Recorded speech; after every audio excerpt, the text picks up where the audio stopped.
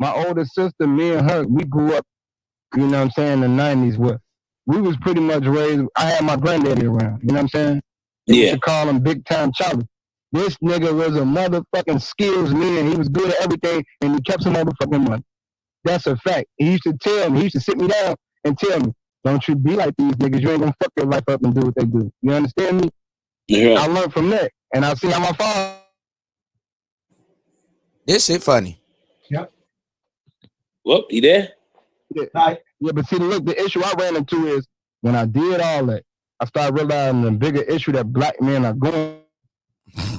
Oh, looks like his mic kind of. Yeah, motherfucker try to call me. Did the right thing. This shit funny. Hold on, y'all. These black women start giving me hell for it. We talking about pay rent, fix shit in the house, take care of kids. Guess what? I got all the money for rent. I got all the money for this. Man, you just don't. Still trying to fuck me over and disrespect me like I was nothing. But to a nigga who was from jail, who was broke, bro, she told that nigga the truth. That's why I don't fuck with these. I don't even know if y'all can hear me. I don't hate black women. I won't put it past them. They full of shit. My bad, y'all. I fell asleep because I was over there listening to this nigga Zach, son. With guys like Zach, with guys like me, guys like you, Wacky. The goddamn Zach attack. He was just here talking all that shit. Then he went over there. Oh, fuck them game niggas. Fuck them game niggas. Okay, Zach. Mr. Zachary. You dig?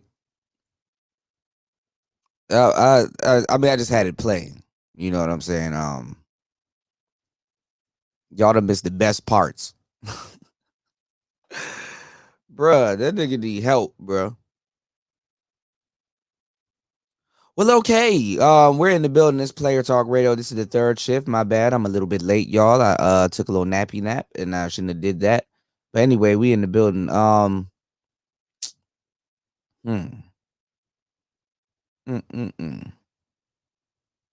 Let's start tonight's show. Let's get it. Let's go. Player Talk Radio.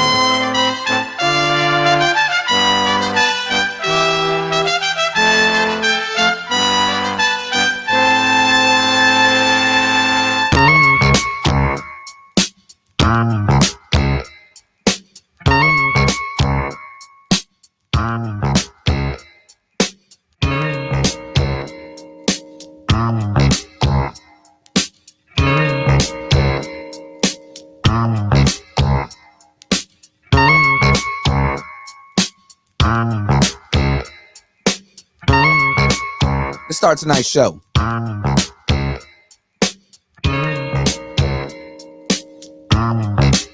Let's get it.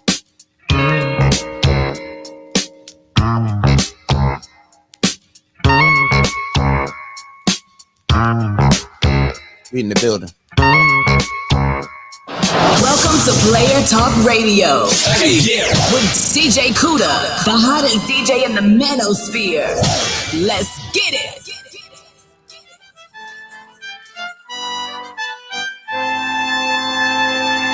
New York to the heart, but got love for all. Line die in the fire where I learn the ball. Uptown is the place where I lay my dome. On the streets of the Bronx where my family roam. Oh damn it, we home. Peter got a 9mm. Player haters can feel the flame from my heater. I never really liked to play a fool like that, but I love to succeed. See foes fall flat, splat like deja vu. And I got another clip down a deja crew. I said pissed out, Don P, ho with the pissed out. Just cause I'm pissy don't mean you should miss out. Keep them in the 50s and hundreds all arranged. Anything less than that, you keep the change. Not filthy rich, but bitch, I'm barely broke. Blessed with flows that keep it hooked like dope.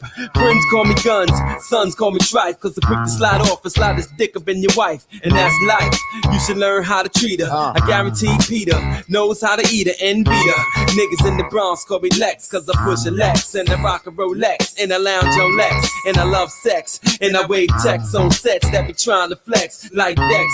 Nigga, God rest your soul. But when you're playing cards with guns, it ain't no time to fold. Ho, New York niggas got crazy game, but out of town niggas is all the same. Brooklyn niggas get crazy loot. That's because when it's beat, they ain't scared to shoot. Harlem niggas know how to play. Mac to 600 getting crazy pay. Niggas out of Queens got shit on lock. Strapped with the Glock running up in your spot. But if it wasn't for the Bronx, this rap shit probably never would be going on. So tell me where you from. Uptown, baby.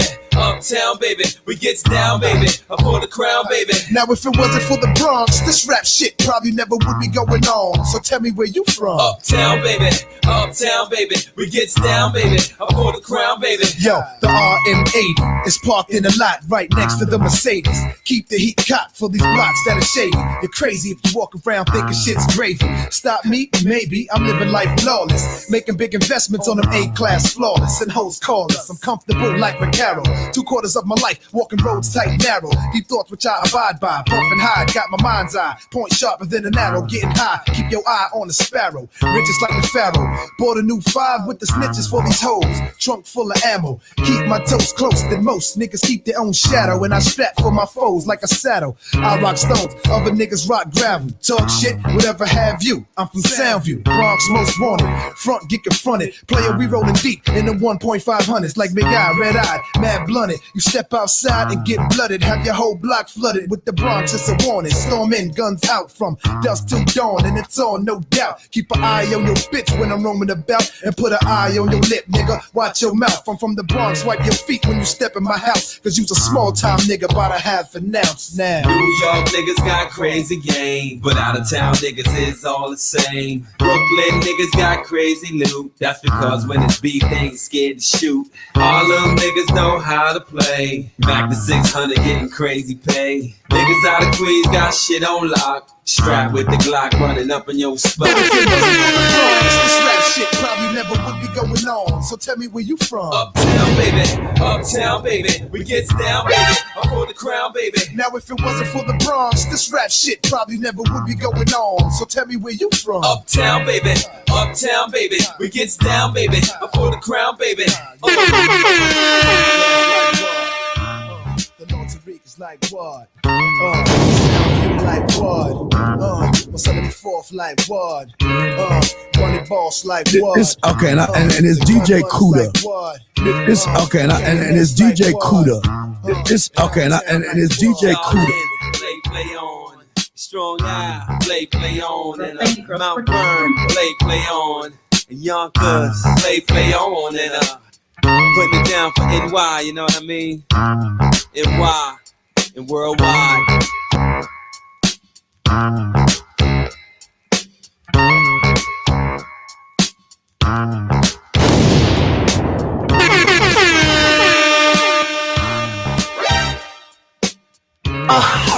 Now you know you gotta break the game down a little bit more because they might be slow.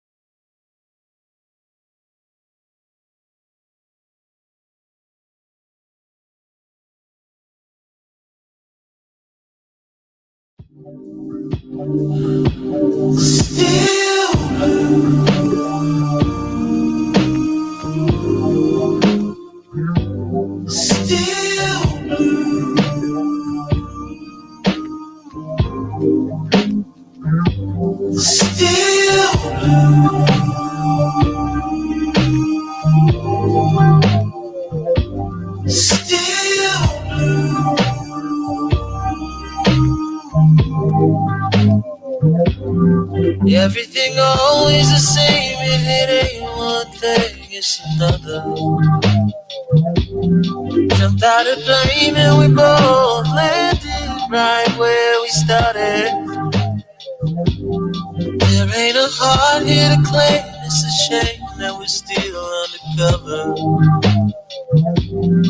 Acting like everything's perfect, but nothing's quite like we wanted.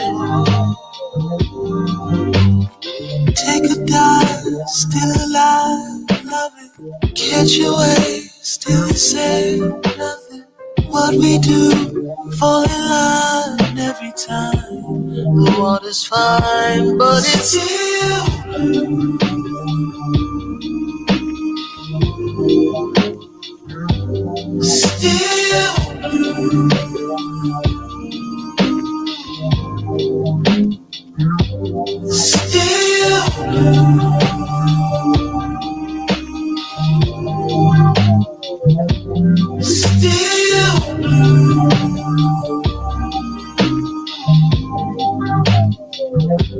We follow the rain just to see where it puddles. It's never the same, not like we hoped for. We stand on the shore wishing that we could float, searching for a pattern. We ain't even got a boat. Still alive, love it, catch your wave, still the same. Nothing, the water's fine, but still it's time. Still love you, still deep down we know it's true.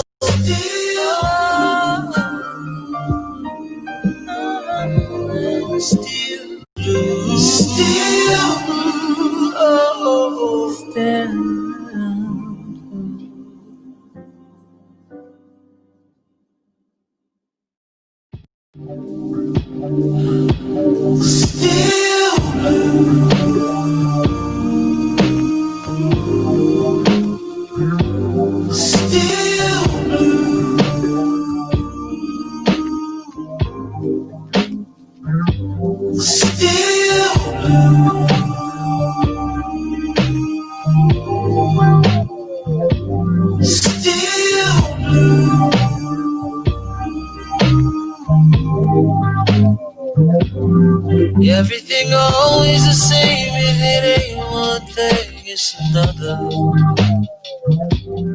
Jumped out of plane and we both landed right where we started.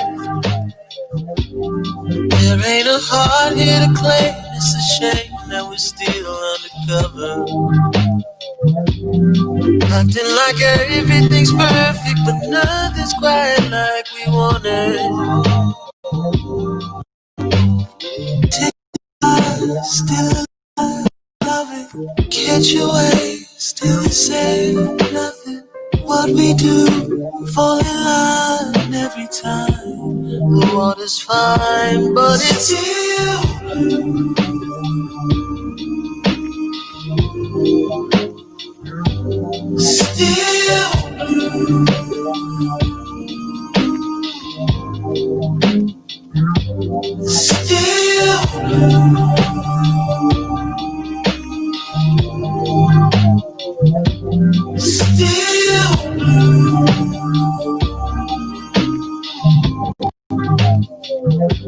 we follow the rain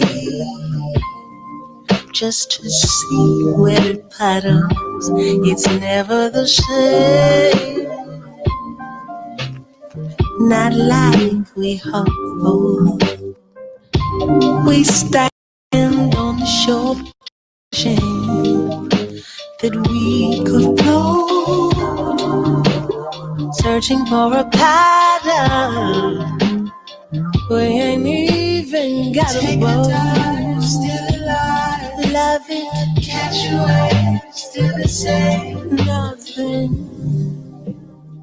the water's fine, but still it's time. Still love you, still lay it down. We know it's true. Still,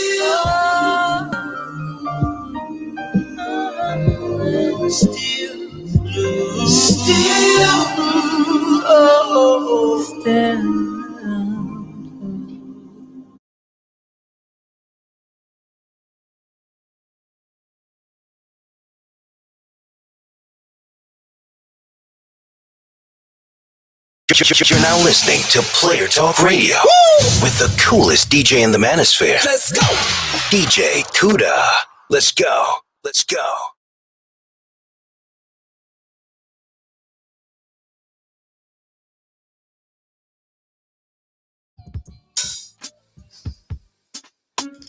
Gregory.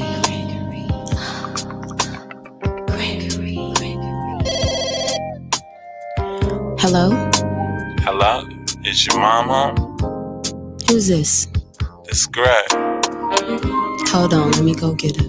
Oh, no, don't go get her. Don't go get her. What you mean? I just wanted to know, is your mom home? Okay, she's here. Where is she right now? She's in the back room. Oh, okay, just leave her back there. Damn, what's your name? Taisha. Damn, Taisha, that's a nice name, huh? What you doing, Taisha? Nothing, just chilling. Oh, you ain't got nothing to do tonight, huh? You just chilling? Yeah. Ain't got none of them little boys calling you or nothing right now, huh? No, I'm cool, I'm just chilling.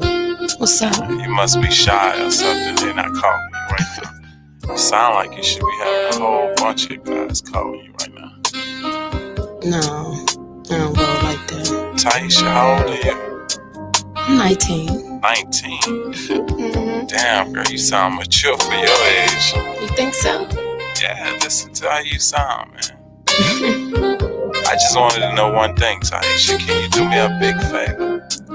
What's that? I said, Taisha, can you do me one big favor? I said, what's that? Can you stick your finger in your booty? Can I do what? I said, can you stick your big finger in your booty for me? You can't be serious. Taisha, don't get wild, girl. Just listen. I mean, the reason I'm saying this is because I think you might like that. You think so? Yeah. I mean, you never stuck your finger in your booty for a man before. I never stuck my finger in my booty before at all. Oh, man, you ought to get that feeling. You'll like that shit. You think so? Yeah. Look, I'm going to call you back here a little bit later. Don't tell your mom I called. Okay. So which one of you niggas was eating ass?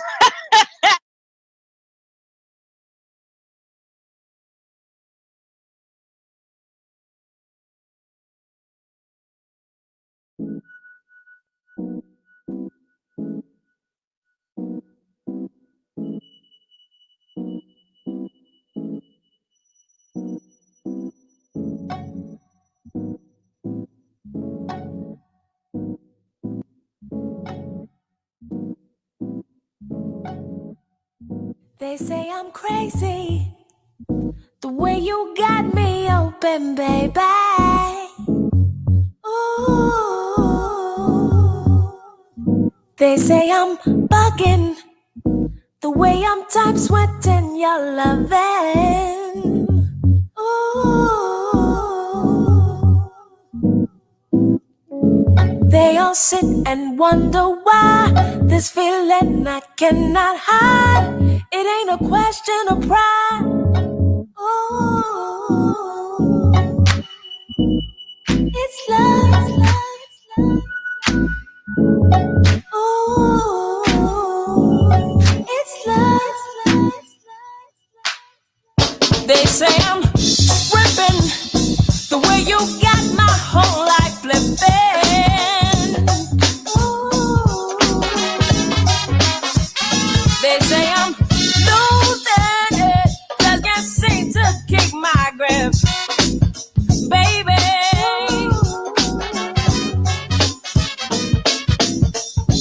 We all cry when we feel pain. When love is gone, we're not the same. It ain't a question of race.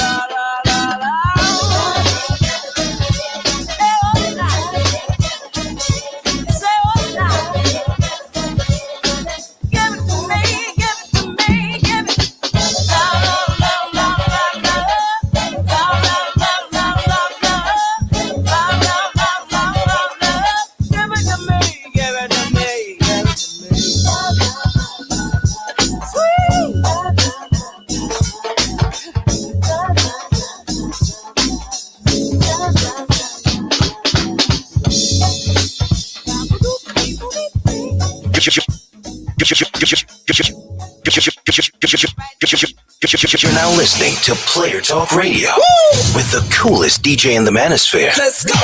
DJ Kuda. Let's go. Let's go. Es bonita y la verdolaga por el suelo. Bonito como se riega y la verdolaga por el suelo. Ay, cómo se riega por el suelo. Ay, ella es bonita por el suelo. Ay, es verdecita por el suelo. Ay, la verdolaga por el suelo. Ay, la verdolaga por el suelo. Ay, yo la sembré. So which one of you niggas was eating ass?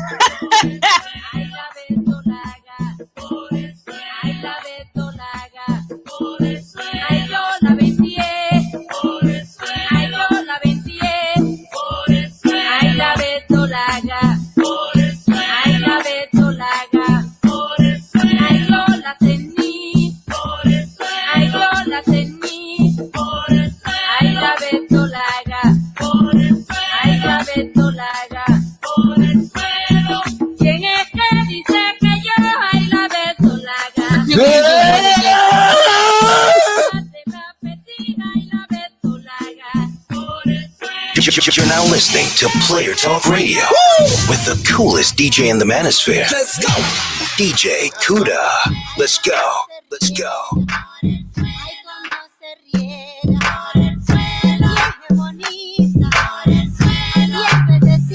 When niggas get the pop, get the pop. Get down. Get down. Get down. When niggas get the party, cars, stars, they be bowing. Players, pimp, them hoes, they be calling. Microphone chicks, 1, 2, 1, I took the whole block down like motherfucking PD. Niggas wanna be me, the fiend come and see me. Craig, rock, the block is hot. The niggas ain't on me for the hoes that I got. But I ain't even tripping off a trick ass bitch. Cause y'all motherfuckers I ain't hitting no shit. Broke ass nigga, choke ass nigga. Let's around the field, let's smoke that nigga. Rich boy chillin', holo chillin'. What more can I say? We buy millions, that's what we get. We got it good, and you know we in your hood. when niggas get the pop, get the pop. Get down. Get down. When niggas get the bars stealing, the bars killing. Up in the hood, the bars killing. I'm cold with the sweaters on like Lil Charlie Brown. I got enough time to lay the whole place down. $35,000 watch, $20,000 drop, $3 million spot. 1, 2, and don't stop, bitch. Get your money, hustle up, up until it double up. You a little motherfucker swerve trying to get a nut from top to bottom. Them hoes, I got 'em.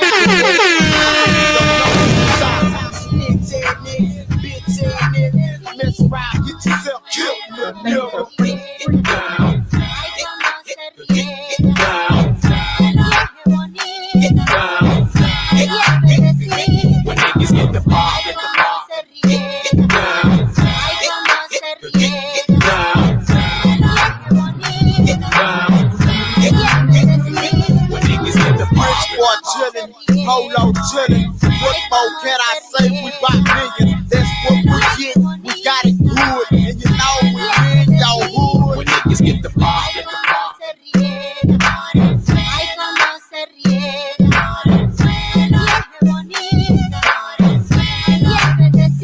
When niggas get the pop, get the pop. Get down.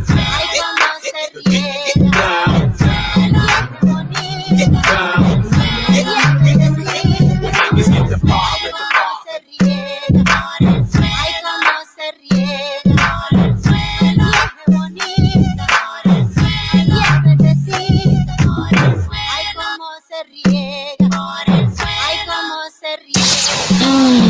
Damn, Kuda.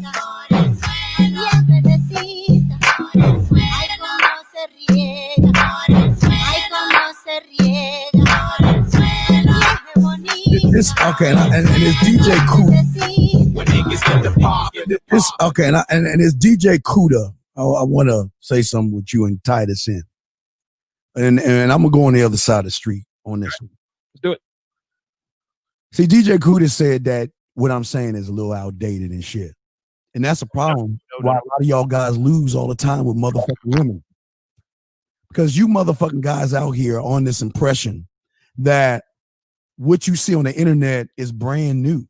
These new words hypergamy and hypergamy are brand new words. They're brand new words that, oh my God, there's something new about the game. But what you motherfuckers don't understand is that the game has never changed, you dumb motherfuckers that say, the game has always remained the same. A line has always been a line, young man. If your problem, and like most of you guys, is all you do is jump from YouTuber to YouTuber, book to book. You're on my mind every day and every night. My every thought is you. The things you do seem so satisfying to me. I must confess it, girl. When I like it, you send chills up my spine every time I take one look at you. When I like it, girl, you're blowing my mind with the things you say to me. I like the way you comb your hair, and I like those stylish clothes you wear. It's just the little things you do that show how much you really care. Like when I'm all alone with you, you know exactly what to do. You put that fire inside of me and make it more than just a dream.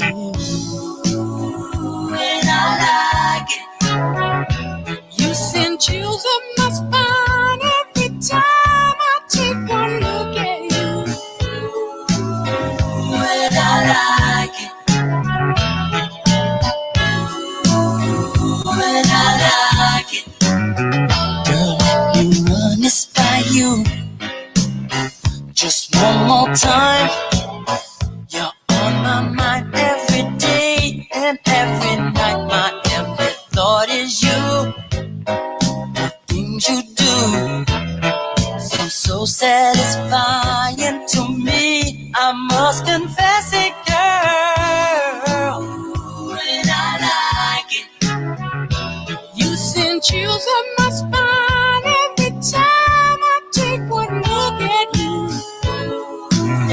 When I like it, girl, you're blowing my mind with the things you say to me. I like the way you comb your hair, and I like those stylish clothes you wear. It's just the little things you do that show how much you really care. Like when I'm all alone with you, you know exactly what to do. You put that fire inside me and make it more than just a dream. I like it, I like it, I really, really like it.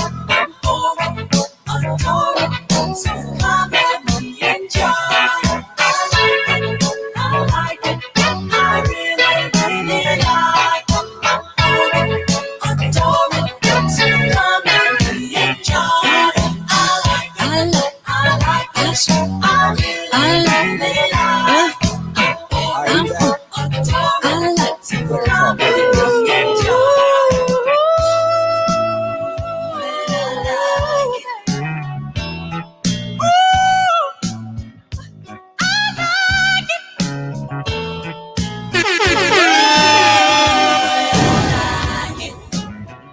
I'm just trying to satisfy you, girl. You know I really like it. Say, baby, I like every little thing you do. The way you comb your hair and every little thing you do shows how much you care. Say, baby, every time I take one look at you, I get chills up and down my spine. And I like it, I like it, and I like it. Damn.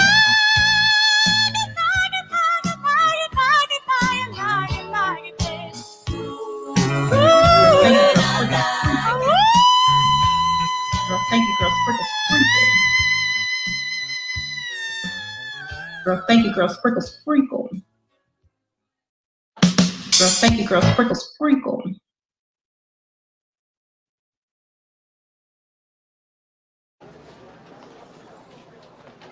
So you never wanted a regular type life?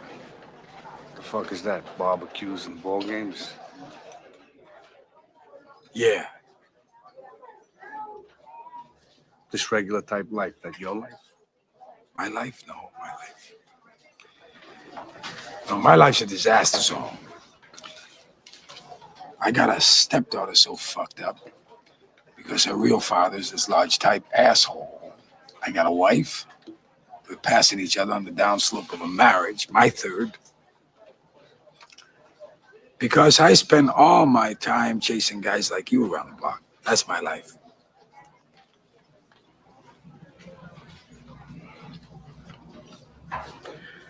Guy told me one time, don't let yourself get attached to anything you are not willing to walk out on in 30 seconds flat if you feel it.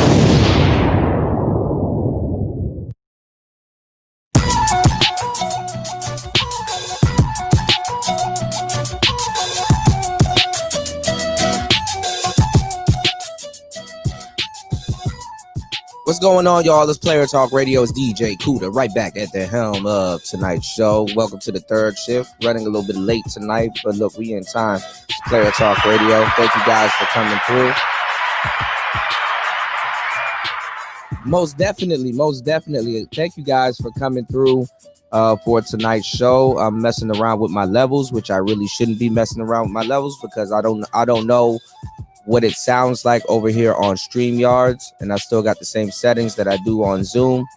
But fuck it, we in the building. If y'all haven't complained about it, I guess we sound good. Okay, so yes, you guys have heard the news by now about T'Challa. You know, the Black Panther, T'Challa, aka Chadwick Boseman. He called him Bossman. He passed away, man. You know, from colon cancer, man. They said a clean colon keeps you rolling, man. You got it, man. Y'all better get them goddamn global bitters. You get some global bitters plus. That's odd though. Somebody that young dying for that and shit. Like your early 40s is when you should just start checking. You know? It's a lot of odd things that's going to be happening to black men in the coming future. So, I hate to explain it. Gotta understand, too, we're one of the, first generations that's eating a lot of GMO. Like, genetically modified food. So, you don't know how... You know, certain things are, how certain things are, messing with your body. You know what I'm saying? And that brother was going to move on and go on to do a lot more, productive things. It's just sad. You know what I'm saying? God damn, the trolls coming already. Ain't that a biatch? God damn, I'm just now looking at the chat. God damn, there's a couple trolls. Well, comes with the territory, don't it? Get them out of here! Let me, hold on, let me see what I can do. Give me a second, y'all.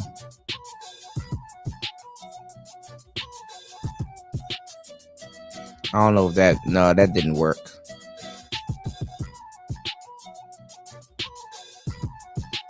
None of this shit is working, y'all.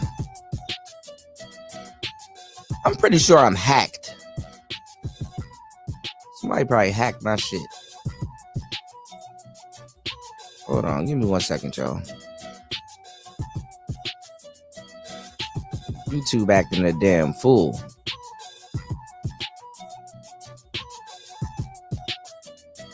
Okay, I don't know what to do, but we're gonna figure it out. Building a plane while we're flying. We're gonna figure it out. trying to do some. I'm trying to do something. I can't do shit. This is fucked up. Anyway, we'll figure it out. Rest in peace to Chadwick Boseman. Green Machine, what's going on? There we go. Where's the other one? Hold on. Where's the other one? Because only one of them showing up. You know what? People been getting blocked. Y'all, I gotta figure out how to unblock certain people. I'll be blocking people I don't even be knowing. I'll be getting emails. Yo, man, I'm blocked. Like, what? Who blocked you? I don't know, man. Why you blocked me? I ain't block you, bro. What's going on, Tyrone? Actually, let me just drop this link right quick. Did a mosquito just bite me in my own shit? Is there a window open? I'm going through it right now, y'all. I was waiting on some food and I fell asleep. I'm late for the third shift. Yeah, I was just telling somebody about moringa seeds, Wadner. I got a friend, older gentleman. He's really cool. You know, he always told me that he calls me speaker. You know, he don't even know, you know, that I'm doing what I'm doing right now at the level that I'm doing it right now, you know. Real good friend of mine. And I said, man, if I ever make it big or whatever, when it comes down to speaking, I'm definitely going to look out for him because, you know, he really motivated me to, just shit, even show up here and speak to y'all. You know what I'm saying?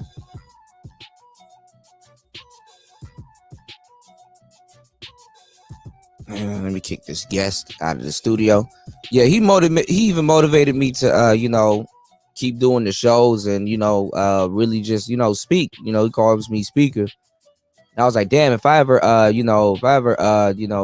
make it big or whatever, I'll get him a car or something, or just let him know, like, thank you, man, just give him back a token of appreciation. And I told him to be careful because he one of those, he's in his 60s and he's always like just moving around, like just everywhere at once. He like works very hard, I guess, to pass the time by. And I told him to be careful. Me and him was joking about me and him was joking about the COVID. And he disappeared for a couple of weeks. I didn't know what was going on with him. And they was like, they said he basically, this is why I shouldn't have came back to StreamYards, niggas trolling and shit. They said he basically he caught the coronavirus. Damn, I said it. Shit, I shouldn't have said it. Fuck it. They said he caught the virus and he was messed up. Like, he always had high spirits. Like, he had the high spirit where it will motivate you. You know what I'm saying? He had a really good, high spirit. I've never seen him any other way. He's always had a high spirit. And he got sick. Like, he got real sick. And then when I seen him after he healed and everything, it just messed with his spirit. And me and him was like joking about it, but that shit just didn't sit right, with me, So I was like, damn, and now that he's around now, I'm like, shit, well, I'm gonna help you out. I bought that man some what did I get him? Some ginger, like ginger brew, and I got him some astragalus to help him out with his immune system. And then I was telling him about the moringa seeds because I have a cup, I have a bunch of moringa seeds here. So I told him I was gonna give him some moringa seeds, and also, just to help him out with his immune system, because once you recover from that, bro, you still got to build your immune system back up. And after you build your immune system back up, you still got to do a little bit of healing. So Slid him some moringa seeds. I'm gonna slide him some moringa seeds, but like I was talking to him about it today, and this lady, she was telling me that what's better than moringa seeds is actually moringa tea, because she was saying that the tea basically is seeped, when you make tea out of something, you can seep it, and it's more potent than the actual seeds. So I'm gonna get him some tea, some moringa tea, and me myself, I'm gonna try some moringa tea. That's always good to keep your immune system up, man. This second wave is gonna be a beast, and you guys make sure you want to be ready for this second wave, and also financially you want to be ready for the second wave, because you'll never know. Now I'm about to go back to Zoom because there's this troll, Mr. I slid my meat. And this nigga all up in my back chat and in my back room. I'm glad we need to go back to Zoom. I ain't about to do this tonight. So anyway, and I'm pretty sure it's Jerome or somebody close to Jerome gay side. So what's going on, General? If you're there. What's up, man? How you doing? You see this shit in the back chat? No, I didn't see it. I don't really pay attention to shit like that, young brother. You got to keep pushing on forward, Kuda. Yeah. When you get haters that hate and trolls that come in and fuck with you, you know what it's gonna be. Yeah. Let me tell you something. You're doing a good job. You're speaking on something that's very important and very vital for Black men. Colon cancer, right? Colon cancer. You're absolutely right. You need to start earlier now. I started mine at the time it was at 40, and I don't give a fuck what people tell you. If you have never seen anybody that was sick and ill from colon cancer, it is a horrible thing. So you might want to start at 35 and go get your colon checked.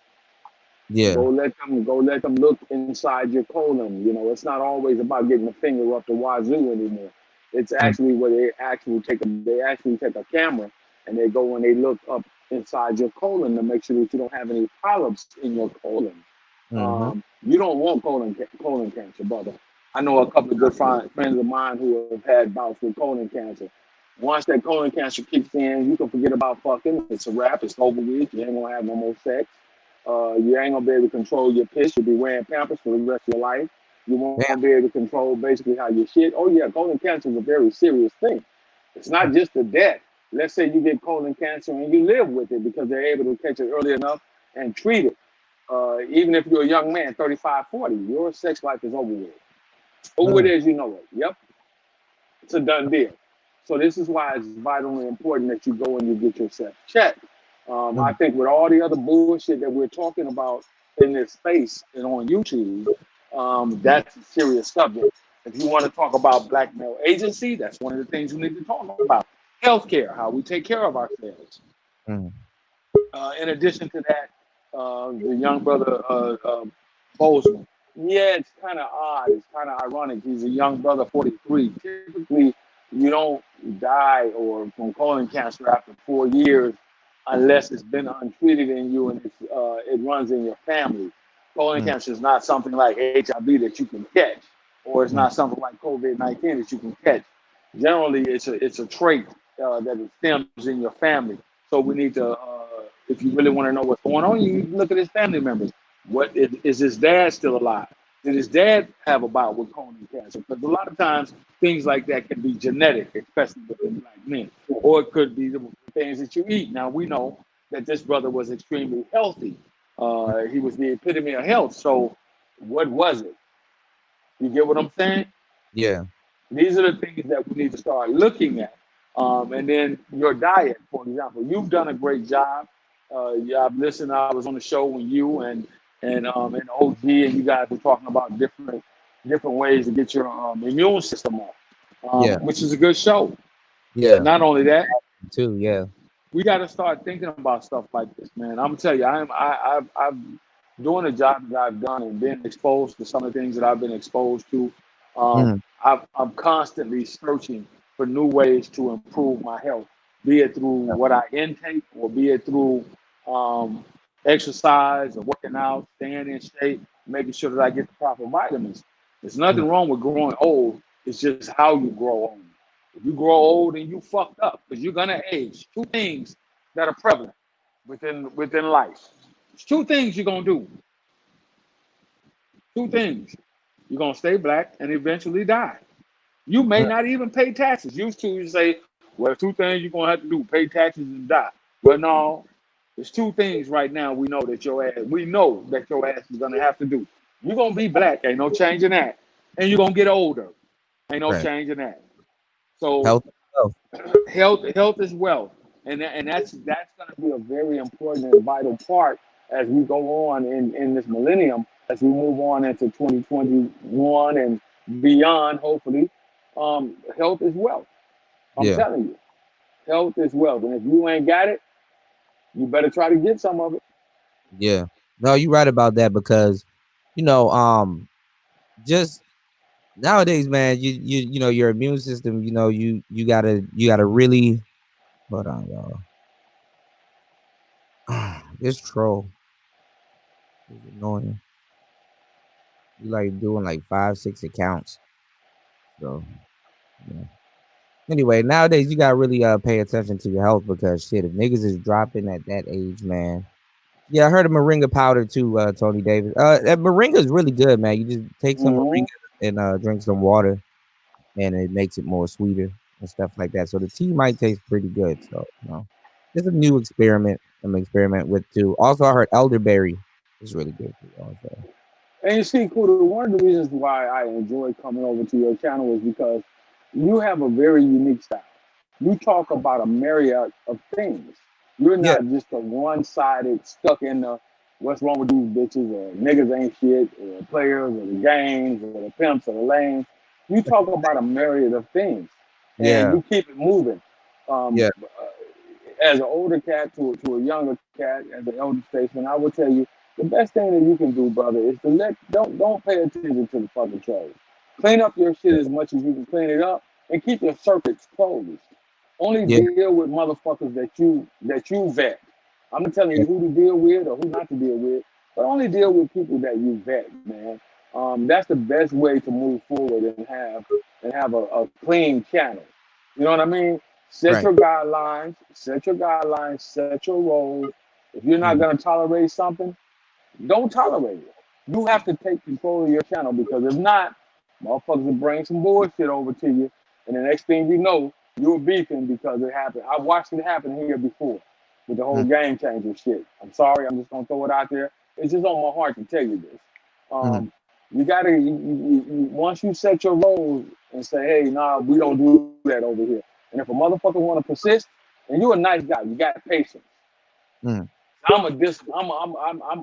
believe in the fucking law of attrition. If you're gonna be on my show and participate as a contributor, and I ask you not to do something, or I gotta argue with you to get a word in, if you can't hear my voice when I speak, I'm kicking you off my shit. Period. Right. That's just how you. That's because people take advantage, and I'm telling you what I've seen now. I've seen people take advantage of you. Yeah. Okay. Yeah. I've seen people do that. You're saying, hey, you got to argue. You got to yell and scream on your platform to regain control of your platform. Right. And it shouldn't be that way. Yeah. You know, I'm just laid back. You know, I relax, I watch, I see. You know, I do have a more assertive side, but after a while, you know, I just take it easy. You know, like, you know, I'm not gonna. I get you, but what happens is people that really want to hear what's being said within the construct of the conversation, they have a tendency to leave or unsubscribe because it's like you've lost control. This is just my advice. When I start my channel, I'm not gonna sit there and yell. I don't give a fuck if it's 1, 2, 3, or 10. I'm not gonna yell over the people that I bring into my circle to to contribute to the conversation. If it gets out of control, I'm not yelling over you. Hey, wait a minute, can you hear me? I'm not doing that shit. It's unorganized. It is no structure. There is no discipline. I will simply mute every motherfucker on the shit and regain control. And if you can't conversate within the construct of a proper conversation, your ass is history. You're out of here. And I wouldn't give a fuck who it is. I'm just gonna tell you, man. That's just my advice. That's just my little advice to you, man. And it's not because I'm older and I'm saying I like fucking just as much as anybody else. I like to laugh and have fun just as much as anybody else. But sometimes the shit can be overwhelming and you lose control, and it can be a great conversation, and you'll lose control within the construct of your own conversation that you're trying to host as a host. Yep. You can't, man. No. And motherfuckers take advantage of your kindness, but I just wanted to say that to you, man. And I know that OG has had some conversations with you about that as well. No, you're definitely right. Because shit, if you go over to MOT's channel right now, Zach over there running them up. You know what I'm saying? That man over there running them up. Like it's nobody. Out of control. Out of fucking control. Yeah. So, you know, not to change the topic. Like look at this troll right here. Y'all see this? Yeah, but I'm ready for your show. Let's go. Let's get it. Yeah, I'm ready for it too. I got this troll that just keeps coming here and then writing in the back chat. Look at this. See this? Y'all can see it on the screen. He do it like 5 times. I've been blocking him the whole time. There's no way I can actually block or ban. So this is why I like going over to Zoom. It's a little bit easier and manageable over at Zoom. So, you know, I don't know. I don't even know if he's in the yeah, I see that shit. See, this is the ignorant shit that I'm talking about. Yeah. You know, and I don't talk about people. I try as best as I can to make it a habit not to talk about people. I'd rather talk about topics. So, in me being able to talk about people, I'll do it through a topic. See, this is the type of shit that I was just warning you about. This is what I was just telling you about. This is some childish, immature ass individual who has nothing better to do than to try and cause chaos. Yeah. Look. That's just what I was just telling you. Mm-hmm. So yeah, I think you know, health and stuff is very important, especially to us black men. Unfortunately, everything is out, you know, to do harm to us at some point. So at some point, man, y'all gotta detox. You know, your body can only take but so much and stuff, and you just got to be on your, you know, on your health game, you know, because your health is what's gonna save you in the end. And you know, just value your time. Yeah, of course it's Jerome or somebody. I don't know. I don't care who it is at this point. But yeah, you got to value your time and make sure, you know, you save your you save yourself. SYS, you know, save yourself. As a black man, dog, the world is against you, man. And like, you know, to navigate this world without no type of knowledge or, you know, no type of I wouldn't say game in this situation, but hell, fuck it, let's say game. Without no type of game, man, you're doing yourself a disservice. You know, you're doing yourself a actually, you know what? If you can, make sure y'all come up. So this is what we do. We'll get as much people in the room as possible. Y'all don't have to say nothing, but that way control can't pop up. That'll be an easy way to alleviate it. If there's 10 people in the room, you can't come in. Gotta build the plane as you fly, y'all. Build the plane as you fly. Yeah, it's personal maintenance, you know. I don't know what I wanted tonight's topic to be. I actually kind of took a nap, waiting for some food. And you know, So if you can, if you guys can help me out tonight, you don't have to say nothing. You can join the panel, and then we'll take it from there. Because you got people that don't got better shit to do on a Friday night. So other than that, you said you kind of want to jump in and talk about retro games. Hey, knock yourself out.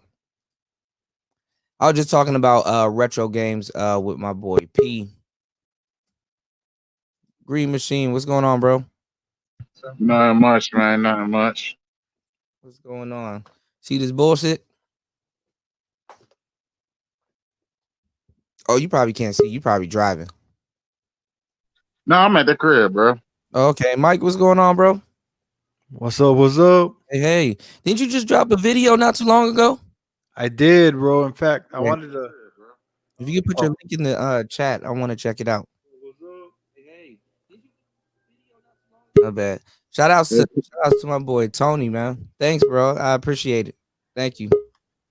It could you was getting some vegan food.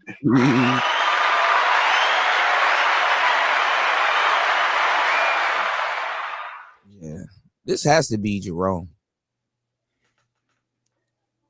My bad. I forgot to beer, huh?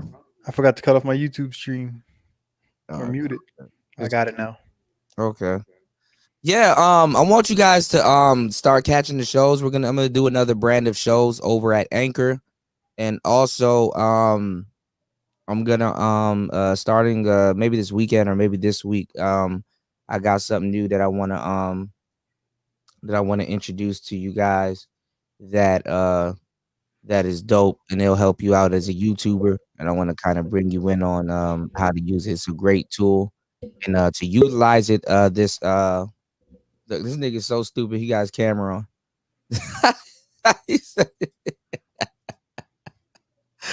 Dog, I tell you, even the trolls are stupid, bro. This nigga how you gonna troll with your camera on, bro? You might want to fix that.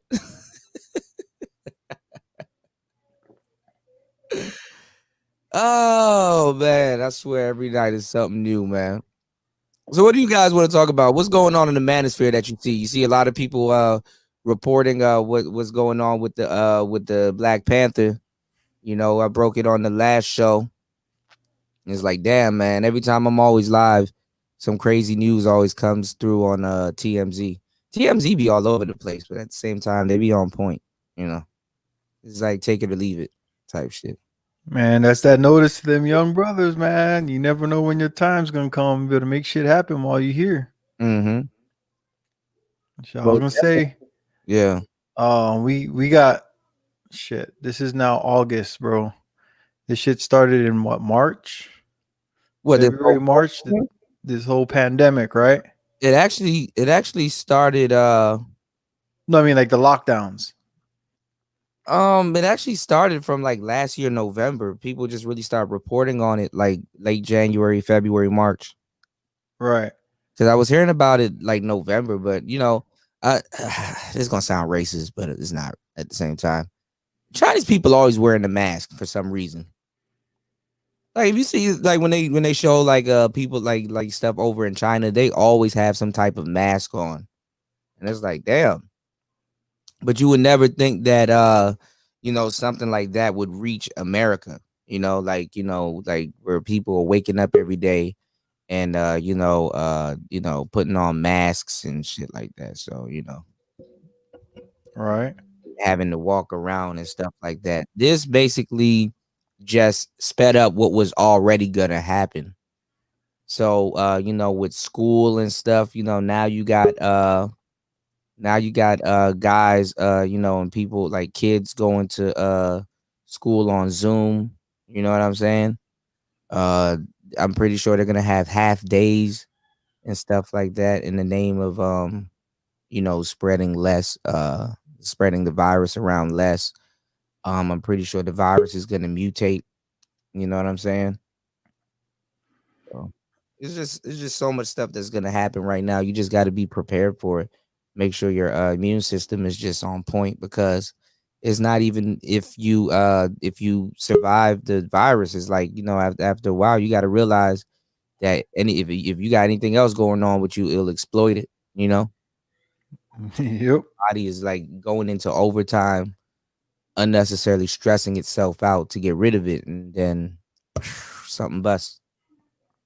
So make sure you guys are fairly in shape also, man, because I heard that thing, it just does like a bad number on your body. Like when I told you that, you know, my friend caught that shit. That's like actually the first person I really known personally to get COVID. And I was like, God damn, you know, when I seen it break his spirit, now I know it's some real shit. So I'm like, yeah, I ain't even gonna play around, because me getting up and going outside and stuff and just walking around and stuff, you know, to tell you the truth, you've been exposed to it. But the thing is that at this point, you probably built a little bit of tolerance, you know, for it. You know, when they give you like the flu shot, they inject you with a strain of the flu, and then some people even get sick after they give them the flu shot. And as soon as they get sick, as soon as they get over it, then damn, I'm sorry to hear about that, Snow. He said my uncle died from that shit. That's crazy. So yeah, some people they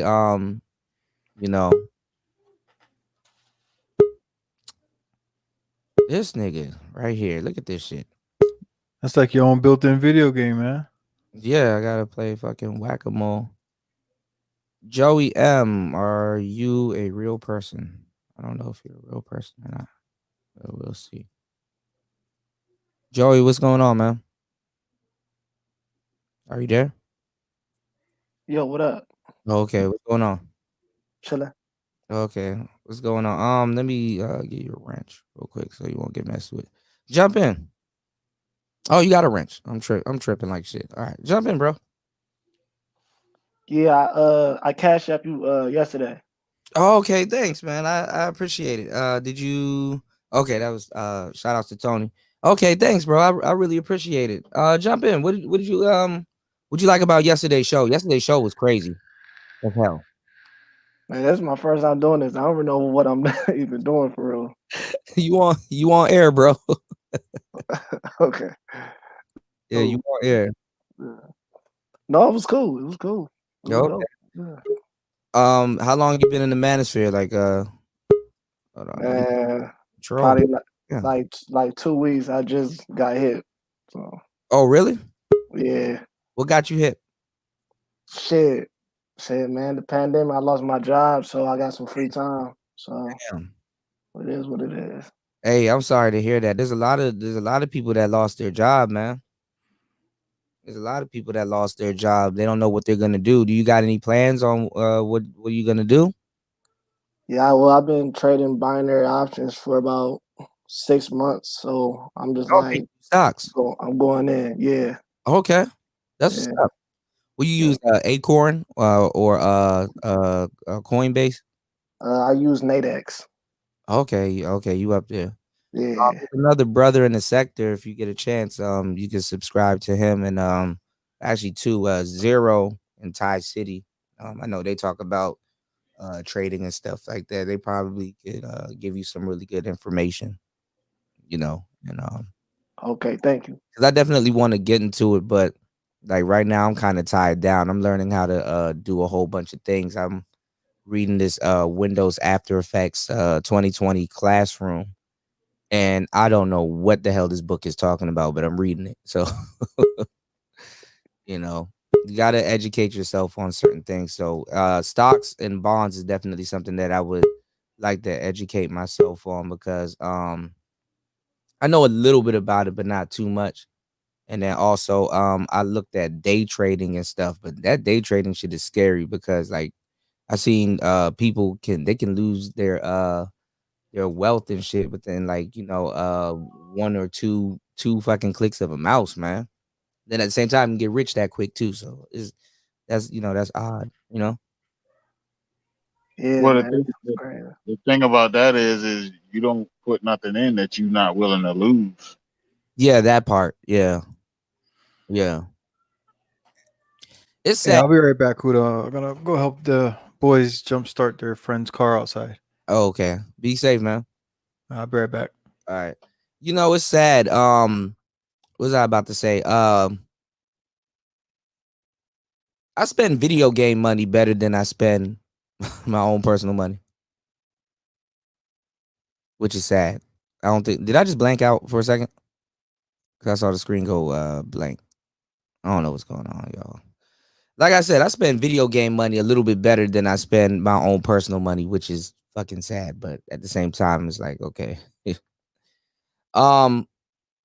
said do Forex trading. Yeah, I heard about Forex also, but I don't know, man. I gotta really read up on it. You know, I know it's a good thing to get into, but I really gotta read up on it. There's a YouTuber that I watch. He was talking about starting businesses. Like they got a couple of businesses that you can start with under 10 grand. And one of the businesses he was talking about starting was an ATM business, you know, where you get, you know, a whole bunch of ATMs and you basically, you know, fill it with money and stuff, and you make a profit that way. And he, like the way he explained it, it was pretty cool. Like I didn't know they actually sell ATMs on Amazon. Isn't that crazy? They sell $2,000 ATMs on Amazon. And he was just talking about like maintenance and stuff, and how to keep them running, and like, you know, you'll make like, you know, over $3,000 a month if you do it a certain way. He was talking about that. And then I think he also got into the vending machine business. The vending machine business, though, they say now is pretty tricky because now that everything's closed, nobody can make it to your vending machine. So that's kind of messed up in and of itself. And then you don't want your vending machine to stay outside because like everything's not built to last. So what's going on, Snow? It was good. It was good. Can you hear me? What's going on? Yeah, man. This troll a bit smart. We're gonna figure it out though. You gotta play Whack-A-Troll. Yeah, you know, Whack-A-Troll. I do want to ban him, but there's like StreamYards is just like you know, fuck it. So can you like set it up in a way where like, because I know for some people on StreamYard, before you go in, it asks for like your email or some shit. Yeah, because if I do ban, it's gonna ask for like some weird shit, and you know, I don't like, you know, if you got guests and stuff, I ain't gonna put them through that. So you know, oh yeah, I'm gonna have guests on here, but this is the reason why I'm glad I ain't really put none of the girls I really know on here. Like, imagine if I'm doing an interview or something like that, and shit like that's happening. It's like, what the fuck, you know? Right. So, Snow, you was over at Jessica's early today, right? Early this last night, or whenever you called it. That shit was crazy. Oh no, what the fuck's wrong with my shit? Hello? Yeah. All right, yeah, I can hear y'all perfectly now. Yeah. Yeah, so it's like you know, like a piece of me, I feel very sorry for those brothers, man. Like, you know, them dudes, they look like, but at the same time, that's what they're about. Like, they're about like no hope, you know? Oh, you're talking about the Face interview? Yeah. Yeah. That I'll let you talk. I'll give my thoughts on it. Yeah, go ahead. You want? All right, cool. Yeah, so basically, like, I would always hear about this dude, like this Face dude, right? But like, yeah, but I didn't like know who he is, or I was probably just too lazy to check him out and shit. Because like I always get recommended hella people, so and shit. So then this was like the one time I was like, oh, all right, I could check him out and shit. So like, I'm not that familiar. Like, I've heard of the dude, but I'm not really familiar with his shit. All I heard niggas saying like he's black pill. Mm-hmm. He's I guess he's an incel. I guess that's what they saying. So I'm like, all right, whatever. I'll hear him out. Fuck it. So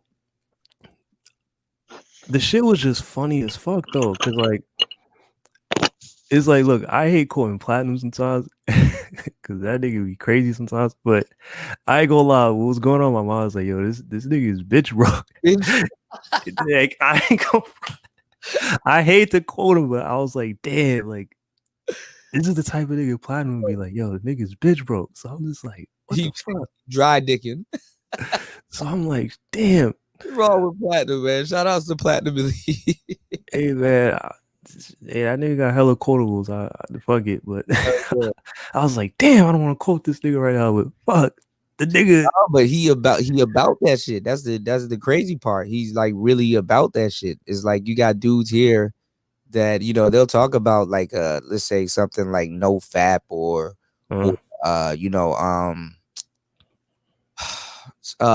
semen retention, where you like build up and then you're supposed to get some type of super saiyan instinct man shit going on when you do that. Probably fucking up your prostate when no FAP or I don't know what it is. And I read about it in a yoga book too. There's like a way to empower yourself with it, but I'm not really get into that. All that Taoism. Yeah, I get you. Yeah, I've heard of this whole thing. Me personally, but yeah, those guys are on a whole nother level of sadness in 2020. By the way, mind you, 2020. I mean, and the thing is that in their own, can I just say this though? Those dudes are rock stars. They can get all the women that they want right now. People know him, They probably don't know him like face wise and stuff, because he doesn't cam up or nothing like that. But people know him. You can. I'm pretty sure he's made a name for himself. I mean, niggas was saying he looked like Jay-Z. I don't know if they were just trying to roast this. No, but they say that's what. Jay-Z looks like a camel. Might. Oh no, not Joe Camel. Hey, he got Beyonce. Yeah, he actually is Joe Camel with the lips. You're right about that. You've seen him? Who, the face dude? Yeah. No, niggas in the chat, like when I was over there, was saying they seen the nigga, and somebody was like, "Yo, he looked like Jay." Like everybody just kept saying, "Yeah, the nigga looked like Jay." Shit. Yeah. I know guys that were in my neighborhood at one point. They looked like one guy. He basically looked like Wiz Khalifa. And actually did the same thing with his hair, like dyed one patch of it blonde and stuff like that. And the funny thing is that sadly, as a guy, if you go around as a lookalike, you will still get women. Yeah, you get hella women that way. Mm-hmm. Like the girl knew he looked like Wiz Khalifa. That was the look he was going for. And also, I've read a book a while ago. I think they call it the Red Dragon technique. It said go and look for a celebrity lookalike, try to dress just like the celebrity and stuff like that. Because they were like, a lot of those guys when they dress, they have like stylists and stuff that fit their clothes to them, and like just something on them is like on par and it matches. And they say have that as your base, and then take that and then apply your own style to it. It was just given. There's a lot of books out here and dudes that give advice to guys that are mentally in the sunken place. And a lot of those dudes, they're in the sunken place, man. Some of those dudes, man, you catch up with them, they're on meds. They're on meds, they're on Xanax, they're on all kinds of different things, to kind of get their mind right, to basically, cope with the lifestyle that they etched out for themselves, man. Like some of these guys, they're unaware that, there's a girl out there for you, or there's a woman out there that will treat you the way you want to be treated and more and stuff like that. You don't have to self-loathe and cope, what I'm saying, and do all of that shit. I'm pretty sure there's a character value online and stuff, but in real life, man, that shit is sad. Can I jump in real quick, Cooter?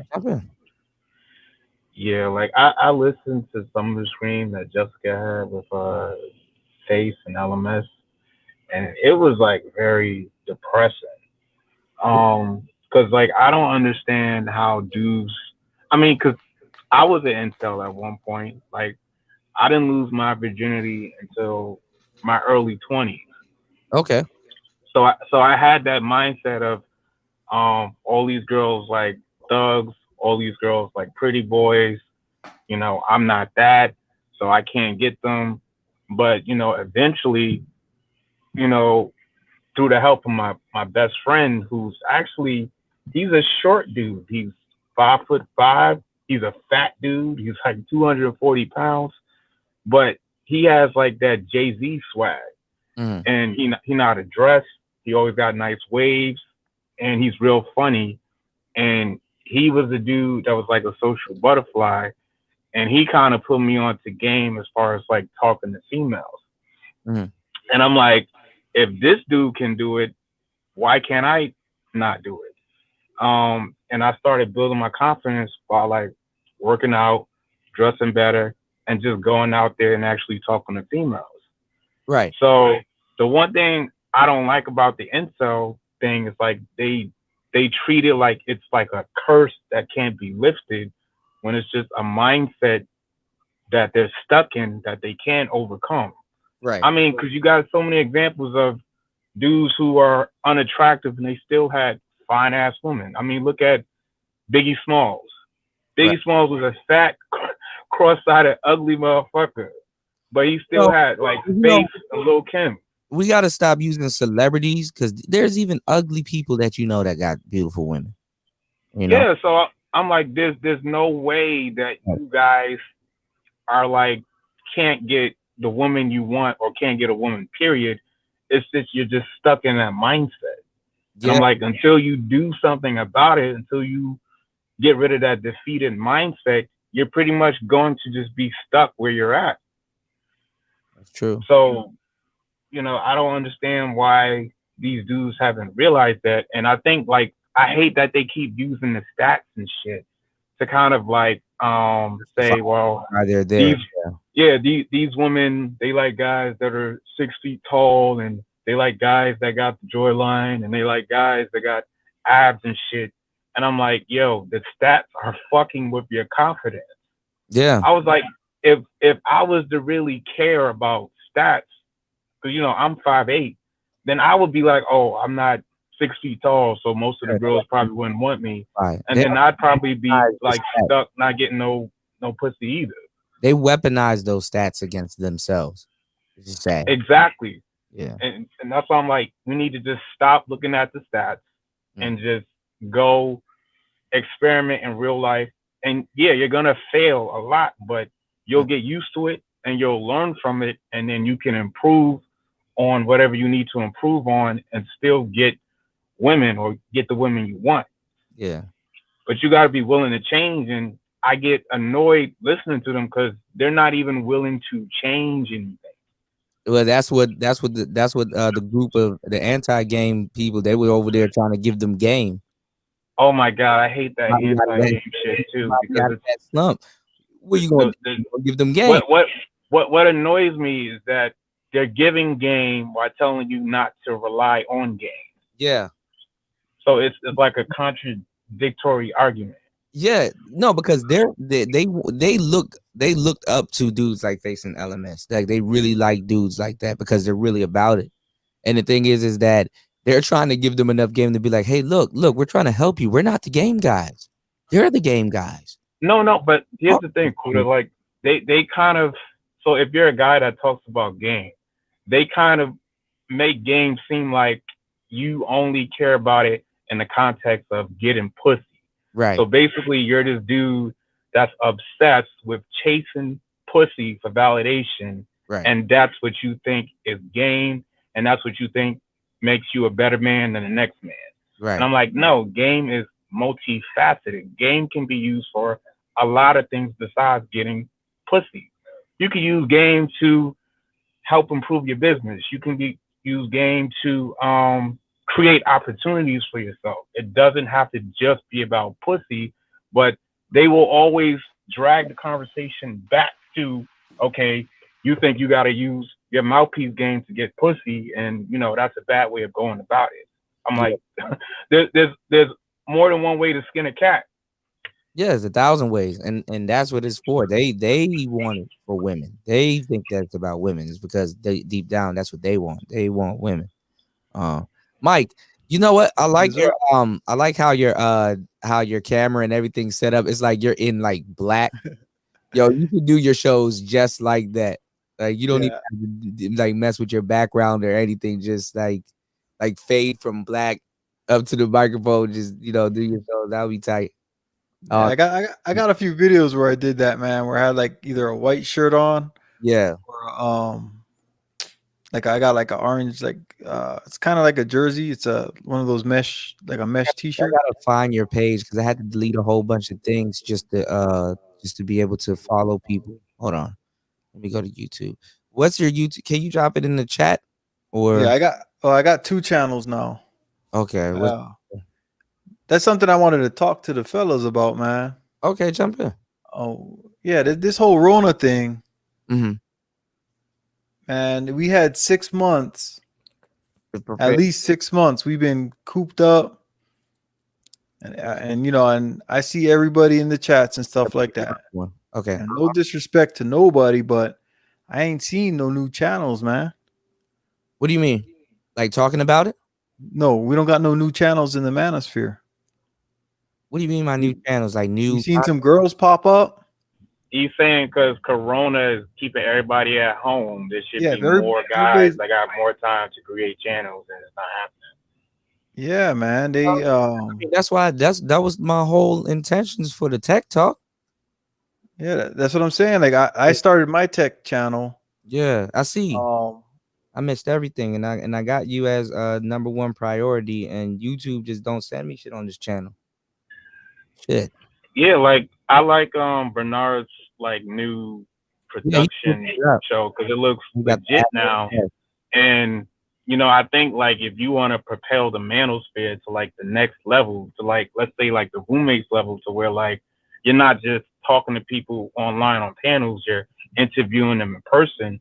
I think you would need to like step your production game up for that to happen. Yeah. So there's definitely some value in like a lot of people done step their production up and stuff like that. I'm blackballed, so niggas ain't gonna be like, hey man, yo, thanks, or a lot of people done step their shit up. But y'all know who got cursed the fuck out these shit. How I got alienated for talking about that shit. Niggas was gonna still be yelling in their phones and shit. I mean, I think it'll pass though, because I mean, Manosphere 2.0, they beefed all the time about silly shit, and then they made up a while later. So, I still consider y'all Manosphere 3.0, and y'all kind of like new and fresh. So, this might be, y'all first little falling out, but then later on, y'all might reconnect, hopefully. Well, I'm just, I just wanted, better.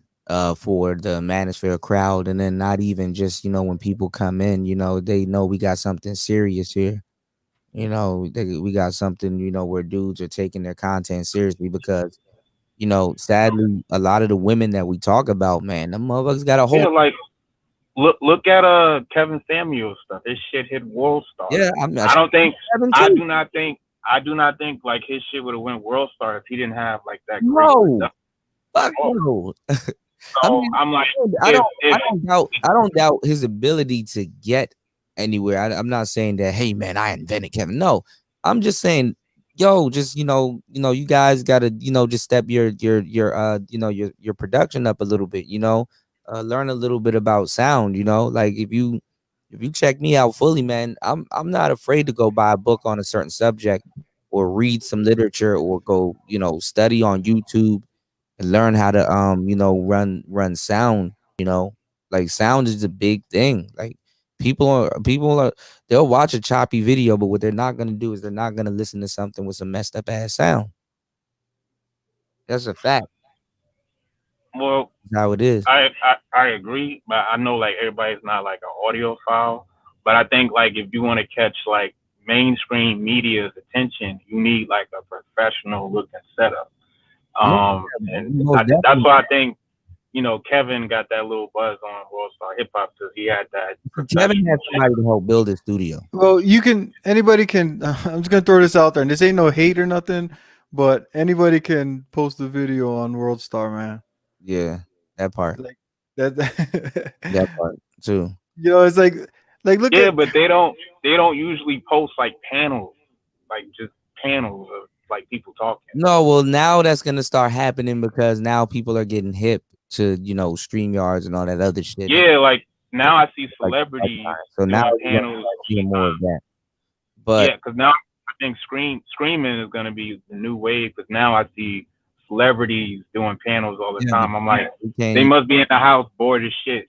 They can't even do it the same way that actual streamers do it because they taught their audience how to listen to them. Like Boosie can be on for like like 7 hours, and after a while, niggas gonna be like, okay, yeah. So when the album dropping, you know what I'm saying?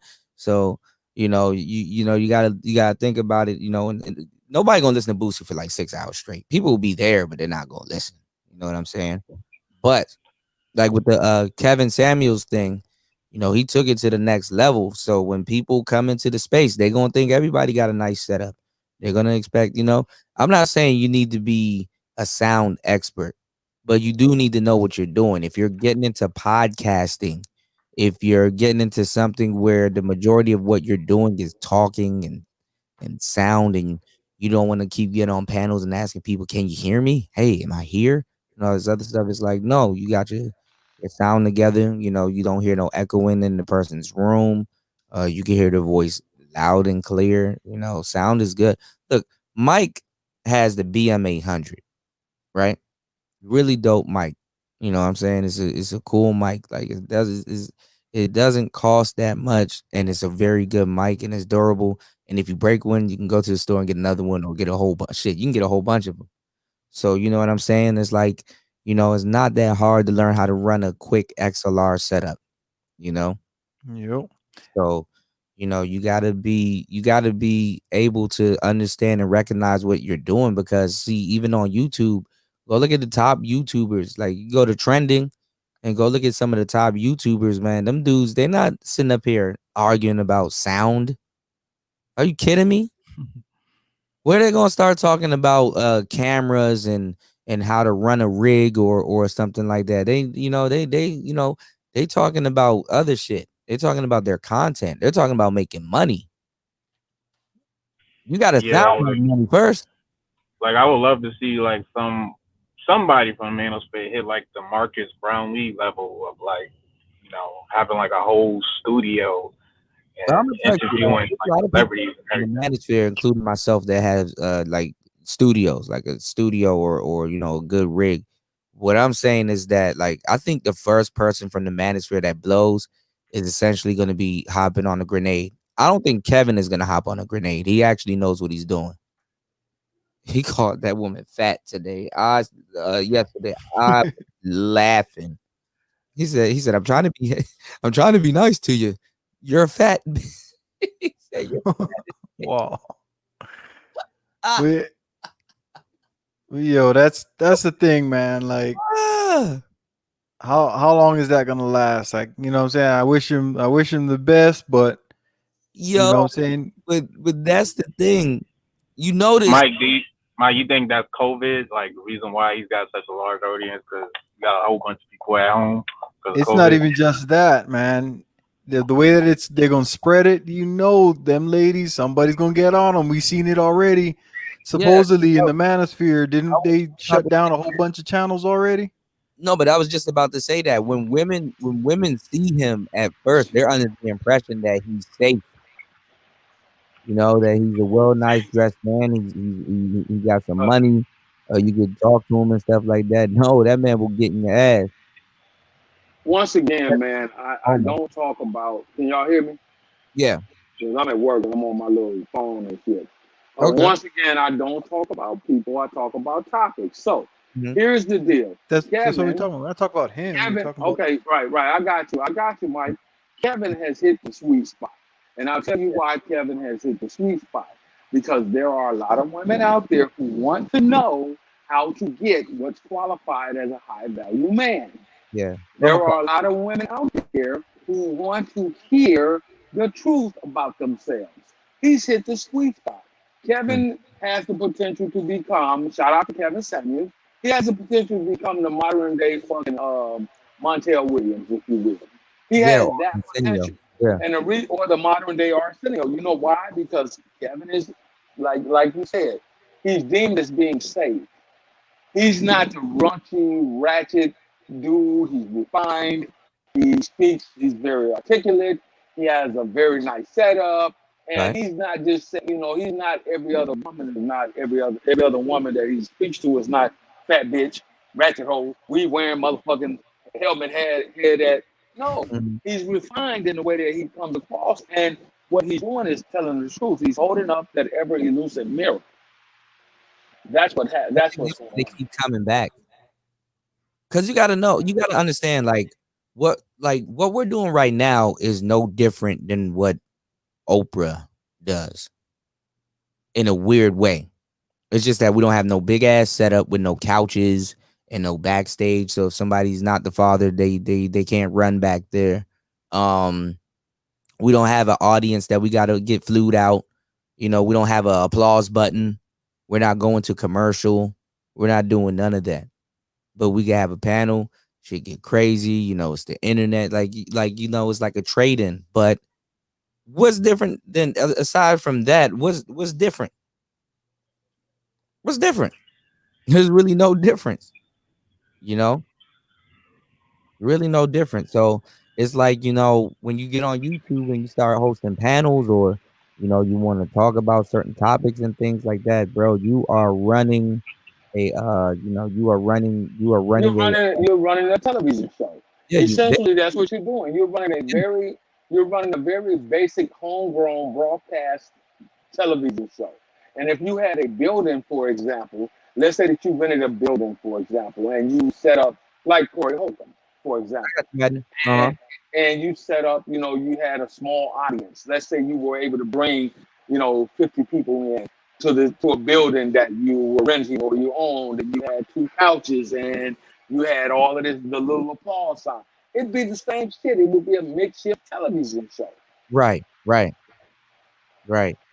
And to tell you the truth, it's harder to impress them people in person than on a damn panel, man.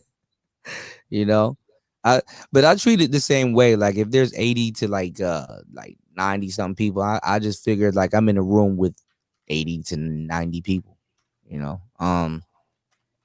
It's a Friday night. Shit. I'm glad 80 to 77 people to 82 people want to hear what we got to say. That's a blessing right there in and of itself. You could be drunk and sleep right now, but you're here with us. Yep. Would you be more nervous if you was like in front of a real crowd holding like a whole talk show? Well, what's funny?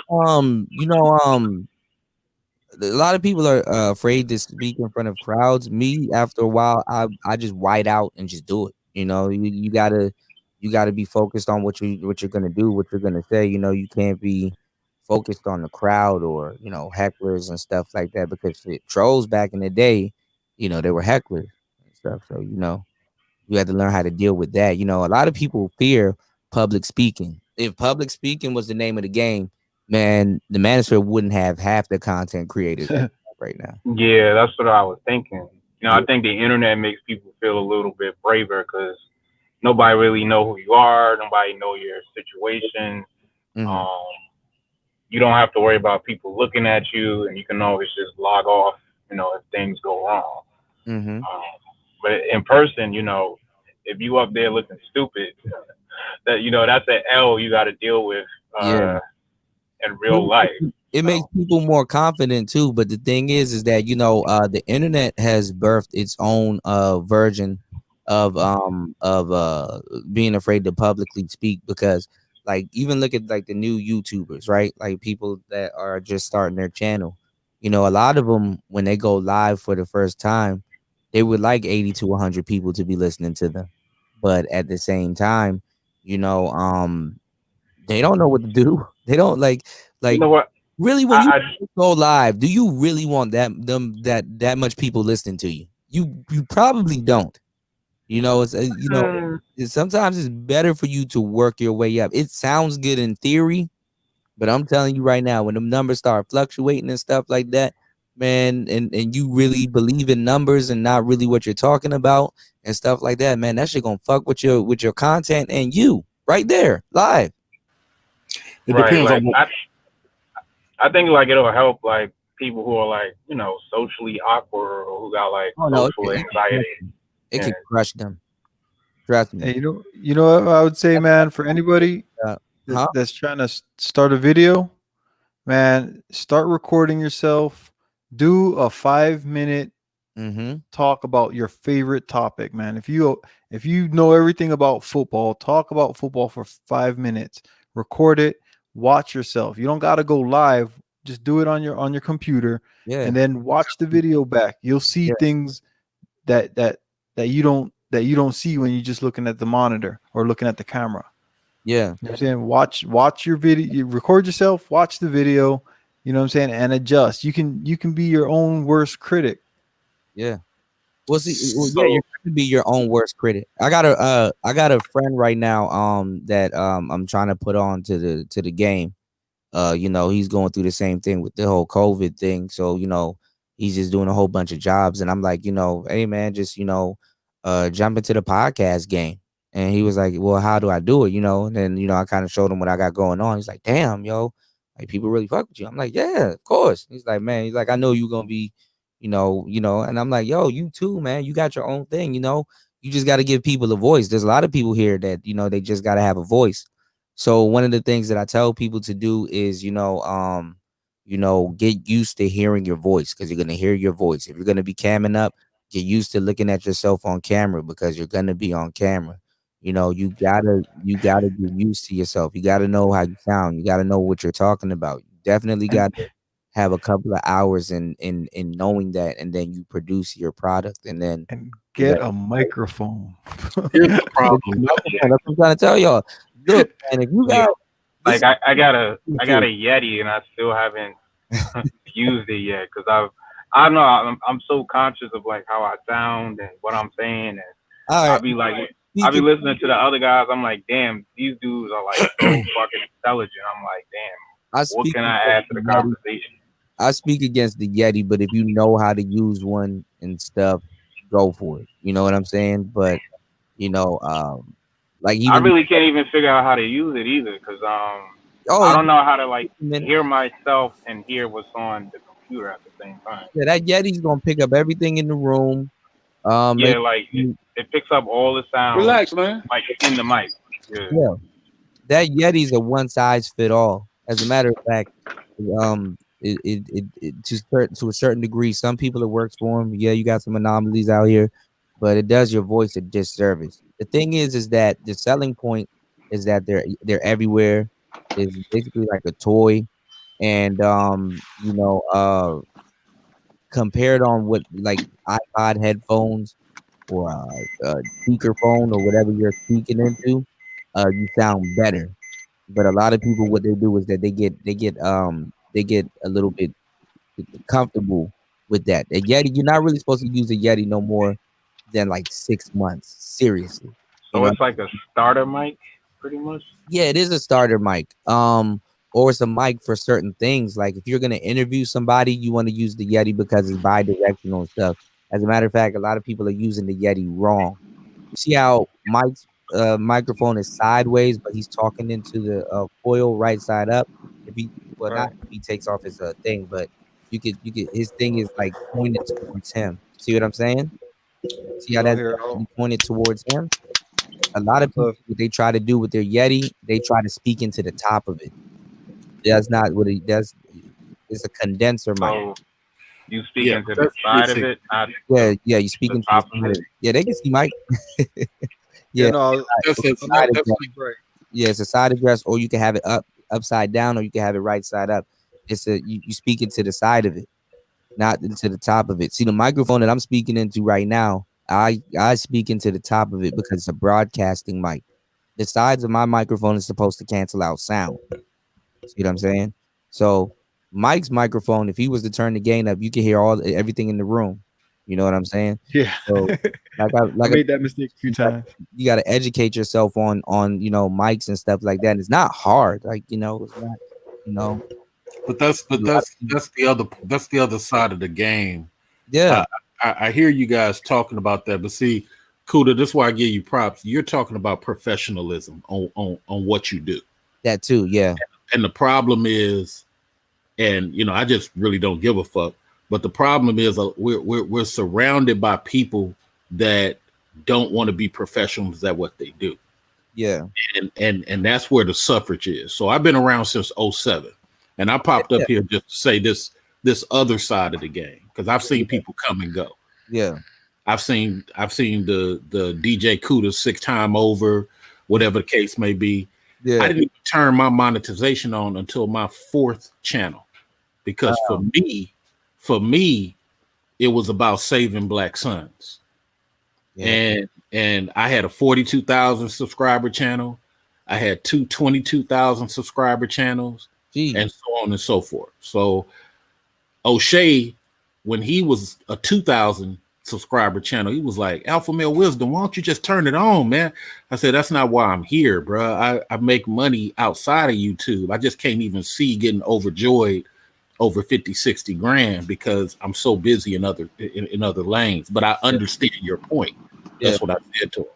Yeah. So this part I wanted to say, there's this three phases of a YouTuber, Black YouTuber, because the white YouTubers and Latin YouTubers don't have this problem. Interesting. The Black YouTubers, whether they male or female, they run into these 3 levels of problem. Okay. Number 1, getting fascinated with pats on the back. You have to fight this thing of easily winning in these Black YouTube spaces, because you don't know if it's you, your current message, or the fact that you selling out for your message. What I mean by selling out for your message, we've had a lot of behind the scenes stuff a lot of y'all ain't privy to before the Manosphere was even born and all that type of stuff. And one thing I said to Minister Jab and a couple other people before they became big, I said, you got to beware of making videos just to feel loved. And that's the first problem. The second problem is you run into whether you're getting on to speak for your people or to be right. That's the second problem. So there was a point of phase where when women started to attack men in these spaces, it was because the men were going out of their way to seek out chicks that wasn't even focused on dudes. Right. Right. Just to call them nappy head, apes, all this type of stuff. And see, as much as people talk about the Manosphere, that's why I try to be true to it, because I've been Alpha Male Wisdom and brotherhood lessons and way before all this. So I saw it when it was clean.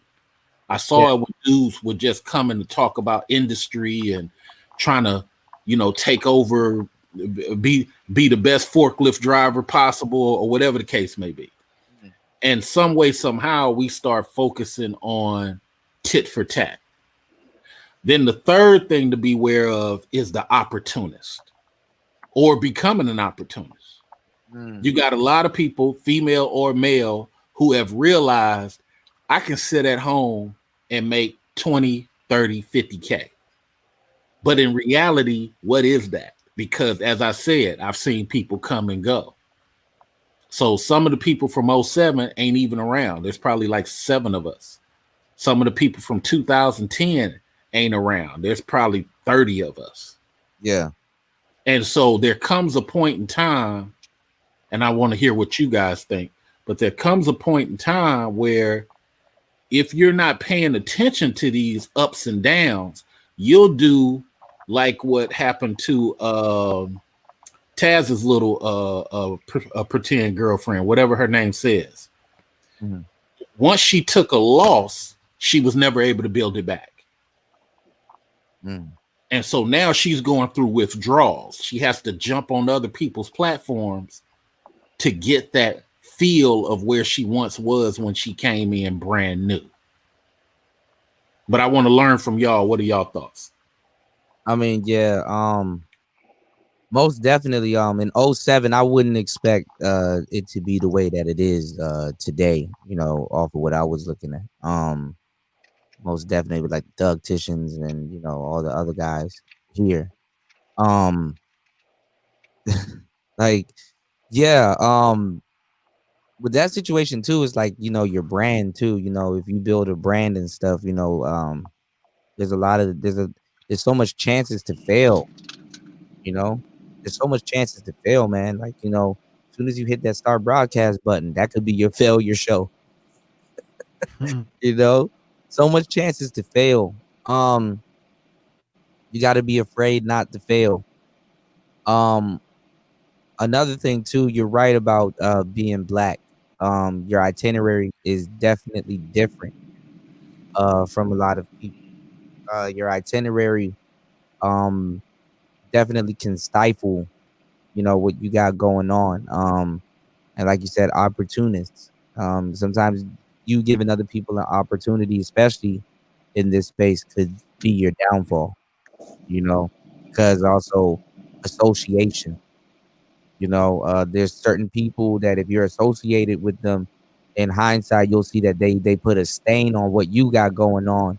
And in a lot of cases, they ain't had nothing to do with you. Like you were just helping. Hey, y'all see me go through that. So. You know what I'm saying? Well, you know, and it's like recovery. And then the thing is too, you got to content your way through it because now you got to tap into a whole bunch of other people that probably don't know about that, you know, and tap into another crowd, and you really got to hone in on your skills or you know what you're talking about. Like when I showed y'all earlier today that I'm reading a book on microphones. I'm reading a book on learning how to use After Effects. You know, I'm trying to put, like, right now I should be up working. I shouldn't be doing the third shift. I should be more focused on learning how to edit, you know, reading that classroom book and really educating myself on you know, on what I'm trying to do. I should be, you know, my time should be uh tied up somewhere else, you know, and then coming back. But at the same time, like I said, man, y'all, it takes you about 10,000 hours to master something. So, you know, like I said, if you guys are starting your YouTube channel, definitely take in, you know what you know, Mr. Research is telling you, man. Like, goddamn, you know, shit. I think the sad part about it is, especially I've been around this while, is the reason why I go hard on some of the people is because for me, we're doing we're doing three things, to be fair. Like what you do, Kuda, what Brain Trust does is have intellectual conversations that show black men specifically in the best light. Mm. Y'all can talk about potatoes over here, and y'all will go into an in-depth thing on, hey, I'm from Wisconsin, they this way, and blah blah blah. Idaho. Yeah. But then we got that element of us, unfortunately, unlike the whites and the Latins, who are turned on by hate porn. Mm. Just saying shit that they ain't researched, ain't quite sure of. Mm. And it doesn't mean I'm right either. Mm. You know, because if I have a conversation with you, which is my whole purpose for being here, is to dialogue and see where the community's at, where your minds are at. Right. And maybe I can grab something. Right. But just like the Greeks and Alexander the Great, if I'm around a bunch of men and I can't learn shit, then how are we saying we men? How are we ready for a war where the people come in and buy your grandmama house and you sitting there crying right along with the women? Right. That's the thing I don't understand. Yeah. Well, yeah, you know, I've been watching. I've been around the YouTube space for shit for a long time. Mm. And it started while I was doing my first deployment. We didn't have a lot to do, and when we did get internet, that was the way to keep ourselves entertained. So now that moving fast forward, almost, I guess that was around 04, 05. So moving forward, now that I've seen how things have changed, especially coming back to the States, and I don't see the need for trying to have a digital group. In other words, I get what the manosphere ideology is, but it's so much other shit that comes along with that. Who's in, who's out, why you're in, why you're out. You're in today, you're gone tomorrow, right? So for me, that's not a very productive. It's not something that's productive. I see how they persecute certain people and uplift others. I see the double talk and the bullshit. Nothing personal against any of the people in the manosphere. I just have a life outside of fucking YouTube, and I'm not a channel holder as of yet. But when I am going to start, the thing for me is when I hit the ground, everything will be set in place. It won't be, oh, I'm just got my little fucking picture up there, and I'm gonna tell you about the military and what the fucking advantages of serving is versus non-serving or all of that shit. No, I want to do a full-fledged, when I pop and hit that button, I'm gonna go live and it'll be me sitting there and you will be able to see me just like a lot of people have started to do now. The reason why I say that is because of this. I remember when that whole streaming conversation came up. Yeah. All right. And it was like, well, no, that's not how you do it. And now the very people who were against streaming, that's all they do. Yeah. And I'm like, well, wait a minute. And so I'm like, well, wait a minute. I'm like, wait a minute.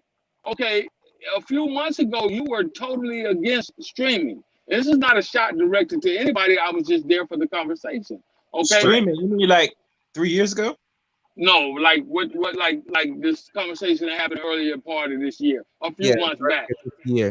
Wait. And then it was like, let me finish, please. And then it was like, okay, there is no such thing as Manosphere 3.0. And to me, I'm sitting here saying, I belong to a few organizations, okay? If someone were to tell me that, well, there is no such thing as this chapter of this organization here, that's what I then do. I do not continuously try to come on and pub or rep whatever the organization is. I go renegade and I do my own thing. That way, it takes me out of the bullshit. You stay over there, do what the fuck you gonna do. I'm gonna stay over here and do what the fuck I'm gonna do. Pardon my expression, but I'm very passionate about this because for when I came around and I got introduced to the manosphere, I thought it was a good thing because they were talking about the upliftment of black men, the betterment of black men. And then it turned into, well, you're not good enough to be over here with us. I'm better than you. I'm smarter than you. I know more than you know. And I'm like, wait a minute. What about reaching back to help the younger generation? I'm 53 years old. I'm here to share my experiences that I've gained over the course of the last fucking 30 years. My experiences with relationships, my experiences with my career, my experiences with the places I've been in the world, the women that I've come in contact with around the world. Right. So that's why I come here. I'm not here to say I'm better than you, I'm smarter than you, I'm twice as old as you, so I know twice as much as you know. And I hope I don't give off that flair. I'm here to share experiences. You may be 25 years old and can tell me something or teach me something that I didn't know about. You guys, like, for example, you, Kuda, just to give you a shout out. I'm going to do a channel. So guess who I need to turn to in order to get the right mic and know, because I don't know about that shit.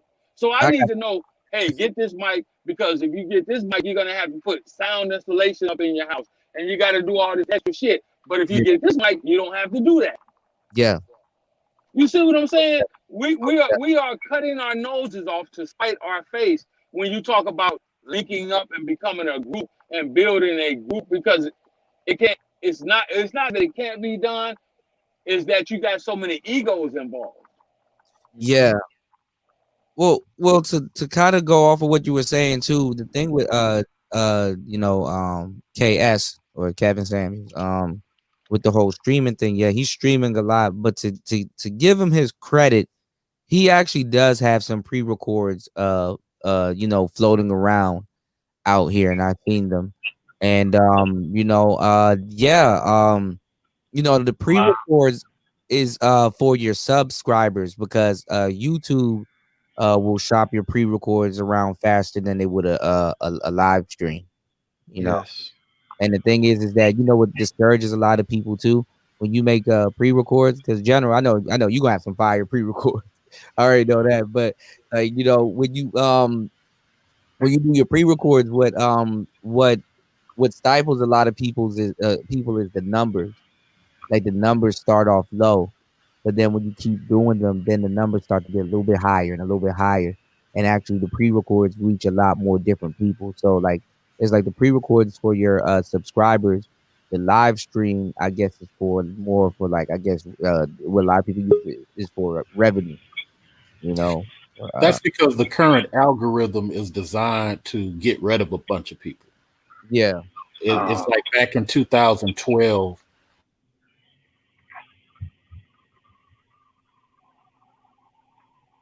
You there? I did an O'Shea show, and I went to San Mateo to talk about them killing my channel because I was sitting in my convertible car. Mm-hmm. They was calling that nudity, and I said, no, there's nothing nudity about it. I'm sitting in a convertible car fully clothed, but yet still, when I was leaving the meeting, they was telling me, well, we're really trying to be a channel. So that's just before they got that NBA contract. And I was telling dudes, no, they trying to be a television. They trying to beat Hulu. They don't really care about content creators like that. Of course not. Of course not. And then right after that, the money went from a 60-40 split to like a 70-30 split. Yeah. And then people were contacting me behind the scene. Well, why the hell is that? Because YouTube is private owned and you can't complain about it. Because basically you work for YouTube. Yeah. YouTube is telling you we're going to get ad money irregardless of what you do. And we'll decide whether we feel like giving you a piece. Mm-hmm. That's the coldest part of that game.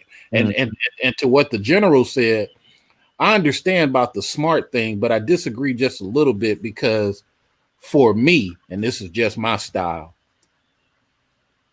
I don't mind mentally competing. And I think that's what's really wrong in this space. The male space, they just want to be, not all of them, of course, but a lot of them want to be parrots. They just want to hear each other say the same sentence that they said 14 days ago. It's like you should be mentally competing. Just like General said, he has a career. I have a career. Mm-hmm. DJ Kuda has already said, shown himself to be a professional, irregardless of what he do. He's a professional. He says he should be studying books. But my thing is, we're trapped around a bunch of people who are fronting as if they're out there tackling the white man for their children, as if they're out there reading books, like you said, DJ Kuda. You got a bunch of people going off half information and then coming into these spaces trying to feel good about what they really ain't read.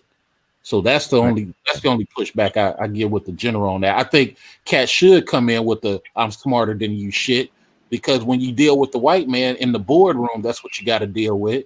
When you go get a contract, that's what you got to deal with. So that's the problem. A lot of niggas ain't really taking the time to read nothing. Allow me to clarify what I mean by that. I meant by on these panels within discussions. It's okay if you're going to, because I got that attitude too. I got the attitude of an alpha male. I got the attitude of I'm the shit and I don't give a fuck who you are. But when you're having conversations and you sit there and you're double talking just to win a conversation, no one gets anything out of it. Right. Well, that ain't being smart. That's just microphone hogging. Right. That's what I'm talking about right there. I guess that's more so along the lines of what I'm talking about. And I thank you, brother, for pointing that out. But that's what I meant. When you got someone who will come up and argue a contentious point just to argue a contentious point. Yeah, if you got to repeat the same sentence 4 times, you microphone hog. Right, because just because I think a certain way and you think a different way based upon your experiences, based upon mine, there is no right or wrong. That's what I am talking about. Yeah. Can I say this? My thing is like what I question when I listen to content creators is like, what's more important to them, the money they can make or the message? The money. And then like being 2 years in this space, you kind of, if you watch the content creator long enough, you kind of see which one is more important to them. And you know how many? You know how many dudes I've argued flip flop. You know how many dudes I've argued with behind the scenes who are major content blackmail creators, and it's all about money. Do you know how many fights I've broken up behind the scene? One famous fight with O'Shea and another dude. Behind one dude wanted to give away something for free, and one dude, charge her. This shit is ridiculous, man. But then they come up to their fans and pretend as if that ain't their goal. That's why I respect Obsidian, even though I don't like Obsidian, saying Obsidian's for the money. Yeah, he says it all the time. Now, Nagone got his heart broke over it. But we kept telling Nagone that's who he is. C Boogie got his heart broke over it. Bernard got his heart broke over it. Blame yourself for waiting 3 years to find out that this man was serious about, I want to make money off your pain. But let me ask you a question. Dealing with niggas, after a while, some people, can you blame them? You know, like look at well, then again, you can. But it's like, you're dealing with black people. You know how black people are, especially with business and stuff like that, Yeah, but like, it's like sad to see like brothers selling each other out, throwing each other under the bus. But that should be no excuse. We're all grown men. We're all adults claiming that we pimps and players. If we claiming that we pimps and players, then that's putting the chick on the straw and bringing back some money. You should know some level of business. If you've devolved to where it's just about look at Taz. When Taz got caught sleeping on somebody's couch with a microphone next to his bed, that was hilarious to me. So you and your wife and your cousin then came out with a plan. Y'all gonna pay rent with this YouTube thing. But now that you busted and people realize that you just doing it all for some apartment money, it's like, wow. Yeah, that's and he stayed trying to find a way to get back into the manosphere. I'm like, why? You openly admit you hate the space. So why even be in it? Why hate watch? Why try to come into the space and try to get other people to hate the space as much as you? I'm like, it's a pointless endeavor. Because his first year he made $5,000. That's why he think he can do it again. And then his chick run the relationship. Yeah, he's doing it all for the love of money. It's really is YouTube suicide at this point. Well, I mean, you got a lot of people, hustling. After a while, I don't judge the next man's hustle, but you gotta take that money and do right by it. You see, and this is why I say when I started my channel, I wouldn't give a fuck if it's me and one other person on the panel and 3 people in the goddamn watching. I don't give a fuck. You understand what I'm saying? Because I will stay true to who the fuck I am. I'm not gonna come up here and present myself to be something that I'm not. And I've seen that happen time and time again. Where you listen to, I have asked Obsidian, and one of the reasons why I kind of fell back from Obsidian, because I asked him very early on, 2.5, 3 years ago now. Hey, so Obsidian, what's the first time I went on that guy's panel, I got kicked off. Totally different then though. Okay. And then I asked him, during the course of the whole other shit that was going around with the Renaissance woman and the Taz and Nyla says or whatever. I asked him, we were having a very conversation. What's your end state, brother? What's your goal? Well, my goal is to make money off of the black female fuckery. And now all of a sudden, fast forward 2 years later, Kevin Samuels, shout out to Kevin, he was able to play the middle ground, but he slowly drifted away. And he didn't stay in the black female fuckery talk. Now he's trying to make money off cooperating with black females. Now that's funny. And now I don't know. I won't say that about Kevin. I think he's still his heart is in where it's always. Well, no, I mean like Obsidian is now.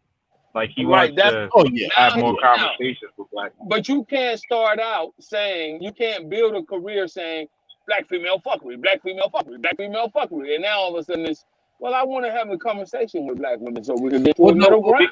He's trying to do what, because he's trying to do what Kevin is doing. He's trying to, build a big ass audience with women. Well, he's going to build something comparable so that when Kevin is established, he will already have a product where he can meet him halfway. Y'all gotta understand. Like after a while, if you look at Obsidian and his track record, he's an entertainer. He's very entertaining to listen to. Yeah, he is. Down for himself when it comes down to it, but he's like a Don King. It has to be him and somebody. Yeah. Him and Ben. Him and Right. Bernard. Him and Danica right now. Him and such and such. Him and such and such. You know. He needs like an adversary or like a protege. Well, not so much of an adversary. He's not leeching off of people, but at the same time, he because with you. It was like Obsidian versus B1, Obsidian versus Angry Man. He needs somebody Obsidian else. collabing with host. He needs a new audience. A new audience. He's an audience host because he can do it by himself, but he's gonna build an audience with another host. You know. After everybody gets used to him, then that's a whole thing. And see, I never liked people who would switcheroo like that. You know what I'm saying? But that's the game. He playing the game. But that's not manhood right there, though. I mean, if he wants to, he can always come back and be like, I shook up the world. I did this, that, and the third. I shook up the world. You know what I'm saying? I moved around. I done gained me a formidable audience and stuff like that. You know, he did cause a lot of drama in the manosphere the past. Well, no, okay. I got to ask this question then. If guys are accepting that, I mean, I'm not saying you gotta shit on him or nothing, but if he's able to coexist, how can we get mad when white folks or Latins or Asians say, see how they self-destruct each other? How can we really get mad if the parasites are able to coexist with the professionals? That's what I don't get. You can't get mad about it. You have to understand it from the ground level. You can get mad about it. You just have to accept it for what it is. I mean, I see where people get mad about it, but I see it as the game. I see he's playing the game. You know, you just look at it as business. I mean, that is business, but like, he knows how to get out of something. Like just last week, people thought, oh man, we got him now. He, you know what I'm saying? Now he told them to lay in their excrement. Now he's openly promoting, getting back with them, and now nobody cares. Nobody cares. His shows with Danica is gonna take off. Her audience is gonna merge with him. He's gonna have a whole bunch of new people over there that he can entertain because he's a great entertainer. He knows how to do a whole bunch of stuff. The dude is smart. There's certain things you can't take away from him. Now, does he do a lot of things that come off as snakish or is actually snakish? Hell yeah. Yeah, but Kuda, I agree with you, but you're only going to be able to do that in a space for so long. No. Kuda's right. He's doing it so long with the new audience, and then after he's finished that, then he'll find somebody else and do a new audience again. And that's what Kuda's saying. There's always going to be a new audience. There's always going to be a new audience, but at some point in time, people are going to get hip to the bullshit that that they're going to see through it, and then you're no longer going to be able to build audiences like that. I don't know. I look at Kuda's point. It's just like Brandon Tatum. Brandon Tatum, he was a nobody until the white woman came in his life. White woman came into life, gave him some stability. Same thing with Donovan. And then they were able to be something after the white woman gave him some stability. Now, when you didn't think Brandon Tatum was able to do anything, he's quadrupled who he was before the white woman by just selling all the way out and only popping his head out when there's an opportunity to talk anti-black.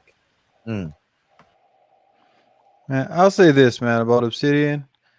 every panel that I've been on with Obsidian, our conversations between me and him always ended with him explaining he's about the money. So I take that as okay. Everybody in the chat heard what the man said. If they continue to follow him, you know what I'm saying? Like, that's on them. They can't be mad at him later when he switches up his story. He told you already what he's about. But they know that. Right. That's what I'm saying. So I take very quick. You know, but yeah, like you gotta expect that when somebody tells you that they're about the money, you gotta take them for their word. Like that's you can't get it. That's blatant. You know what I'm saying? Like he's telling you what he's about. Black people like deception. If you want to sell something, get a merchant's tooth. You know what a merchant's tooth is? That one gold tooth. Get like a good gold tooth, and then start talking to niggas and try to sell them something, and they will buy. Your sales will go up. Wow. Well, yeah, and like being on the cusp of knowing that they're probably gonna get screwed over, but. And I agree with what Mike just said because I was there for many of those panels, and as I said, every time he was asked, "Well, what's your end state? What's your goal? Or what are you teaching? What do you hope will come out of this? What are you trying to gain from? What is your channel, your platform? What are you trying to do?" And it always emphatically was make money, of course. The most honest black man on Black YouTube. Yeah, he said, "Lady, I'm gonna be here, and I'm gonna talk shit. I'm gonna talk word for word. I'm gonna talk cash shit about you and get paid for it, very decently. Yeah. I'm gonna buy 2 suits. I'm gonna buy a new suit." That's why I've always tried to see if I can interview the fans, like the fans, because fans are what cracked me up. It's like the big fallout between him and C Boogie. I was sitting up there with a couple of other people who was big on YouTube, and we was just looking at this fight when it first happened years ago, and I was like, this dude didn't. What part of I'm here for the money did C Boogie not hear? Because he that when they first went at it, it was like C Boogie was really disappointed. Like, C Boogie liked him. He looked up to him. Yeah, and you know what the thing is, like telling you they there for the money. Yeah, I think Obsidian can kind of be like poisonous to the manosphere because people use him as the primary example of how the manosphere is fucked up. Even though the manosphere is like a big diverse sector, but every time I hear naysayers about the manosphere, they always kind of use Obsidian or what Obsidian said or what Obsidian did as an example of why they don't take the manosphere serious. Well, I always said that if somebody was to find the manosphere, they were going to stumble onto Obsidian first because out of everybody, he comes off as the most marketable. You know what I'm saying? As the most. He's the loudest voice. Well, he's the loudest voice because he's at home more than anybody else. I mean, he's on welfare. I mean, shit. He collect the FSI check. Well, no, I was just saying like how he does it and stuff like that. Well, I think it's more because he's the most controversial. Well, yeah, he's more professional when it comes to how he goes about doing things. You know what I'm saying? Like, give him that too, like you can't put Angry Man on television. They have to cut. Nah, you can't. Hurry up. You know what I'm saying? No, you know what? You know what's so sad about Angry Man? You can't put Angry Man in a debate with a white person on television. You can't do this, dog. He's going to get their ass. You know what I'm saying? They're not gonna like that. You know, so you know, he got to do the kind of underground thing. I'm pretty sure he could do the professional thing also. But O'Shea, with him, he's kind of the networker. Yeah, I love O'Shea, but I've seen him try to debate outside of his space, and he comes across shy and quiet. He's like the networker. What Kevin did was he took the best of all 3 of them and mixed it up, right, with his own thing. Well, O'Shea like brings like the talent into the manosphere. A lot of it. Who, Kev? No, O'Shea. And he's a great interviewer. He's the networker. He's supposed to be the link. He's supposed to connect everybody together at some point. He's supposed to be a portal. You know. Let me ask this question. How do y'all feel about the fact that most Manosphere guys have brought the females in and made the females profitable when the women were not supporting them? Whether that be women were not supporting Crystal and Carrison until Phil Evacho gave her a platform. Yeah, that part.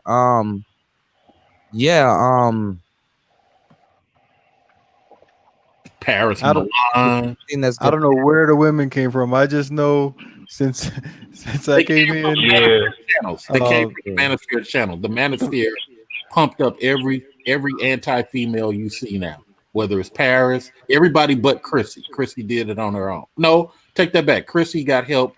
Obsidian was right. Yeah. I don't know. When I came in, Obsidian had her name in his mouth every show. But that was last year, so I don't know what she was before that. Women are gonna do what's profitable. They're gonna go to the team that's winning, no matter what you do. You know, water is gonna seep into right.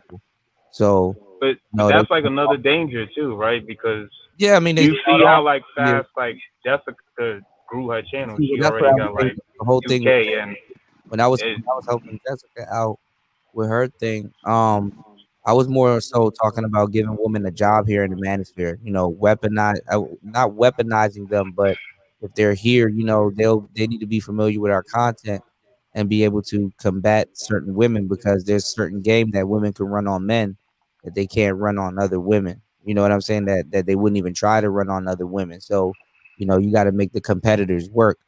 You know, and just a woman here that knows better, or you know, knows where we're coming from. You know, we need them. You know, even if the media comes down and be like, man, these guys are talking about women. We need to have our own group of women here to be like, no, that's not true. And y'all are sending out a false narrative, because the whole thing is to believe women, don't harm women. Well, if you have a whole group of women here protecting you, you know, they will have to openly contradict themselves by going through those women to get to the fellas. So, you know, I called them the 20-30%. Yeah, you know, I was thinking long-term game instead of that, but you know. Well, yeah, like they could be useful, because like I think like if you actually care about like breaking through the women, you'll probably need a woman to kind of do that, because the women won't listen. The women won't really listen to the men, especially like the men in the Manosphere. They just write you off as, okay, you're this bitter, hurt dude that can't get women, that can't get the woman you want. So I ain't got no reason to listen to what you say. But if it's coming from another woman, and it's coming from a lot, I don't think it'll work with just one or two. I think you need that's what's going on. A way larger number of Jessica X's and Kendrick. They're gonna try to, and at some point, I don't blame it. I mean, they're gonna snatch Jessica. Yo, I see them. I see the woman in the chat and in our comments. They trying to turn her against the they're gonna try to snatch her. They trying to turn her. Smart though. Like at every scream. Yeah, you know, there's a woman in the chat saying, "Oh, you being a pick me, you taking these dudes' sides. I know what she's doing. You the queen of the fuck boys and all this shit." She was schooled thoroughly over here, but at the end of the day, like, you know, she somewhere totally different. She got her own thing going on. So, you know, I wish I know how it's going to go. She's doing a lot of good things though. So I got for me. Oh yeah, Kendra too. For me, I gotta ask a question. And here's the question that I have to ask, because I was around when the whole 2.0 versus 3.0 things, I was around listening, you know, on panels or whatever from time to time.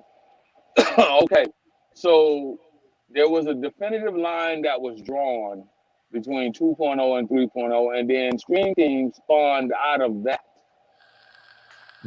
So why is it that for me, I'm like, okay, the brothers that came, like you and Ty City, Mr. Fantastic, the 3.0 guys, right? When O'Shea made a definitive line, he drew in the sand, a battle line, saying there is no such thing as Manosphere 3.0. Why then do people continuously pub and rep Manosphere. I don't get that. When the man said no, none of you guys are a part of the Manosphere. That was denial. Here's what happened.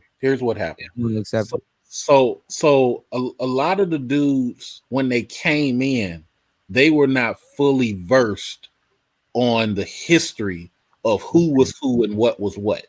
Yeah. They came in wanting to hear their part of the message that they agree with at their house. Yeah. And so the biggest problem we had with 1.0, because there was only 5 of us on 1.0, me, O'Shea, Angry Man, the rapist Hardcore Tito, and Minister Jap. Well, Okay. I thought those were 2.0 guys, because the first No.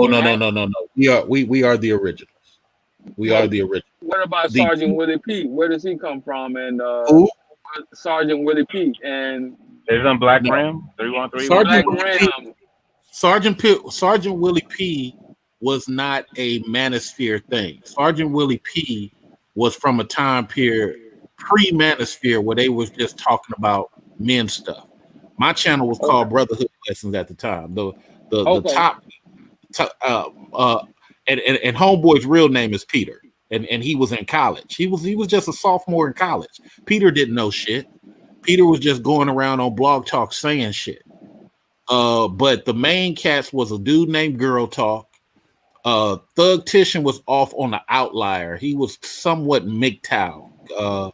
Then there was my homeboy Dark One Son, who ended up having some type of medical issue. And then there was me. There was Stallion One, I believe her name was. And then there was this this Ethiopian chick. So that was that was before Manosphere. Manosphere started because I had Alpha Male Wisdom. I had 42,000 subscribers, and I said, what if Angry Man and Minister Jap start working together? Okay. Yeah. And then Angry Man came along. He said I was inspired by that Alpha Male Wisdom video, and I came up with the idea of the Manosphere. So then that's when that started gelling. My only problem. Do you mean black? Well, I think you mean like Black Manosphere, like before it was called Black Manosphere. You guys were the Manosphere guys, right? I'm confused with what you're saying. Well, because I know Angry Man coined the term Black Manosphere. Right. So but Manosphere existed way before. Yeah, that's what I'm saying. Yeah, Manosphere existed back in England with Angry Harry. Angry Harry was before even Elam got into with what's that, Voices for Men or whatever the case may be. So the term Manosphere has been around for a minute, but the Black Manosphere portion, yes, you're right. Angry Man is the one who really coined that. So that was the first thing. I really can't count the previous stuff because it wasn't really male focused. It was just, there was no organization basically. Yeah, it was dudes talking like Peter used to just, you got to understand, Peter's in college. He ain't even you know, we looked at Sergeant Willie P like, you ain't achieved shit yet. You just yelling into the fucking thing. You still in school, you know. And then Sarge, he had achieved shit, but Sarge was an old school dude. So, you know, we understood that. So 2.0 is around the time that BGS started to come up. And when BGS started to come up, he brought his people like Ram. That's when Black Ram started doing his thing, so on and so forth. That was really the 2.0. And that's around the time Obsidian came around too. The 3.0 was the dudes who came after. And like I said to DJ Kuda, you got a lot of people who getting pats on the back, but ain't really talking about nothing. And then 2 years later, find out that the shit they've been saying has been bullshit the whole time. So when you look at Edward Anderson, like Edward Anderson was on the last part of 2.0. Edward, well, no, he came a little bit after 1.0. Edward thing was he was going around to every panel talking about gynocracy. And so that's when that whole thing start getting poisoned. So hopefully that answers your question. It's the 2 and 3 really happened because when MOT came on the panel when I was on, that's how he got introduced to O'Shea. MOT was already somebody who had succeeded in something. And I think what was happening with 3.0 was that MOT was trying to say, well, there's only so many of us who are really like the general said, got careers, or like Kuda being professional. There's only so many of us who are really doing that. And you need that to be able to talk amongst men and talk shit. You got to at least be professional about what you doing. Mm-hmm. But we got so many people who ain't really achieving shit. And I think that's where that thing with 3.0 started. We got the people who are tackling the white man mentally every week versus the dudes who are, and this ain't no hate, but you drive an Uber and then you pulling over to hold a fucking panel discussion for the 49th time.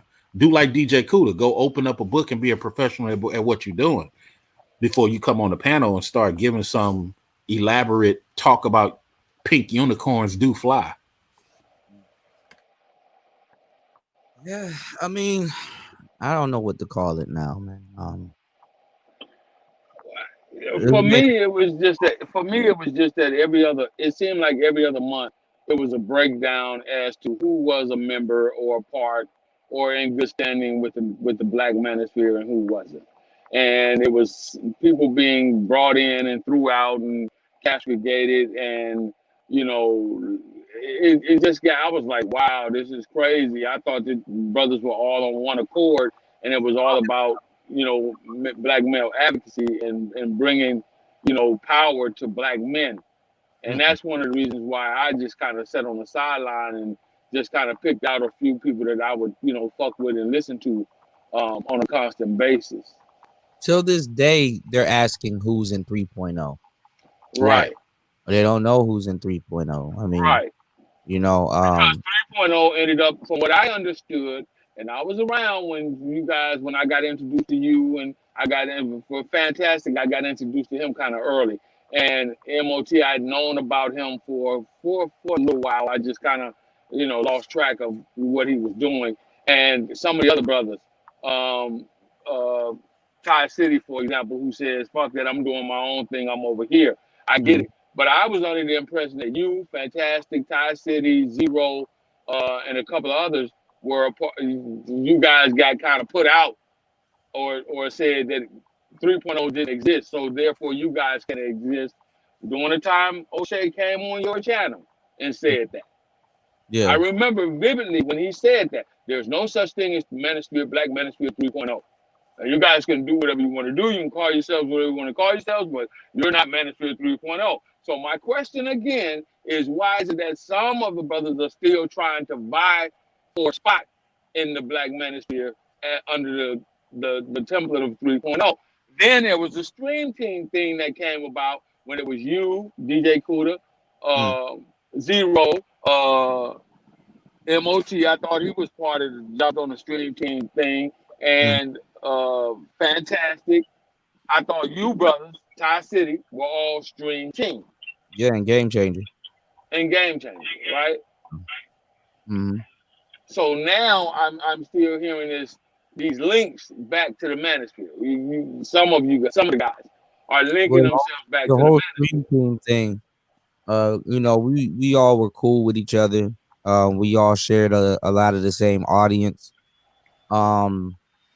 It's not like we had meetings. It's not like anything was organized. You know, just, you know, it was one of those if it ain't broke, don't fix it type things. You know, I had an audience. Fantastic had his audience and everything, and a lot of these are the same people that would like to see, you know, what was going on. So, you know, we all just kind of drew our line in the sand and just kept doing our own thing. It wasn't like, hey, you know, let's do one-on-ones, or, you know, let's you know, or whatever. You know, there really was no organization.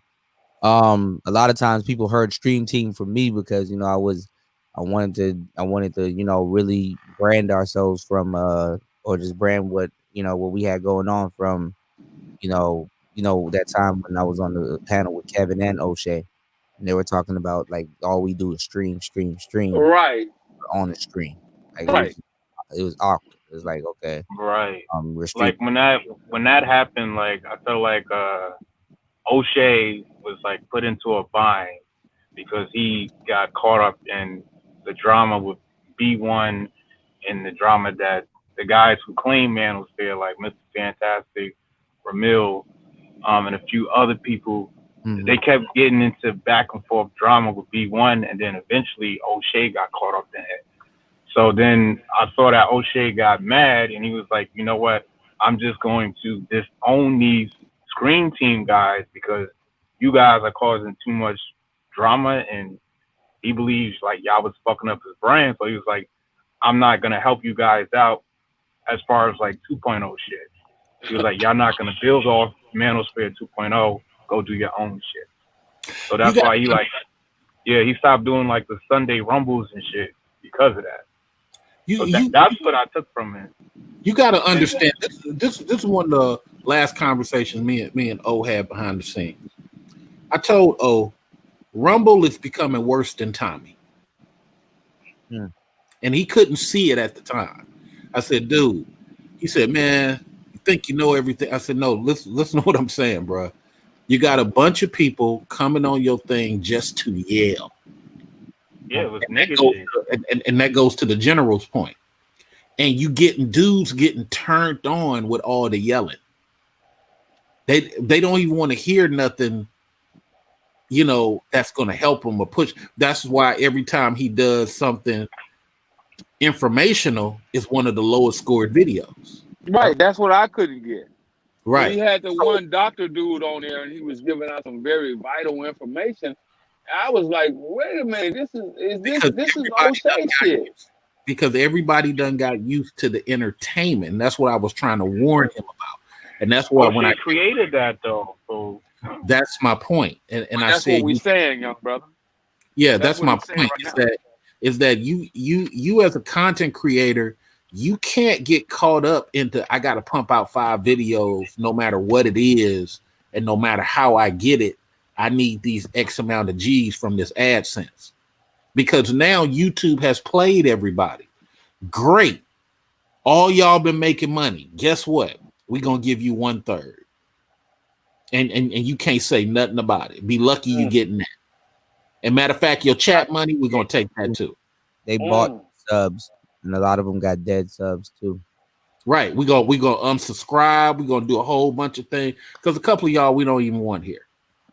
And so now the investment, and I ain't gonna say too much, but he invested money to start all that.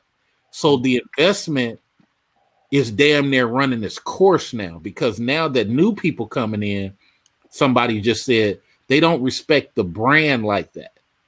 But at the same time, to the General and Kuda's point, they aren't necessarily connecting the way we originally did.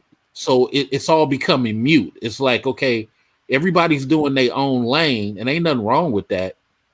But the men as a whole are not respected amongst black men. It's just, I like Kuda, I come over here. I like so-and-so, I go over there. I don't fuck with these other folks, I don't even come around. And so you felt like it made black men look bad, pretty much. Well, it made him look powerless in these spaces he's supposed to dominate. You got to understand, it was a black man that created MGTOW. The white people came and took over and kicked out all the black dudes. Yeah. The black dude ran away and went to go create Itmore. Itmore was a failure. Yeah. Okay. Itmore was a failure. Then they start talking about these pills. Well, the white woman came and made a movie about it because none of the dudes wanted to bankroll anything. So then it got taken away again. Then you had people like Red Pill Philosophy, who's a Cuban dude with a dark-skinned grandmother, but he's going around making racist stuff using his Red Pill subscribers to talk anti-black. But you got a bunch of black MGTOW walking around like, oh, we don't see nothing. But Sandman had to make a video about it. Hey, white people, This ain't what this is about. We ain't supposed to be doing that against our black brothers. So if it ain't going on, why is the white man making a video? Now we're on SYSBM, and Helmet Head has had that around for quite a while, but SYSBM only took off because EBM failed. Escape Black Man failed. So now this is like our 5th or 6th reincarnation of something, and now MOT done took it away from Helmet Head, and Helmet Head subscribers are going down because nobody wanted to listen to him, and he's the creator of the nonsense. That's how inconsistent we look. Wow. Wow, that's I had to crazy. distance myself from that shit. I'm doing my own thing. But that's crazy. You're absolutely right, man. That's why I said when you know the now, a lot of people are backing up off the red pill because they done switched up the whole Matrix thing. Now it's meant to be something about the trans. These dudes are talking about the gold pill now. Oh, okay. What's the gold pill? I still haven't understood what it is, but the white guys are slowly talking about the gold pill. That's going to be the new thing. I mean, I know there's a whole conversation about like either being like all for male empowerment or being about the pussy first. So I constantly hear conversations about that now, and it's causing like a divide because some dudes, they admit like they're pussy first, and some dudes are all for male empowerment. But Zero makes it a good point. Is like, are you all in or not? There is no in between, lukewarm, or anything. So it is causing I could see it causing a rift right now. Like, Zero is in between and lukewarm. Well, it's just very inconsistent. It's kind of like when Game Changer tried to holler at Jessica live and got turned down. Yeah, that's what I'm saying. It's that type of nonsense. It's like, I don't get what. I mean, y'all men, y'all pimps, y'all players, but it seems like they want to get free sex and laugh at the chick who's giving them a blowjob and go tell everybody. I think it's like that's the goal. That too. Yeah. Wow. What's going on, Angry Man? Yeah, they're in between lukewarm and today. Yeah, because to me, I don't understand why would you even have an issue with a guy getting a female with his mouthpiece and shaming for that? I mean, nigga, that's normal shit. But now they're spinning it to where, oh, you're just focused on pussy. All you care about is pussy. You don't really care about male empowerment. I'm like, how did you spin it into that? Well, it's the same thing the women are doing, though, ain't it?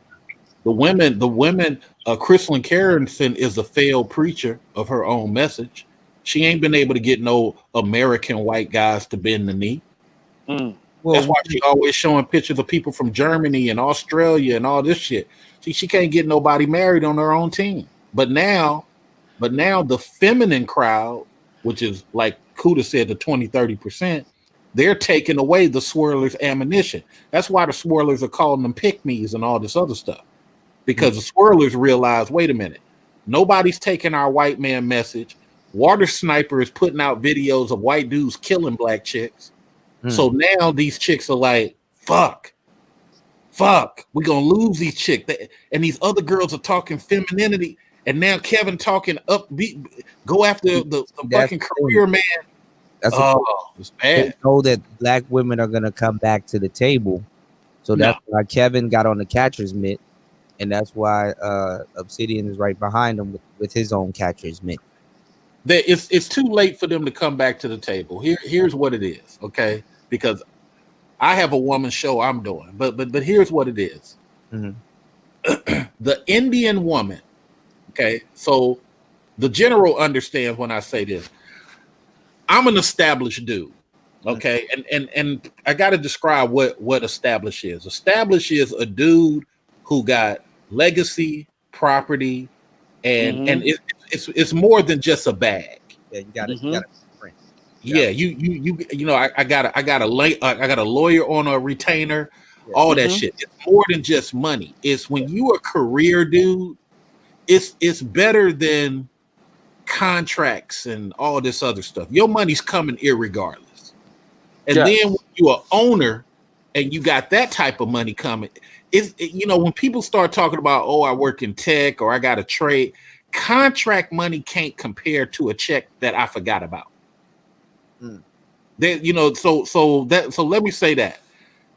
With the established dude, he's a different type of dude. He already knows the chick is coming after his wallet. White chicks, Asian chicks, they're coming after the wallet. And because of that, and the general can co-sign, he's already telling the chick because he don't care. He's already telling the chick, hey, if you want to deal with what I'm dealing with, here are the rules. Right. What, you telling me this on the first day? Yeah. And you can leave at any time you want or stay and follow these rules. Yeah. That's hard for other people to deal with when they gotta be pocket watching themselves. So an established dude just don't give a fuck. All right. Because he just don't give a fuck. Yeah. That's facts. Well, that's the thing. I think those brothers know that there's a group of women that will come back to the table or at least try. So that's what I think. That's what they're going to be able to happen, sir. The Indian women are about to flood the market with cheap prostitute pussy. Yeah, I guarantee it. About it. Yeah, cheap prostitute pussy. The prostitute pussy is about to go down to damn near $40, $20 for everything. Because over in India, that's what India is 3 times the size of America between India and Pakistan.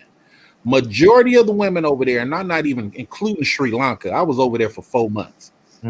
Majority of the women over there are desolate, willing to do any and everything just to get on. They are worse than Asians trying to get on. Okay, I've been hit up. This year alone, I've been hit up probably 3 times by Indian chicks I didn't even know was looking at me. They are out. When I was in Atlanta, I put in my dry cleaning. The lady saw my suits and said, I got a niece for you. I'm a dark-skinned dude. They don't give a fuck. They trying to go after who is a producing black dude. And they gonna be coming in full force, I guarantee, because it's already happening. Wow. Right. Young Jay said they're beautiful, but many of them stink. They don't age well. 32, they done. 32, they are finished. I read a meme where somebody said when white women turn 30, they look like Ric Flair. Yeah, well, that is true. What's going on, Angry Man? Welcome to the third shift. Welcome to the third shift, man. You know what, Mr. Research? I'm gonna start calling you Metron. Cause you be on the freaking you be on the freaking Mobius chair, nigga. Like you have like you the only other dude in this space that I know of that knows as much about the manosphere, if not more than I do. I didn't even know you heard that shit when old boy got turned down by Jessica. Oh yeah. Because I got a lot of people who come and hit me up while I'm at work all day. Hey, did you hear about this? Did you hear about that? No. Sometimes the truth moves faster in the manosphere than a lie. That's the funny part. Yeah, it does. You know. But we talk about the top. The problem, though, Angry Man, is that it's hardcore Tito all over again. Yeah, it's dudes who they ain't doing nothing with their real life. Yeah, and you remember that time, and I'm gonna give you the flashback. You remember that time when you and Jap was about to go at Homeboy, all right? With hardcore Tito. And I said, nah, man, y'all chill out, let it, let's get in the understanding. And the motherfucker flipped on me. Yeah, I remember that. He did a whole like 2 videos or something like that on you. Yeah. But didn't you end up? Because I think I can't remember who it was. I think it was T.O. I told Nick I was gonna fly out there to where he at. Tell me what airport he at. Let's get down. But didn't he tell you and yeah, Kuda, I did catch the flight from Mr. Research. But like didn't he do a video where he was trying to say you was broke or something, and then you did a video and you were just laying out $100 bills and shit? Yeah. I was trying to remember who that was you did that to. Yeah, I showed them about 50,000. Like, nigga, stop that shit. Yeah. Stop that shit. It was funny as hell. We're talking about the marketability of some of the people here in the manosphere, but we couldn't, like, you're like in your own lane. Like, well, I don't, like, you don't strike me as somebody being on TV because they're gonna have to keep going to commercial. Yeah, like I can't. I'm a Petey Green, so I can't really. I'm not really. I'm not really that marketable, but I've been, in all honesty, I have marketable content though.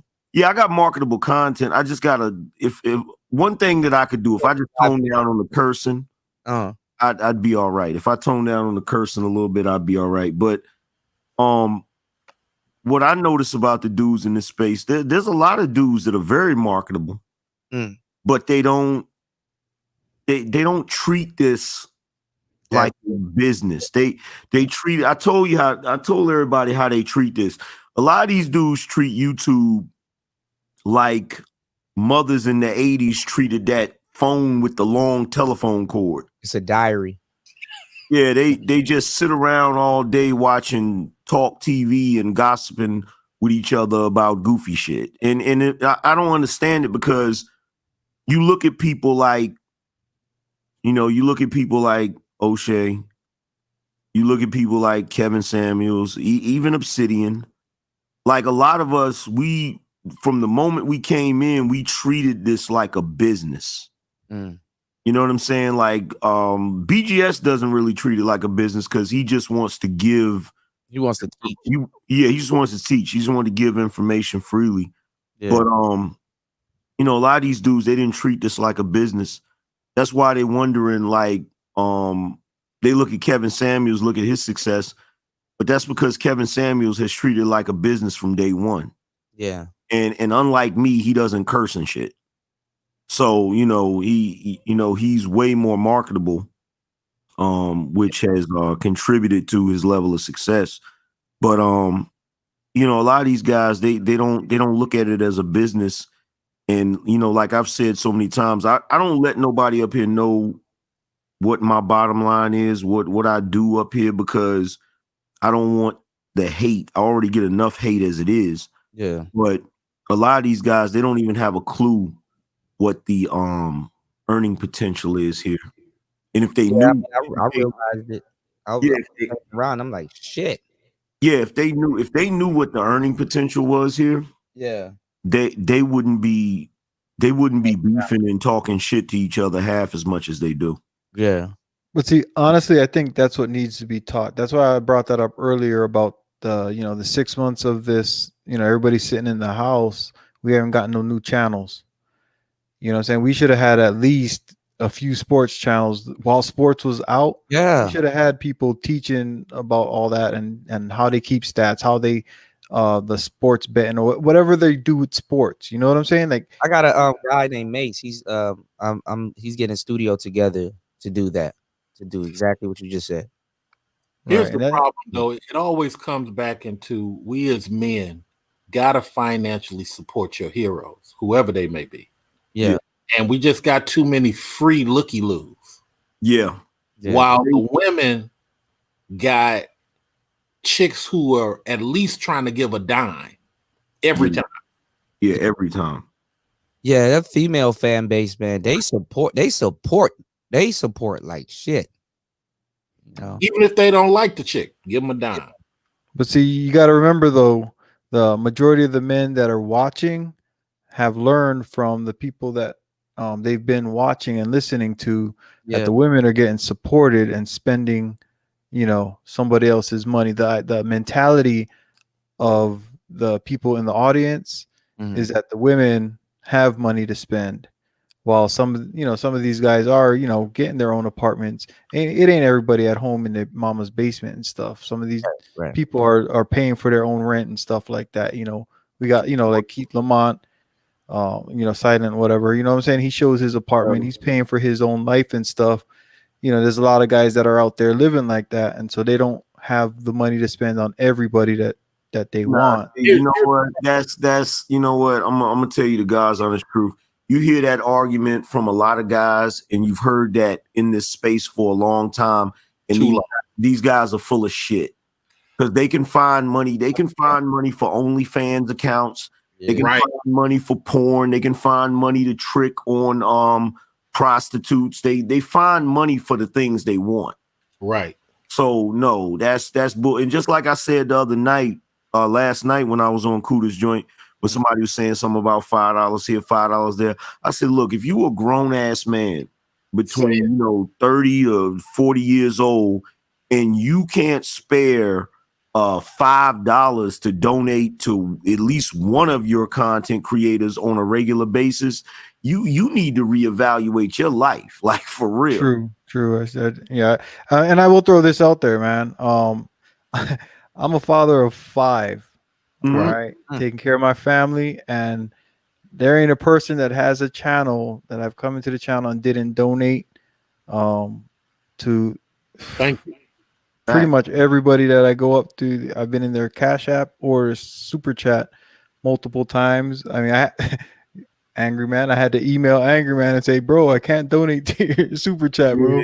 And that goes back to being, from stuff from last year, and it wasn't nothing personal between me and him. It was somebody in the chat. I think the point Angry Man is saying, at least you, even with those real life situations, you doing something. Yeah. Going back to when I was Alpha Male Wisdom, I said the same shit Angry Man said. If we're supposed to be over 28 from the block, out here pimps and players, you ain't got a 10, a 20? Yeah, man. For the month? Some folks spend, some guys out here, they spend $5 a day on coffee. So if we say go to your boss and ask for some overtime, if we say go get a second job, it ain't necessarily for us so you can donate. It's you got to reevaluate your life, like you just said. You a man. How are you doing less than the females? Y'all done spoke up the Cash God, man. Shout outs to Joel and shout outs to Caesar D1. God damn. Yeah, it's like I'm sitting here today, and in between doing shows and shit, I got family members, coming through, hitting me up. I got one family member, he's young, and been married a couple of years, but young, got children or whatever. He went out and did a photo shoot, him and his family.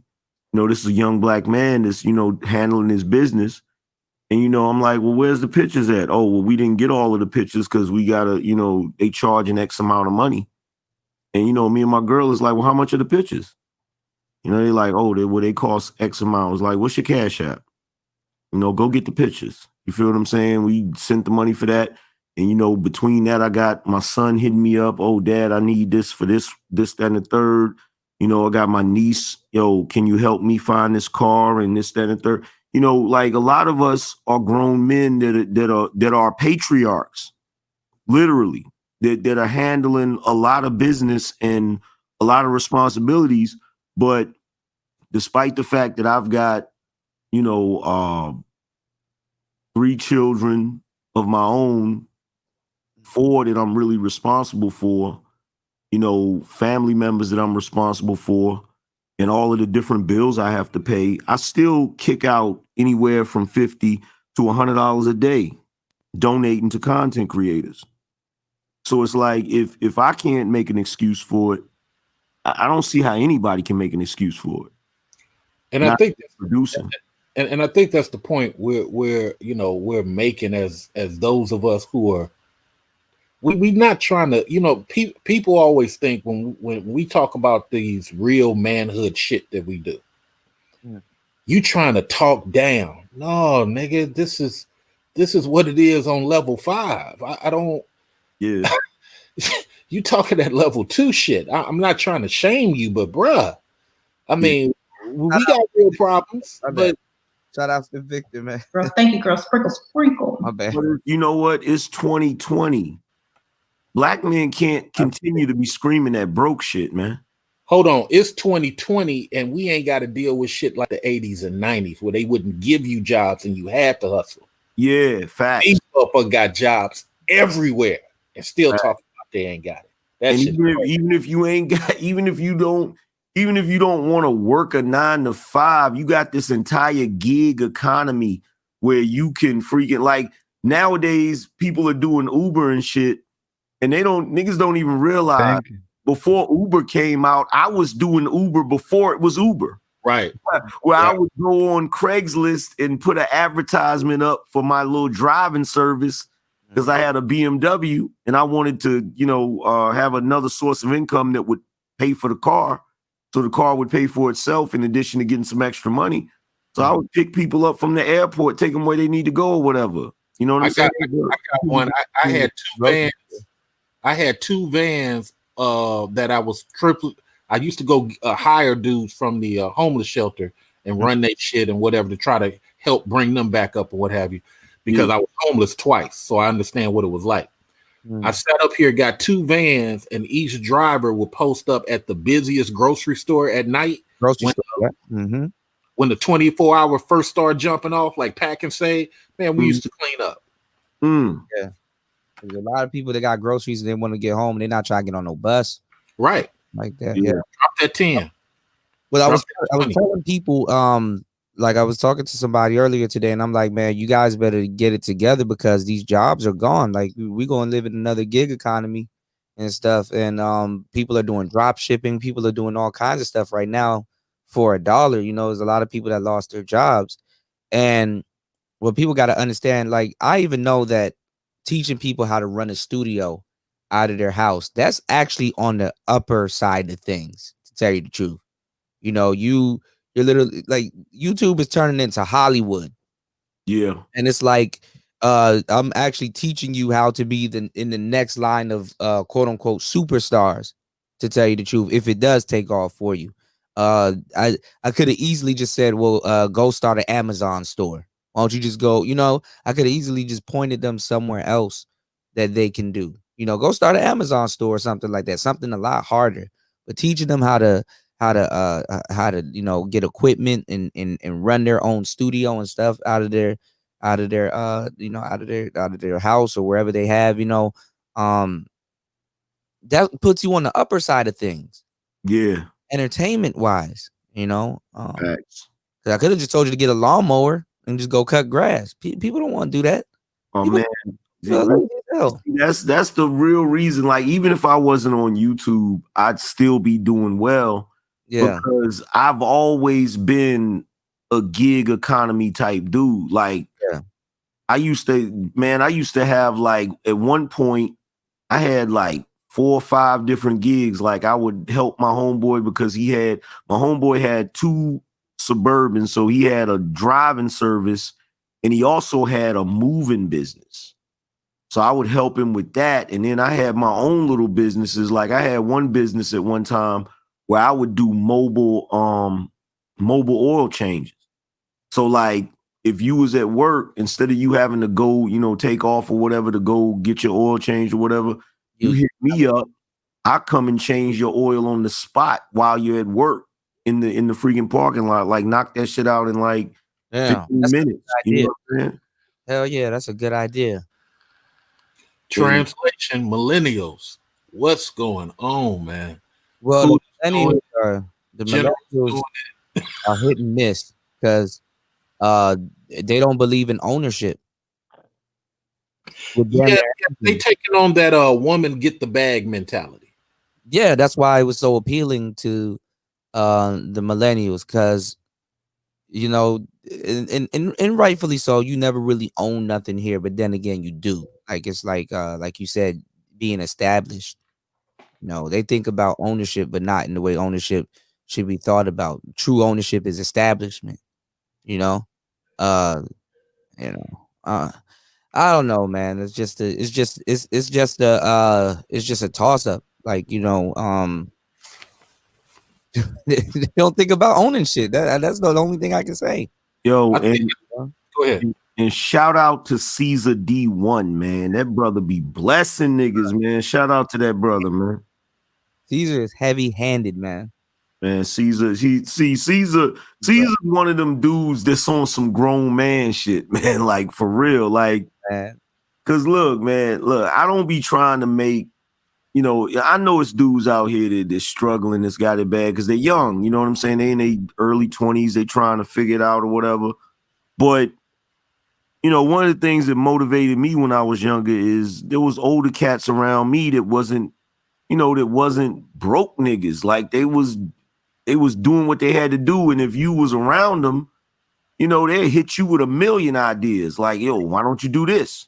Why don't you do that? They'll give you 20 different business ideas. And if you didn't do at least one of them, that's your fault. You like you was crazy. Like, yeah. Like, man, what you doing, man? You got to get it. That's what Cam said. Can't get paid in a world this big, you earthless kid. I mean, he said, you worthless kid. And look, and then on some hood shit, you worthless kid. Like, and then on some hood shit, when the motherfucker has gave you some certified game and see you still around, now he don't want to fuck with you because he like, well, damn, motherfucker, you ain't. Nah, I'm good. You're gonna be eyeing my shit in the minute. I'm gonna have to draw down on you. That's how it goes. Yeah, you got to feed your wolves.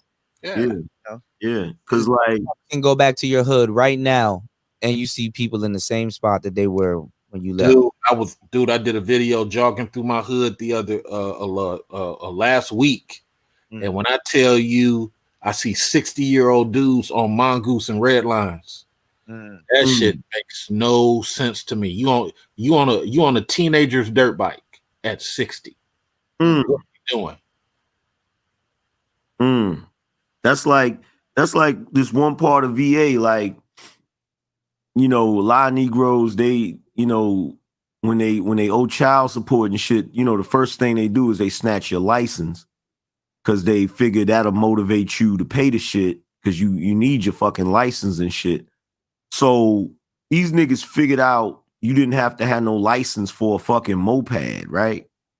So you got all of these niggas. I started peeping this shit because, like, you know, when I had my little arrears or whatever, they snatched my license. I done had to kick out that lump sum to get my fucking license back. Yeah. I'm looking at these Negroes like, really, nigga? So instead of you doing what you got to do to get your license back, you gonna take the consolation prize? Like, you gonna go get you a moped and just say fuck it? Like, come on, man. See, they need to send them fellas out here to Arizona because this sun, they'll keep you in your car. Yeah, cook them, right? They gonna walk out here. Jordans will melt right off your feet, man. Hey, Arizona, that's y'all got that freaking, y'all got them that jail out there where everybody outside, right? And they were up in Phoenix, they got the pink what is it? Yeah, that's crazy. Yeah, Next was stuck there for a good amount of time, bro. Yeah, they shut that down, but yeah, that's where he was at, Uncle Joe. That was crazy. Like, if I ever I seen that shit, I was like, man, you ain't got to worry about me ever wrong in Arizona. Like, hey, he got a lot of people in check though, man. People was thanking him, shaking his hand and everything when they was leaving. DMX? Because nobody wants to take a picture. You know, what is that? Yeah, with that picture, your prison picture in a pink jumpsuit, man. That shit is horrible. It's horrible. Hey. Yeah, when I saw that shit years ago when he first started that shit, I was like, well, I tell you. Yeah. What I can't get, this is what I can't get about this space. And And I shared the numbers one time on here about YouTube and the amount of money that's made here and can be made here. And I'm just sitting here like, yo, and nobody's really paying attention to it. Like, people that's smart are paying attention to it. The moment that you saw this shift, we recently saw a shift. We saw a shift from television to streaming services, from television to these internet platforms. And you saw, like, there used to be gatekeepers to everything. So if you wanted to be in television, there was gatekeepers to that. You wanted to be in movies, there was gatekeepers. You wanted to be a comedian, gatekeepers. Like, the internet and YouTube has kind of messed that up to where there's no more gatekeepers. So you can kind of get in where you fit in. And I told everybody back in 2017, I said, right now, you're about to see a transition in wealth. Oh, yeah. You're going to see this huge transition where certain industries are going to disappear, and those people that was making money are not going to be making money. And then you're going to see new people coming in. And I'm like, yo, these dudes, they're looking at this YouTube train. And it's like, bro, you better freaking capitalize on this shit while you can. While you got to make, yeah, like, you got to make hay while the sun is up.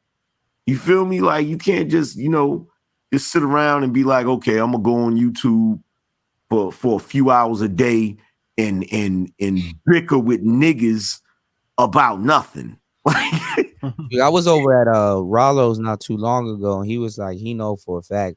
He said he seen some documents. He said, man, Clinks is a millionaire. He's like, Alpha Male Strategies is a millionaire. I'm like, I believe it. I believe it because look. I'm gonna say this, and I'm not gonna hint too much, right? But all I'm gonna say is this: I'm not gonna say that because then niggas can add and put it together. But let me just say, I'll just say this: for them to have the numbers that they have, as far as the people that's viewing them, it's believable. I'll put it to you like this: y'all heard when O'Shea said how much he was making, right?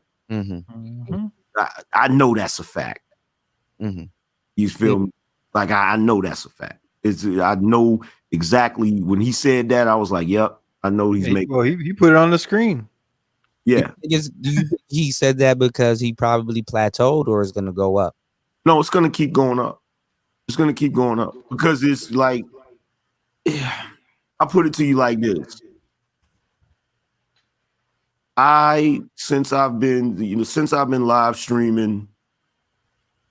In the past, like each year, I've doubled up each year. So that's how I know I know what he said is true because, I know what I do.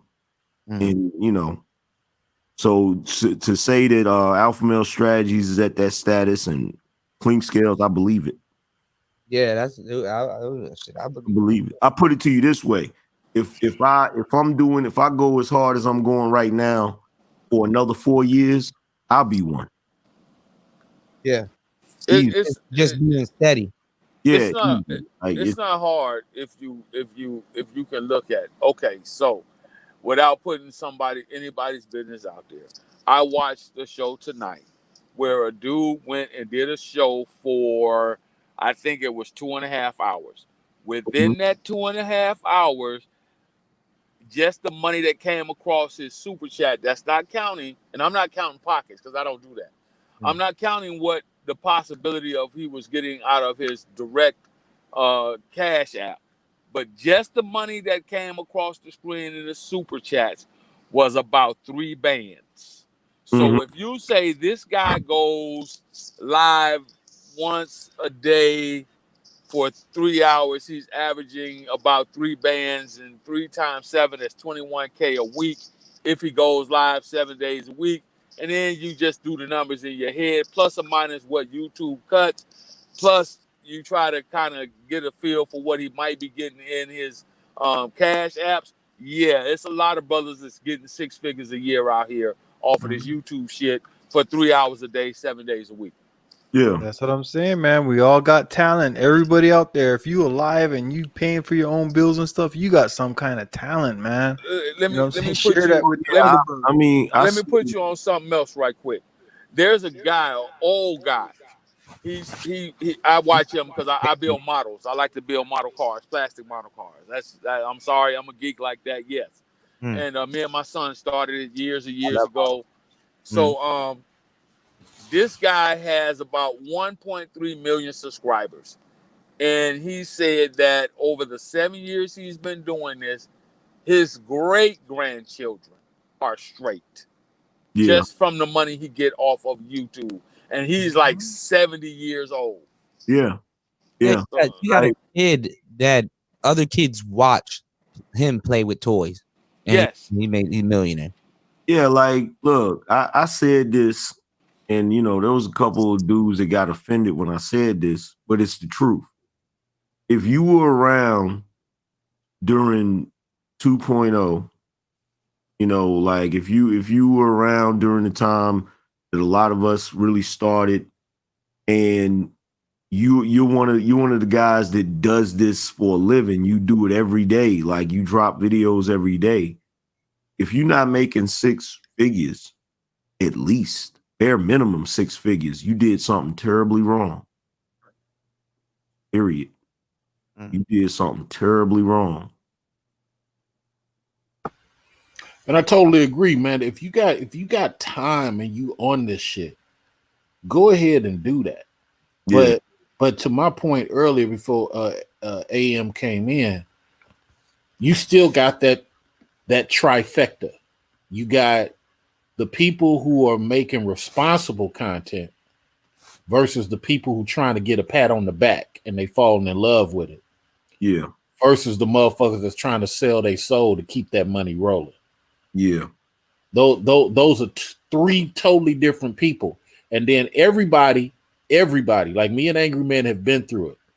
To be able to lose your channel on some bullshit and then build it back. And in my case, shit, I had 42,000 subscribers. I'm like, man, I ain't got time to build that shit back. I'm doing other shit outside of YouTube. What I do is too time consuming, where I got to know these laws and, you know, for my job and shit. Right. And I'm close to 6 figures. So I'm like, I really don't give a fuck. But but wait. Here's the point. But when you lose your channel, for those motherfuckers, to Angry Man's point, who's not making a business out of it, and then they realize, wait a minute, those people ain't coming back. Yeah. That's because nothing special about what you was doing. Yeah. And my first channel, when I lost that motherfucker, my first channel was bringing in over 5K a fucking month just off of the AdSense. Like just off of the AdSense. And I wasn't even at, what was I at? I hadn't even got to, well, by the time they took it, I had got over 20,000 subscribers. But this is after the AdSense apocalypse. Right. You know what I'm saying? This is after they cut the shit. Oh, wow. Yeah, good for you. Shit. Yeah, like I'm sitting there like, wow, really? So when I lost the shit, I was like, fuck it. That's the only reason why, like around that time, everybody saw me like going hard in the paint, because I had to get the channel back to where it was at, what it was earning. Right. Well, it's the same way that when they cut Angel Ramirez shit, and now he realizes, wait a minute, hold on, I can't get this shit back. Nah, nigga, it ain't that easy. And look, you know what? Back then, I told his ass, I said, yo, you doing too much, bro. You doing way too much. Cause it's like, bro, what did you think they was gonna do when your profile picture is you with a shirt that says "fuck YouTube"? Like, how long did you think that was gonna go on? You know what? He just got really funny style because he flagged one of my channels. Did he? Wow. Yeah.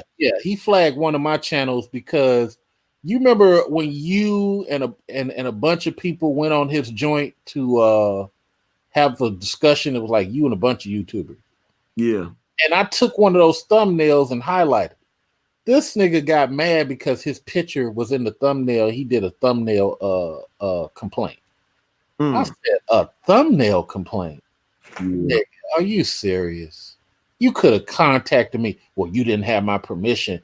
And to your point, just on my experience, I'm like, dude, you feeling yourself a little bit too much, man. But I understand. And I actually went on his channel in front of his female base, and I had that discussion a year and a half later. You know what I'm saying? I didn't even speak on it when it happened. I said, I remember when you did that. It's all cool, but dude, you got to understand, when something happened to you, you're going to kind of understand how, wait a minute, why? And I just think you ain't been hit yet. You ain't had no bullshit happen to you. You've been winning for a minute. Mm-hmm. Yeah, because he could jump to damn near 100K like it was nothing. I saw that shit happen and I was fucking amazed at it. And I figured out what it is. I'm gonna tell y'all what the secret is with the shit. If you can build a popping ass Facebook group, your motherfucker, you can make your fucking YouTube numbers jump. Yeah. Because like he lost his channel. He lost his channel, and within a fucking week, he was at like 42K. Yeah. That's how I did it with Alpha Male Wisdom. My Alpha Male Wisdom shit was through the Facebook. But somebody filed a complaint on Facebook because they wanted to know my real name. I said, what type of shit is this? So Facebook, and I sat up here, drove all the way out to Facebook. I said, wait a minute. How y'all gonna stop something I've had for over 10 years? I've had this Facebook account when you motherfuckers, a year after you motherfuckers went live. Yeah. Now all of a sudden you want my ID and all this shit? I said, all right, I see what this is. Somebody trying to get my info so they can play the childish game. Mm-hmm. Yeah, this shit, the internet shit is some wild, wild west shit right now. And I told everybody that. I said, yo, the internet is the wild, wild west. I said, but regulation is coming. And niggas thought I was bullshit. And then you started seeing all these little goofy ass rules and all the little censorship and all of that crap. Yeah.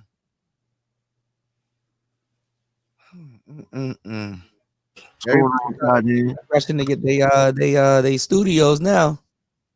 And after that, I done got blackballed. Niggas pride getting in their way. It's okay, y'all can talk to me. I ain't gonna buy. Hey, it's a badge. Look, it's a badge of honor, fam. Like, welcome to the party. Hey, Kuda, check this out, man. What's going on? I went and got I got some information for I'm working towards a promotion. So somebody on the team that I'm looking to get on, he showed me what he does on his downtime at work. This dude got this is a secret for everybody looking to join or to start their channel. All right. What's going on? Hey, he got you know them you go to Walmart, you can get those little what is those hanger racks, the push around hanger racks, like it's like a closet rack for a wardrobe or whatever, but like the weak little metal ones on wheels. Well, he got one that you can raise the poles on it, right, to make it tall as you want in your closet. This dude got a green cloth that he hangs over it, and he makes his videos at work in his downtime on his computer, and he got his makeshift green screen. Wow. It's a green he got the green, the same color cloth, but it's only as thick as like a bed sheet. Yeah. You know, and he hangs it over his little roll around wardrobe thing, and he has it behind his office door. You know, so he just pulls it out when he's recording a video. He closes his office door and he'll make a video right there at work, man. So there ain't no excuses, bro. Like you can green screen right there and you can move it around. Yeah. So there's all kinds of stuff, man. There ain't no excuses in 2020. That uses his Starbucks apron. Hey, Grand hustle. If it works for you, go ahead and do it. You know? Hey, I'm just saying, man. Like you can do it all, man. And then there's so much free software out there, man. There's no excuses. But yo, I'm gonna jump off. I appreciate you, Kuda, letting me up. Most def. You know, hey, thanks for all you brothers that been around for a while. You know what I'm saying? Giving that game, because hey, man, this is needed, man. We need people to get on it, man, because hard times are coming. You know what I'm saying? It's like, I'm about to turn my back right now and just get to work. Oh man, you know what, Ray? That was the funniest shit. Shout out. Oh my god, that was funny as hell. Cause like I remember when you posted that video. Yeah, I paid my homie for that. He works for the Fed. That shit. So it's best to put tape over your camera. Oh, yeah. I bought fucking, you know, the little privacy thing for the cameras. Right. The little thing that flips down. Over it, yeah. I bought my joints that week, nigga. He kept harassing me. You know, I'm cool as hell, but some motherfuckers just don't want to go away. Yeah. And I was like, okay, here's what we gonna do, man. Man, call my homeboy. He put me in contact with his people. I said, man, how much is that gonna cost me? Well, blah blah blah. Fuck it. Give me that footage, because this nigga tripping. hashtag note to self: don't fuck with Mr. Research. Right. No, the shit was just getting on my nerves, man. It was like, you know, it's one thing to come by and flag your shit, but this dude used to come by and just harass shit constantly, and it was like, I had a great control early. Hey, we had that tonight. But hey, I'm gonna hop off, man. Hey, y'all have a good night. I will see you on the webs. I'm definitely want to do a tech joint with you, man. Oh yeah. Hey, yeah, we're gonna do a microphone show, man. I'm gonna get you on, bro.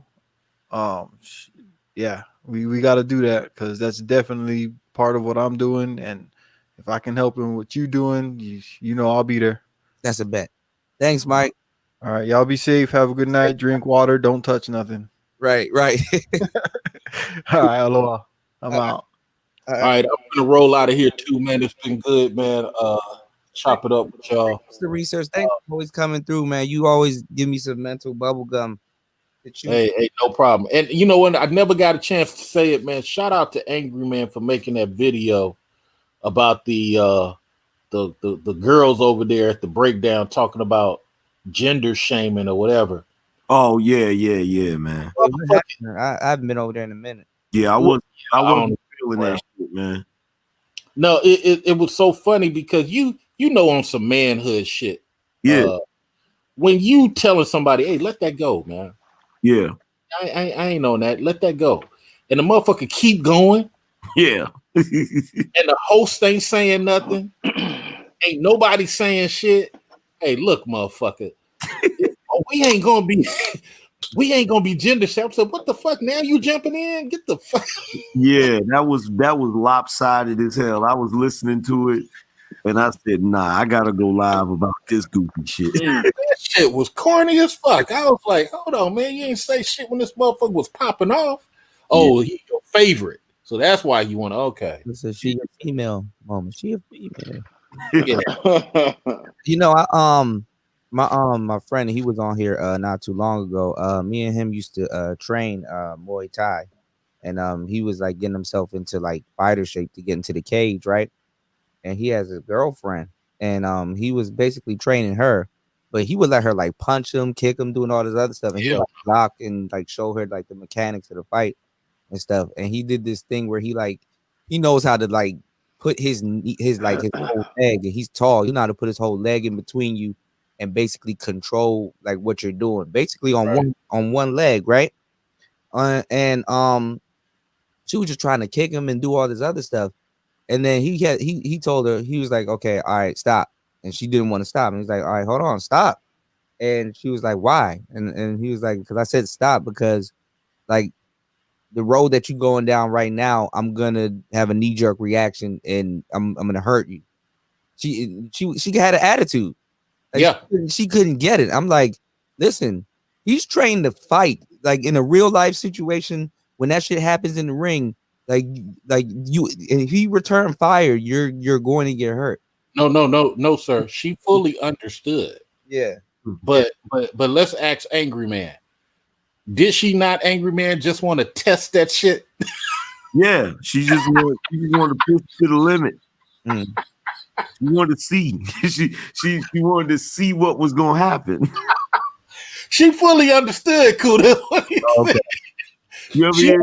I was about to say, I've seen that played out in real life in a similar. She wanted to see if his love for her was going to have him stop from what he naturally was going to.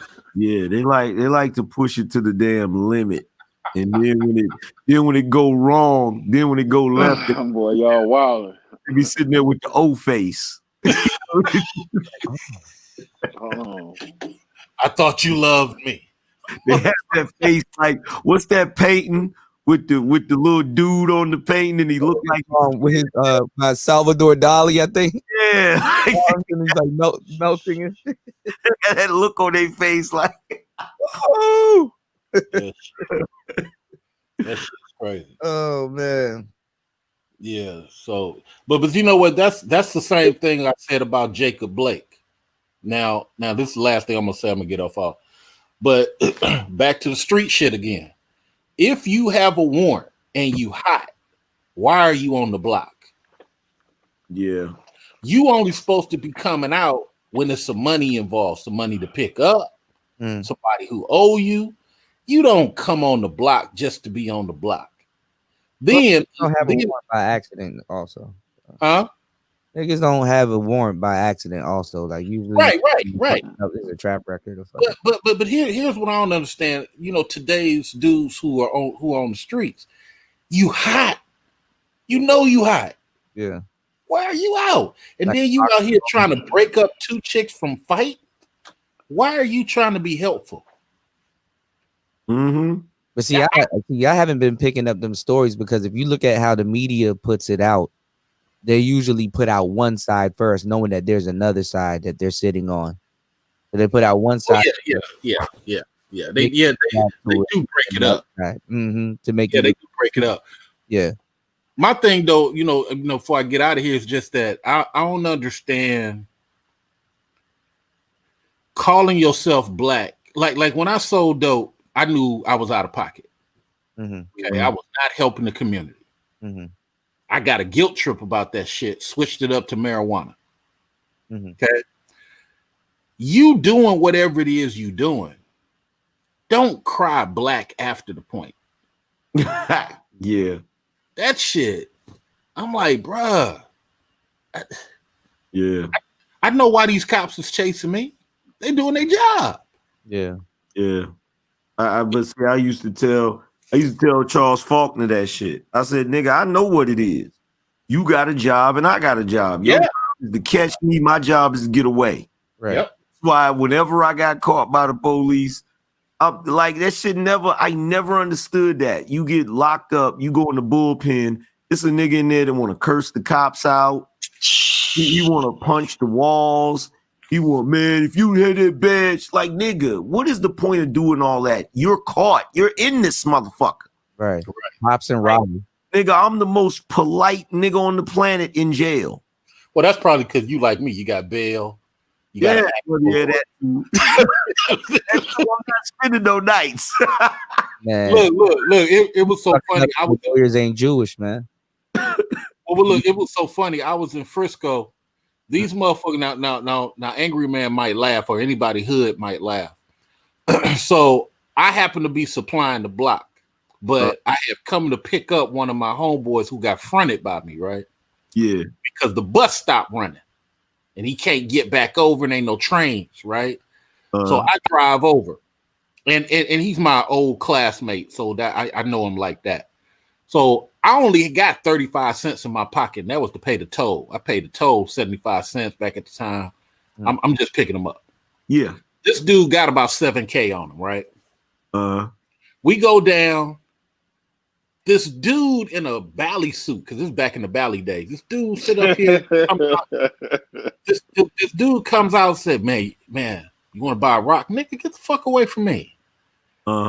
And for some reason, he went across the street to try to serve this chick, this Mexican chick. Yeah. And I'm walking back up to my car with my homie, and I'm looking at it like it's a movie. Mm-hmm. There's a hobo behind that car. There's two dudes bumping Too Short up where my car is at. And as soon as he served this chick, she bust out with the gat. He tried to run back toward us. Like he was with y'all. Yeah. The dudes that was bumping Too Short behind my car came out with gats. The hobo transformed into a gat. I said, oh shit.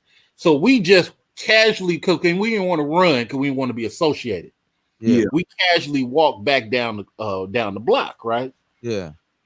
Now we should have just kept walking. We like, this shit should be over with by now. It's been 45 minutes. We walked back up the block going to the car. Gotta hurry up and get in the car, yeah. Right. These motherfuckers got homeboy on the curb.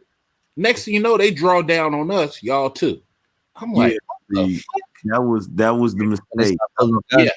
Y'all kept walking. I'd have left that car to the next day. Right. Like I said, mistake made. Yeah. But be like that sometimes. But here's the funny thing. Like I said, I got 35 cents in my pocket, but they've been videotaping me at the spot the entire time. So they already was. That I've been coming out there. Yeah. And it was at Hunter's Point. This is where it gets funny. They had a face, so you had to. They counted my homeboy's money and gave it back to him and let him go. But they took you. Yes. They do. Wait a minute. It gets worse. How about this? And this is what we're really gonna throw every hood person off. For 12 weeks, I'm in the tank and I didn't get classified. But I kept going to court in my dirty clothes from the tank. By this time I'm funky. I'm everything. I'm in the tank. Yeah. Right. I ain't classified. I ain't going upstairs. I ain't getting no bed. And I ain't changing out none of that. They not processing you. Right. But they keep taking me to court trying to get me to bite offers. These niggas try to give me 25 with an L. Well, they had other people that they would want a statement from, and then what they they went to the evidence tank and pulled out coke and put it on my rap sheet. Wow. Whoa. Yeah, and I said to myself, man, and I'm fighting motherfuckers in the tank, all this type of shit, because you sleeping and you still got your cash on you, motherfuckers trying to creep, all type of shit. And I ain't got nothing in my pocket, but I wake up, nigga, you next to me, fuck all that. So finally, I'm like, I ain't copping to none of that shit. I had 35 cents in my pocket. I stuck to this whole story. Finally, they dwindled all that dope down to a rock. Well, we'll give you diversion. You got to bite something. I'm like, fuck it. We'll do that. Because I said to myself, this the shit that changed, that made me say, fuck it. I'm going to leave street shit alone. When you change the rules. Yeah. That's the bullshit. To try to do a motherfucking. Yeah.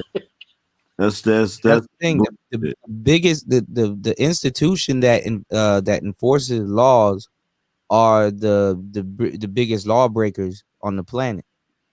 The people that enforce the law, they break the biggest laws on the planet.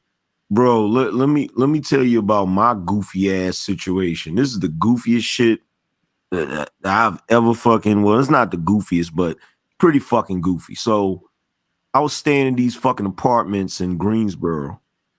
And I was doing all kinds of stuff to make money and shit. One of which was, selling like CDs and movies and shit, right? Everybody knew that I always had the CDs and movies and shit. So, I fucking moved away from there and moved to VA.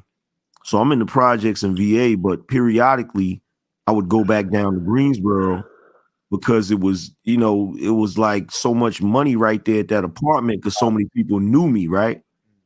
And like I could just breeze through and make some money and dip out or whatever. So I go down there, it's nighttime. I'm going to the apartment and I'm not even thinking about how it's looking. So I'm in the car.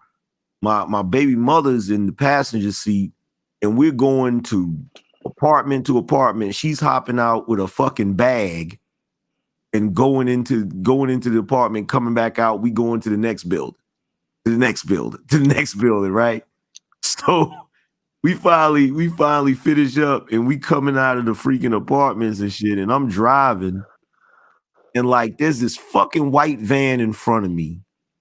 It's driving mad slow. Now I'm sleeping. I'm not even thinking about this shit because I wasn't like I was trapping or nothing like that. I'm not thinking about the shit. So the van is in front of me driving super slow.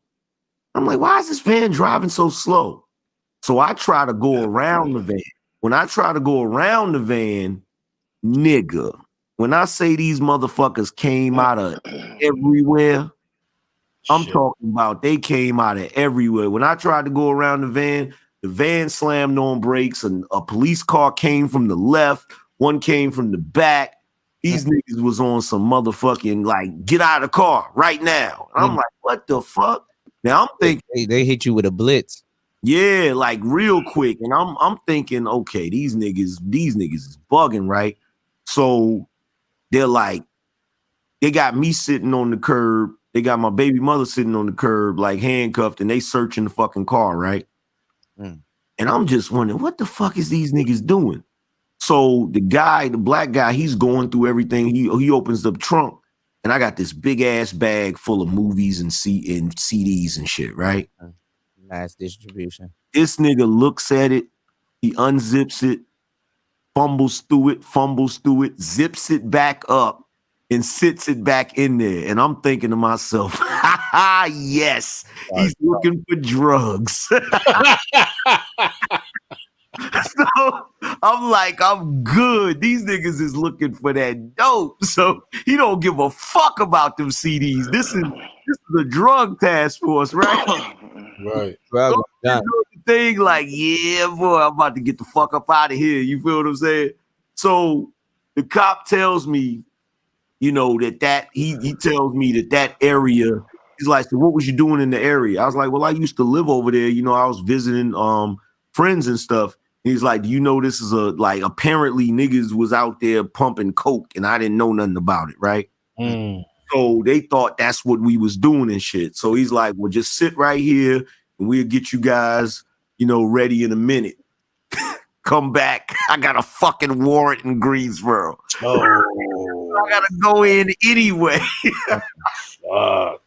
Dumbest shit ever, right? I got bonded out that night and, you know, bounced, but dumbest shit ever, man. Dumbest shit ever. I'm just glad you didn't take that movie charge. That shit. Yeah, man. That shit, that's they do all that shit. That shit set you back, man. Yeah. I remember a chick was in Atlanta. She was watching a duplication shop for this dude who was like making a mint when the fuck duplication of machines first got lowered, when the price first got lowered. Boy, she been working that shop for like half a year. One day, motherfucking feds came in there. She bit that whole charge. She bit that whole charge. Yeah, they don't play, man. They don't play. Like I did catch one of them though, but the funny thing is the cops, they didn't even know how to write that shit up. It was so stupid. It was the funniest shit in the world. So I'm in Greensboro. Wow.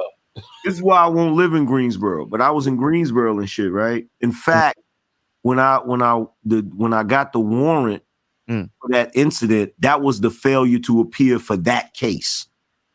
So like I was out in on what the fuck is that street? Summit Avenue in Greensboro, and I'm at this shopping center right by the Foot Locker, and guess how I got hemmed up? A lady that worked for the fucking state tax office seen me selling CDs and called the cops. Oh yeah.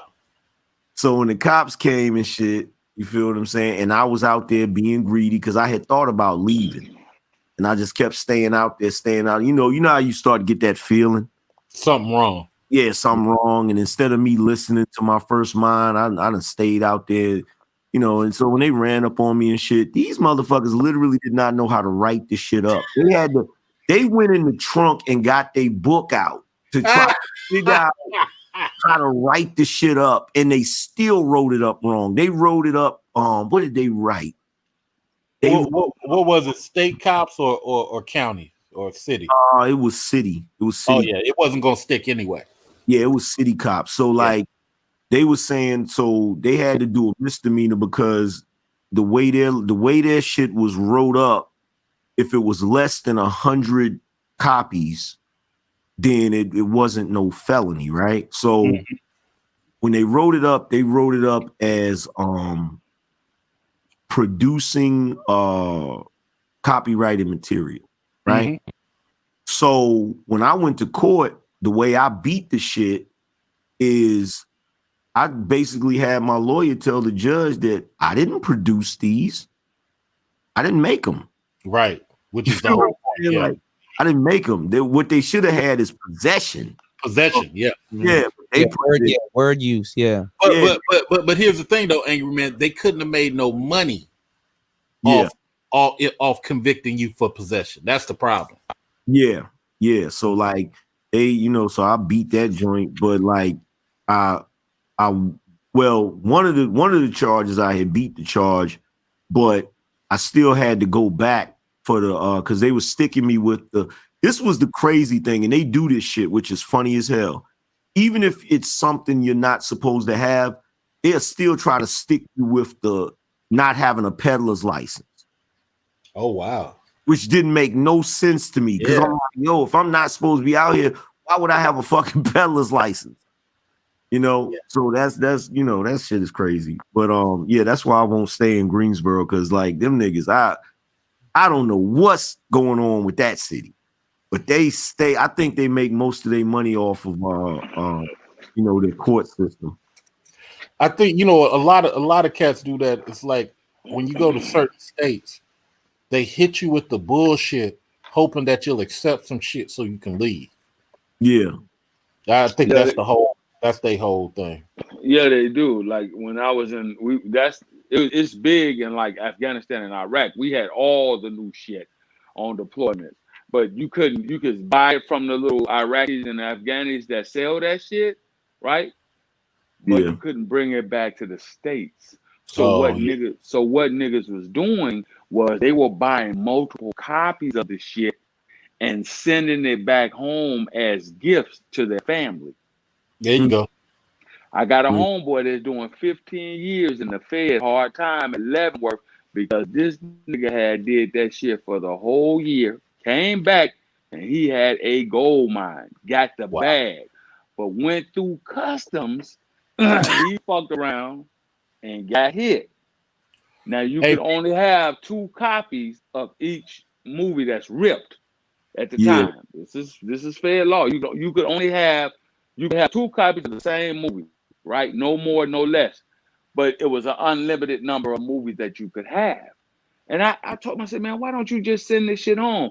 Nah, I'm gonna take these on back. When I hear you, I'm gonna buy. I said, no, nigga, you fucking the game up. You got too many copies of the same movie.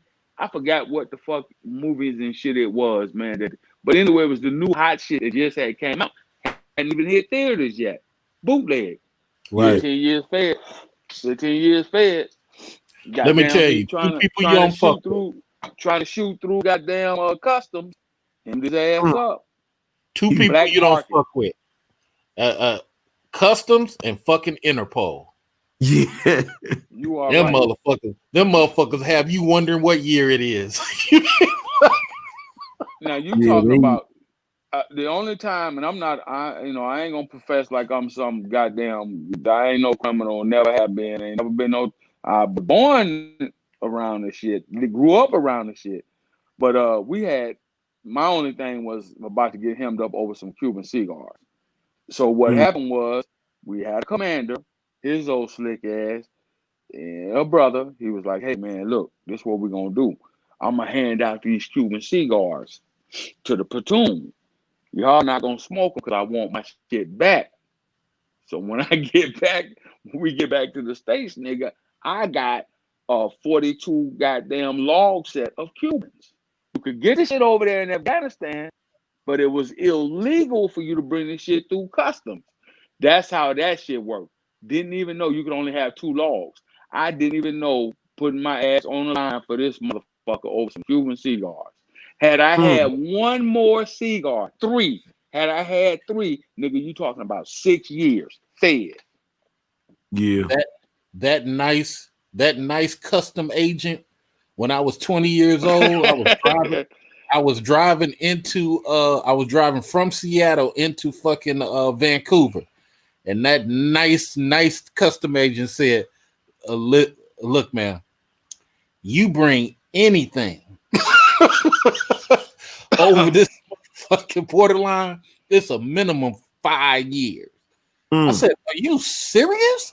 He said, "I know you're young, but I'm just telling you, man, I ain't got nothing in this car." I guarantee I had you tomatoes today. The red ones, but I want the big one. The little ones are dope. The what? Which years for a damn Cuban though? God damn. Man, listen. Customs don't bullshit, bro. Them motherfuckers was not playing, brother. They was not playing. I heard a motherfucker, because you remember that. You remember it was 1 year or 1 5, 10 years where you couldn't bring oranges from Mexico. Yeah. I heard motherfuckers getting a year for that. Yeah, I heard about that. You don't fuck with the customs, man. Motherfuckers there, you wonder what year it is. Yeah, them niggas ain't playing that shit, man. Your ass will be gone fucking around with them motherfuckers, man. I'm so serious. And this thing, I've never been, in trouble, for nothing more than a speeding ticket or nothing. What I'm saying is just not really paying attention and motherfuckers trying to be slick just to get some goddamn cigars back in the country, bro. Cigars? How the fuck can I explain that over some cigars, bro? Look, I when I was in Romania, I saw motherfucking Russians go to jail. Like, they told me about it. And I'm just trying to learn Slavic at the time. And because Slavic is hard like Japanese.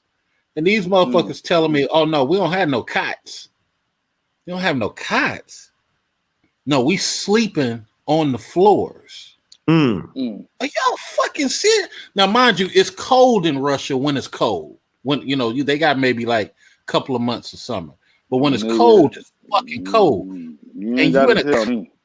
you in a concrete jail. So that ain't doing nothing but exacerbating the coldness. It's like, and I'm like, and one of these little young dudes told me his homeboy was doing 8 months for jaywalking. You know what? Here's the fucked up shit. And this is not, it's fucked up is to have to sleep on the floor, but nothing is worse when you get fucking arrested and they get ready to process you and they hand you a fucking mat. Yeah. You already know you're gonna be on the fucking floor and shit. You gotta walk with. Yeah, you like that old bullshit, man. See, this one jail in VA. They do niggas grimy. Like, they got one part of the jail that's like in the summertime there's no AC in that motherfucker. It's hot as fuck. In the wintertime it's cold as fuck. Now this is what they do. They got the pods. Now the pods got AC and heat. But what they do is when you get arrested, if you get arrested for a violent offense, they leave your ass over in that motherfucker where there's no AC and no heat. But if you get arrested for something that's not a violent offense, you get to go to the pods and shit. But the messed up part, they grimy as hell. Anybody that gets arrested and they get to go to the pods, they walk them down the hallway past all of the niggas that don't get to go to the pods. So you walking past them niggas and they looking at you, cursing you the fuck out. Wow. I never forget, I was at some jail and they had motherfuckers sleeping in the rec room. I said, shit, it's cold as fuck. Since we're this let me tell you something, man. Motherfuckers in America do not, and this is why I get kind of peeved when I hear motherfuckers talk about we should just repatriate and leave, and listen. man. Whoa. Man, Before you even say it, General, first of all, you better be cool when you go to some of these motherfucking countries.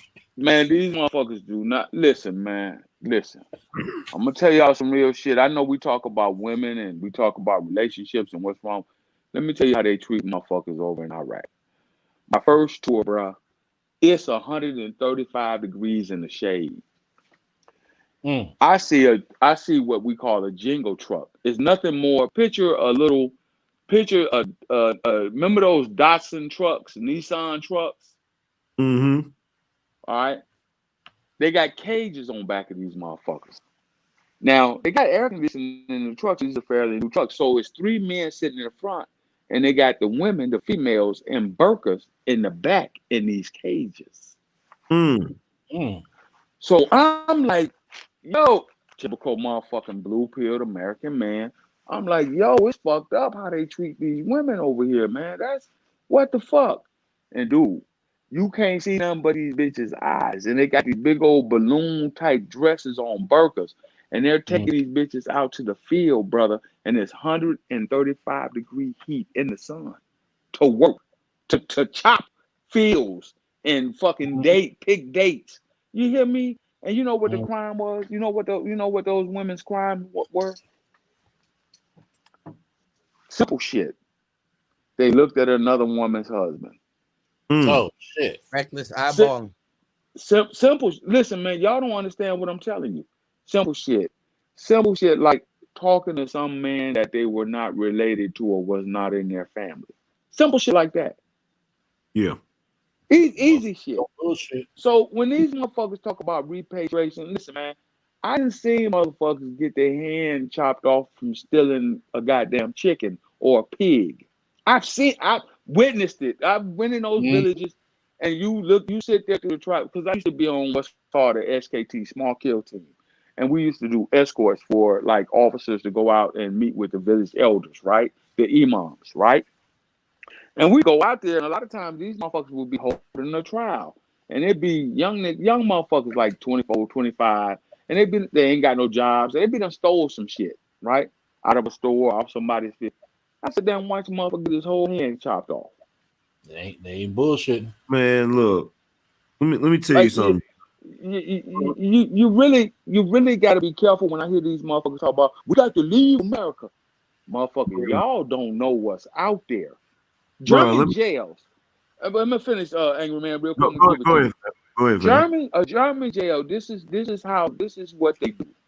Them motherfuckers will crack you over the head quicker. Boy, listen. Y'all don't know police. Y'all don't know police brutality. Y'all don't know police brutality.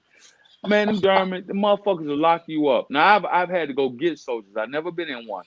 I went and got a soldier that was in there over the weekend. They don't they don't even get a mat. Oh yeah, head crack. They don't even get a mat. And I said, man, what was it like? He said, man, they give you this thing where they take the bread and the meat and they roll it into one big ball, and they give you a cup of water. They give you one for the morning, one in the afternoon, and one in the evening. I said, what? He said, yeah, man. He said, I don't see how they do it. I don't never want to get locked up ever again, no more in my life. When they take the food that they feed, this is how they feed motherfuckers over there. I'm not bullshitting. They take the bread. You know how you get a bologna sandwich? Picture a motherfucker taking a bologna sandwich and rolling it into the bologna sandwich and the eggs, and they roll it into one big ball, put it on the plate, and give you a goddamn glass of water. And that's your breakfast. Y'all motherfuckers ain't ready. When I was in Djibouti, man. Oh, go ahead, Angry Man. I can go on and on. Let me tell you something, bro. I was on BGS's channel one day, and they were talking about going out of the country. They were talking about Africa.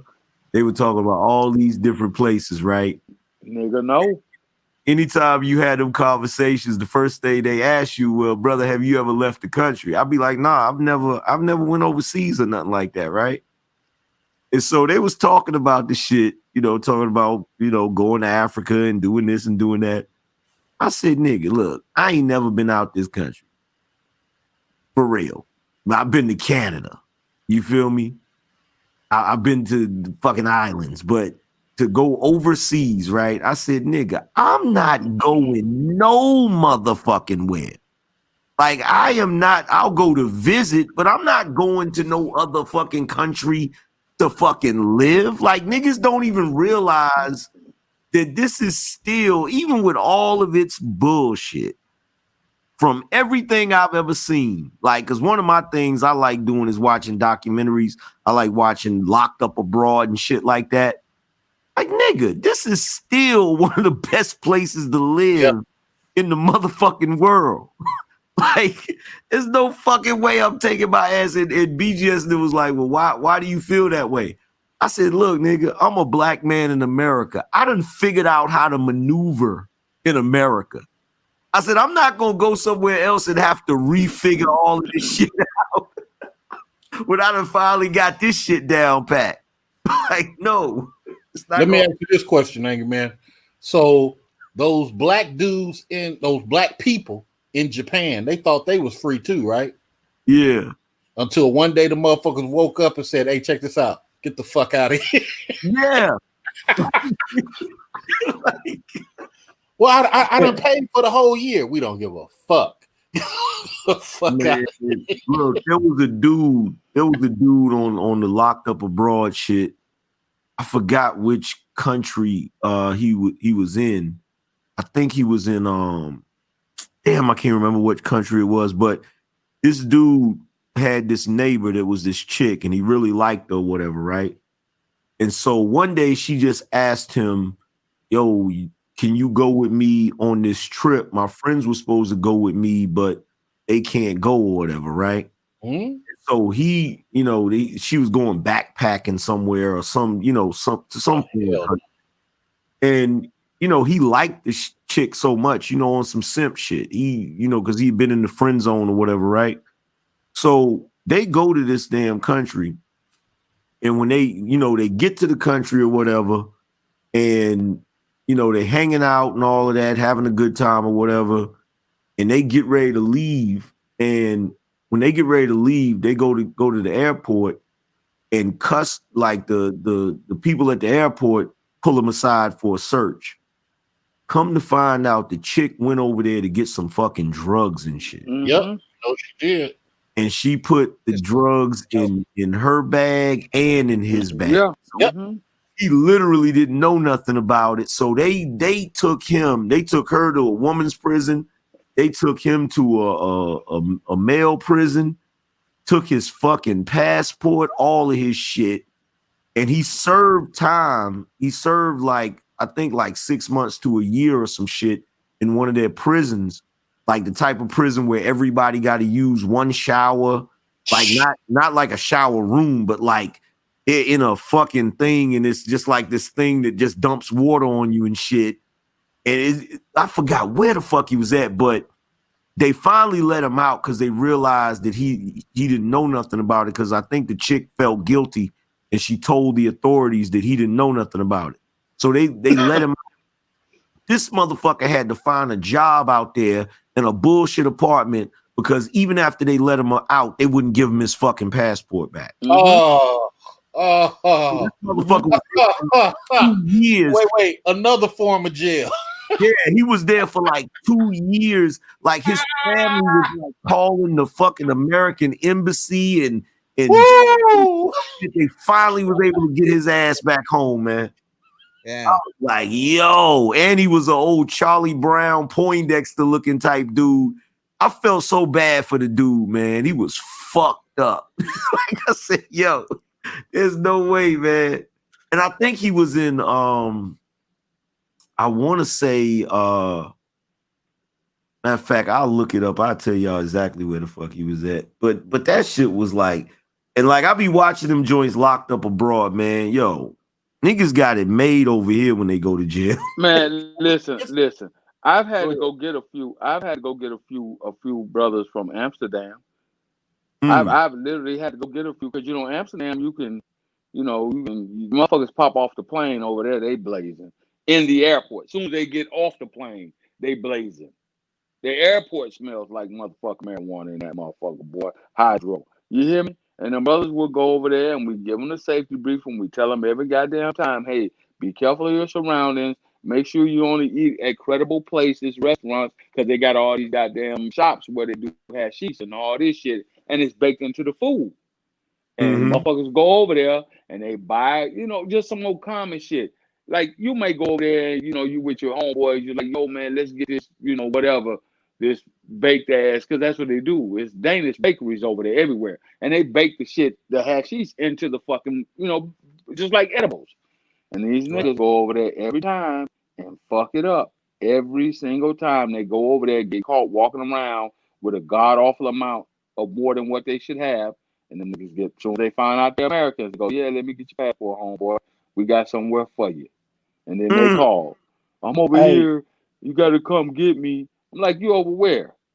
It says only, it ain't that far. You know what I'm saying? It's only like about a 2-hour flight to get there. Or you could drive, actually, if you wanted to. I didn't fuck around in Amsterdam at all because they will come up with some shit, especially if you're an American, just like in Africa. They'll come up with some shit and you'll be gone, never heard from again. Fuck that shit. I spent 10 years. I spent 10 consecutive years living abroad. But see, this is the funny thing. It's just like with females when they talk that shit. You fuck with some of these European dudes if you want to. These motherfuckers, I think females get caught up in the fact that dudes be having open wallets. But motherfucker don't give a fuck about money. He got money coming every fucking week, every contract, he don't give a fuck. But these chicks, man, I swear, it'd be shocking to these chicks when they wake up and they realize the dude they with is really on that shit. And it just ain't easy for you to sit up here talking about, oh, I'm finna go be with somebody of another culture. Yeah, it's cool the first couple of years, maybe the first 3 years. Come that 4th and 5th year, you got some fucking Japanese, Korean, Australian. You got some rules that this motherfucker wants you to follow. He just ain't told you like that yet. That's facts. And then just like Janet Jackson got her ass woke up, I'm gonna take my son. Bitch, you'll come up missing. Oh, you know where they were going? This is where they were going, and this is how the broad tricked his ass. She was supposed to be going to Peru to go to what's that shit? Machu Picchu. What's that shit? That mountain? Yeah, I know what you're talking about. So they was going out there and shit, and so for the whole time it was like an awesome trip because he going on this trip with his chick he liked, and they sightseeing and shit and going to this, you know, all of these landmarks and shit. And she didn't tell him that she was about to try to smuggle like 10 kilos of cocaine back from fucking Peru to London. And so when they go to the airport, they pull them niggas to the side and they got 10 kilos of fucking coke in their bags, and the dude didn't even know the shit. And they threw his ass in a Peruvian prison like ASAP. He lucky he was in Peru. Lucky he wasn't like Thailand or Bangkok. We never saw that nigga again. Under the jail. Hey, so is you allowed to bring back liquor from like Mexico? I wouldn't try.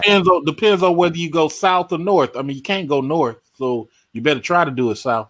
No, because I got a trip in November. So I'm trying to bring back. But let me ask you a question, sir. Why even risk that shit? Right, no, right. No, I don't really want to do that shit. Right. Man, look, if I go to Mexico or anywhere overseas, the only thing I'm bringing back is my black ass. You got to understand, some of y'all be coming up missing, bro. It's just like I wanted to say this while the general was here.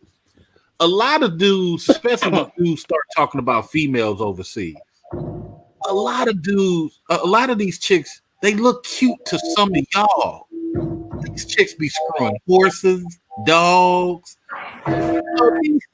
These chicks live a totally different life, and you just met a chick from Belgium because she got some big pale titties. You think she the best thing on the planet, but her boyfriend was a dog 5 years ago. You just don't know it yet. You know what I'm saying? Like a real dog. Huh? Dog. I mean, because they still make dog dildos to this day. Don't think they do that shit because it ain't no demand for it. Yeah. Motherfuckers is off shit out there. Man, look, I ain't got nothing against the brothers who want to go abroad, wherever they want to go to. I've seen some of the best and I've seen some of the worst. But it's just like you said, man. There's some motherfuckers over there that done went through some shit. For example, man, y'all don't nobody know him.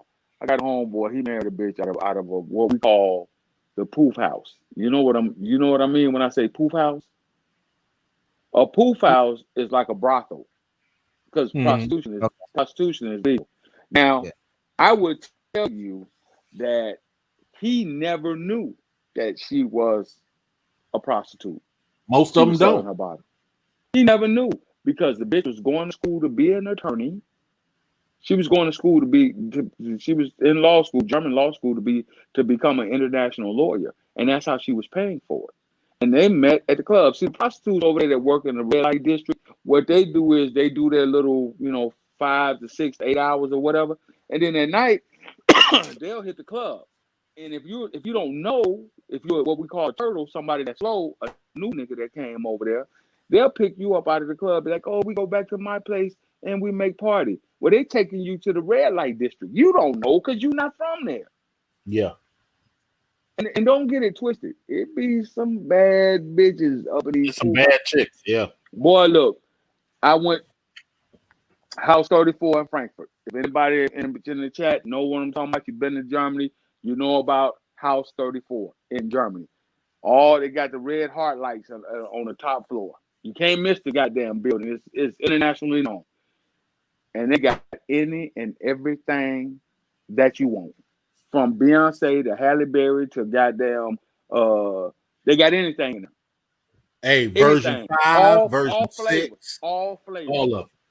All flavors.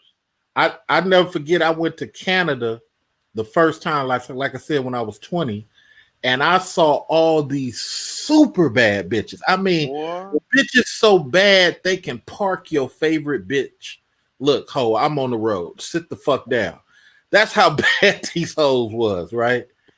Every last one of them prostitutes. Yeah. Peace to the panel. Can y'all hear me? Yeah. What's up, man? Yeah. Y'all were just telling about stories about being locked up in abroad. I got a story. I went to China 2019. I almost got locked up. This is I was flying to from New Jersey. I live in Pittsburgh, but I flew from Pittsburgh to New Jersey and took a 15-hour flight from New Jersey to Hong Kong. Had no problem going through customs. I get through the border between Hong Kong and Shenzhen. Went through 3 levels of custom. I was with my aunt and uncle because we're doing like a little business trip. I said, hey, we don't got an address. What am I supposed to put? They said, you should be fine. Just leave it blank. They'll let you through. I'm looking like, you sure? I'm like, all right. So we split up because they're a couple. They went together. I went through the line by myself. I got my passport when I was 19. This is when I was 24. I didn't have much facial hair and my locks weren't as long. That Chinese man looked down at my passport, looked back up at me, looked down again, looked back up at me. He said, where you staying? And I'm like, oh, shit. I said, I don't have an address. He said, hold up. They put me in decide detainment for like a half an hour. I was so scared. Real shit. Then his supervisor had to come in and look over my passport saying I had a 10-year visa. They had to run my own record and everything. That was like the scariest moment of my life. So when you say you about to be locked up, that's some real shit. They don't play. They'll put your black ass in there. They thought I was a Nigerian drug dealer trying to sneak in weed. Yeah, boy, listen. I be trying to get motherfuckers to understand that shit, man. All these niggas talk about, oh, we repatriate. Look, Africans don't give 2 shits about you. I've been to Ghana 3 different times. I've been to the Ivory Coast once, and I've been to Djibouti. As long as you got green dollars, nigga, they love you. They love you. You hear me? Yeah. But that's long as anybody. And particularly in Africa. As long because everywhere else you go, like they don't give a fuck about you having green money in Europe because everything is euro. Now, if you got euro to burn, you good to go. That's just like having dollars in Tijuana. But in Africa, if you got green American greenback dollars, you understand what I'm saying, nigga? You are the man. You could have $100 worth of ones and walk into a spot over there, and you are a celebrity. You understand what I'm telling you? Yeah. And all they give a fuck true. about is getting that paper off you. You the best thing since sliced motherfucking bread. You the best thing since a microwave. When you tell them, oh man, hey look, nah, no more, party's over. I have no more. You shit nigga. You shit nigga. I'm telling you. Yeah, that's what they tell you. Shit, nigga, I know. I've been there. Partying, buying drinks, the Guinness is flowing. As soon as you tell them, hey man, I'm out. I'm tapped. I ain't got no more money, no more moolah. No more. But General, Hey, you were talking about talking about Amsterdam. I was supposed to go there like a couple of weeks ago, but they ain't letting people in. You said people go getting locked up over there? Nigga, you would get locked the fuck up over there if you don't know the rules and regulations and what the fuck you doing. Oh well, you would get locked up. Shit. You would get locked up about that hashish, especially being an American. Soon as you get some shit and you get what they call rolled, they'll pull you over, you know what I'm saying? Because they know a lot of tourists come over there. So they'll if you don't look like you belong there, they'll check your passport. It ain't like America. I know America. that. Like, you just rolling around, chilling in the cab and shit. They'll pull, hey, where you from? You American? And you be like, yeah, okay. Let me see your passport. And if you got some shit on you that you ain't supposed to have, because they know a lot of soldiers go over there and they traffic shit back and forth between the borders of Poland and Germany and shit and Italy. That's what happens. Especially if you're driving. If you drive from Germany to motherfucking Amsterdam or anywhere outside of Amsterdam and you got the different place on your shit and you look American, you finna get pulled. They're gonna pull you. And Germans, if you go to Germany and Italy, they don't play. They're gonna tell you. Yeah, I heard about that. They're gonna listen, man. They had these motherfucking. You know how they got these retractable batons over here, right? In America, right? Yeah. They slap and the shit pop out. Well, they got these retractable batons over there. They got they're spring loaded. The bitch is you look at it like a cartoon. They swing that bitch one time and it just keep going. Boom, boom, boom, boom. Man, that shit is crazy. And the German policemen, they ain't gonna tell you. They ain't gonna argue with you. They're not gonna argue with you at all. They're gonna tell you, Mark Snell. That means get the fuck away from here now. Go, leave. You must leave. All that, I don't want to speak English, nigga. I'm American. Woo, woo, woo, woo. They speak English with no problem over there. Yeah, so they speak English very well. But they gonna so they'll make sure you understand. Yeah. Hey, go ahead, get away from here. You know what I'm saying? Go ahead, you must leave. The funny thing, because every time I leave the country, I always get stopped by TSA or somebody. But the only place I haven't been stopped when I was coming from Colombia, I knew I was going to get stopped. So like I made sure my shit was like separated when they want to go through it. And I brought back coffee, but they say if you're going to bring it back, bring back whole bean, because don't bring it back crushed, because they're going to take that shit because they think you might have cocaine in it. So they said bring back whole bean, make sure all your shit's set up and everything, especially when you black. But they actually let me through with no problem though, for real.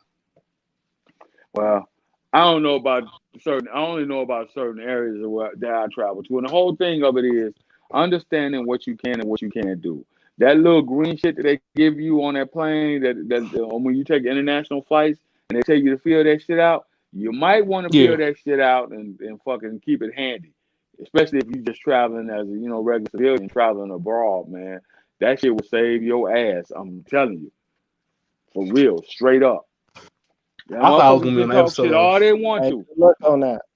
Listen, motherfuckers can talk shit all they want to. If you have not been outside the country and you thinking about living somewhere else other than America, I lived outside of the continental United States for 10 consecutive years. Do you understand what I'm telling you? I could not wait.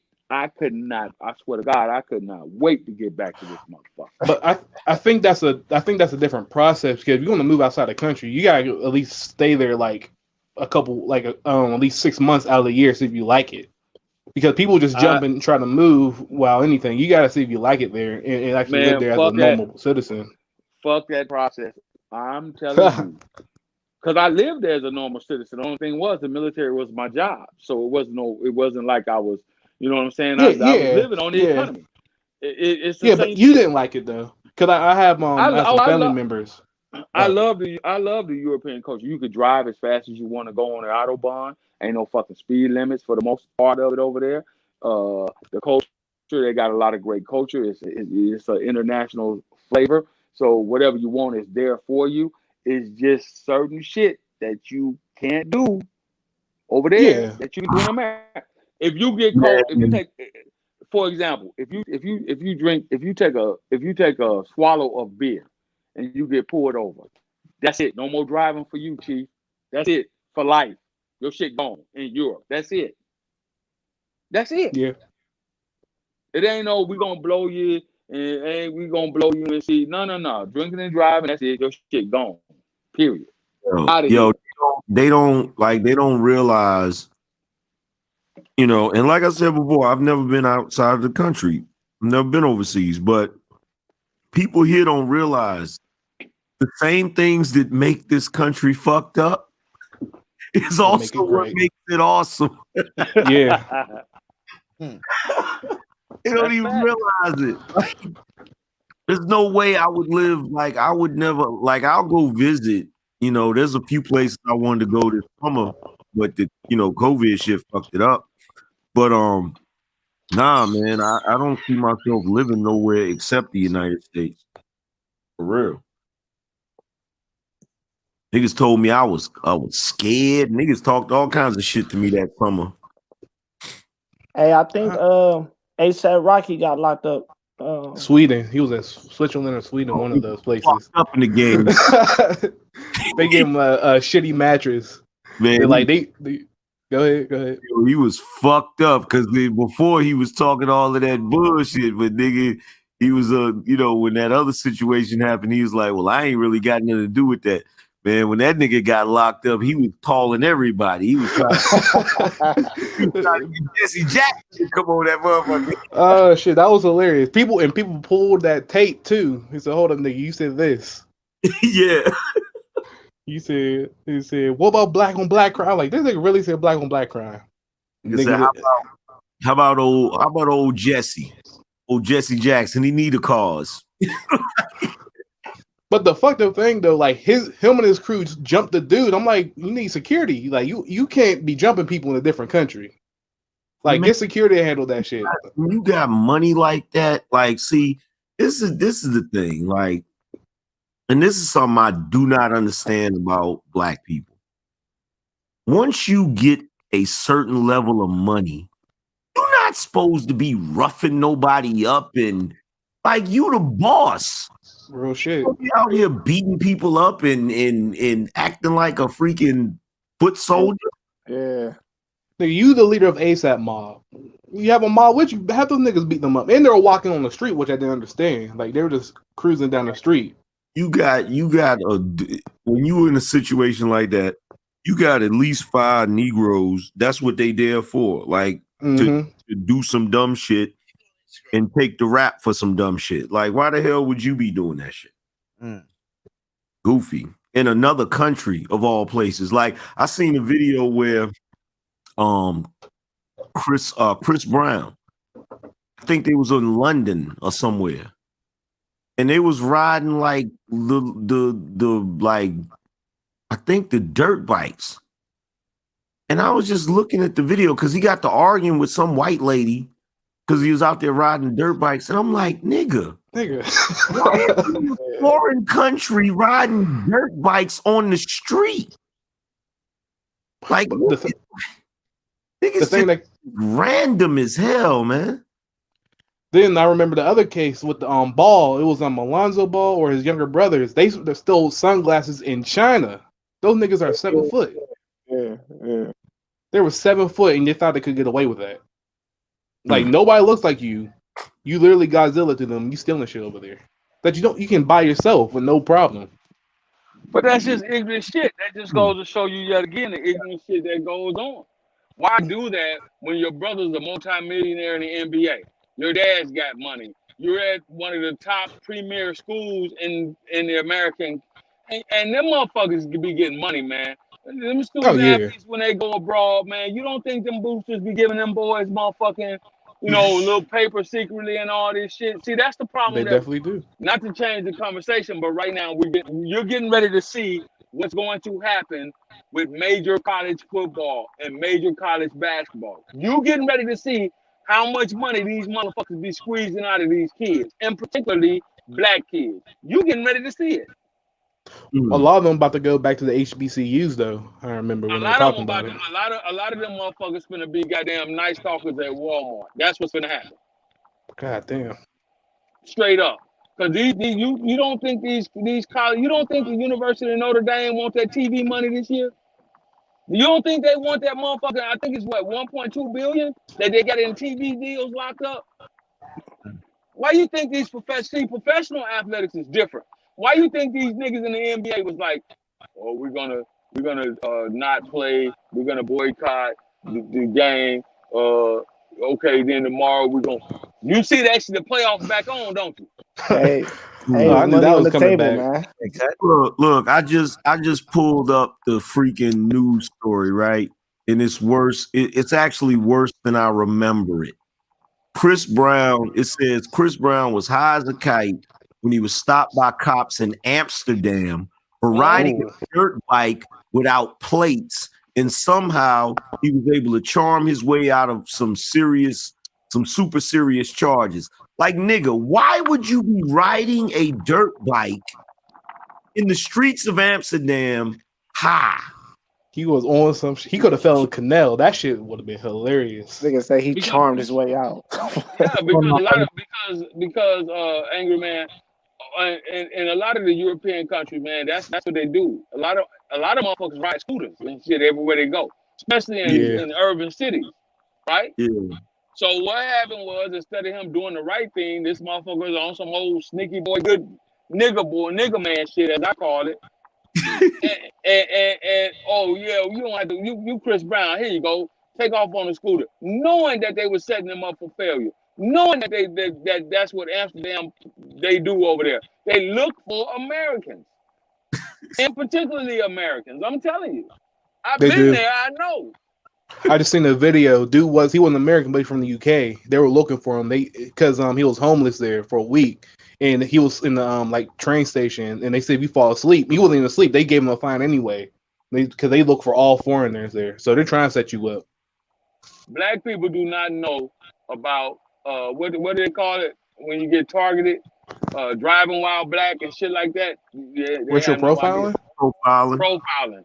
They don't know. Hey, I'll see y'all. Thanks for having me on. I'm about to finish my last little bit of my shift. Y'all have a good one. All right, bro. Okay. They don't know, Angry Man. When I went to Berlin for 2010 for the World Soccer. They had the World Soccer Championship there. Nigga, party off the chain, off the hook. You hear me? It's on and popping. It ain't that soccer shit in Europe. That shit is like the NFL and the NBA and the goddamn NCAA Sweet 16 tournament plus the NCAA football playoffs on steroids. Them motherfuckers go ham. It goes down. Do you hear me? And guess who they target? Americans. Niggas. Especially Americans. I was on the train, them motherfuckers be partying and shit. Ole, ole, ole, drinking, getting fucked up, fucking up the trains, fighting this shit. And guess who they come get off the train? All the niggas. Everybody that look like you can be American. You must get off the train. You must disembark the train now, sir. You must. And I'm like, for what? We ain't the ones fighting. For what? Then they want to check your ID. Then they want to. I'm like, oh man, here we go with this shit. They ask you one time, you get pulled over by the police over that motherfucker. Ain't no conversation about what you want, where you pull me over. No, nigga, no. Just give them motherfuckers what they want. Shut the fuck up, and you will be good. I'm telling you, I done seen so many niggas come to work with their heads split open from the goddamn retract those sticks. It ain't even funny. Yeah. Like, okay, for Americans over there, we could have like a lot, like we ship cars, right? A lot of Americans. Or when you buy your car over there, you can put, the 22-inch rims on your shit. You can tint your windows as dark as you want it, because we have a different licensing system and a different reservation system because we're on U.S. sovereign soil. So, but when you drive out off that installation in that motherfucker, you gonna get pulled over. You know what they call their vehicle inspection? It's called TUF. T-U-F-F. And the reason why it's called TUF is because you can have a brand new goddamn whip. The minute you put some 20s on that motherfucker, guess what you just did? It's illegal to drive it in Europe.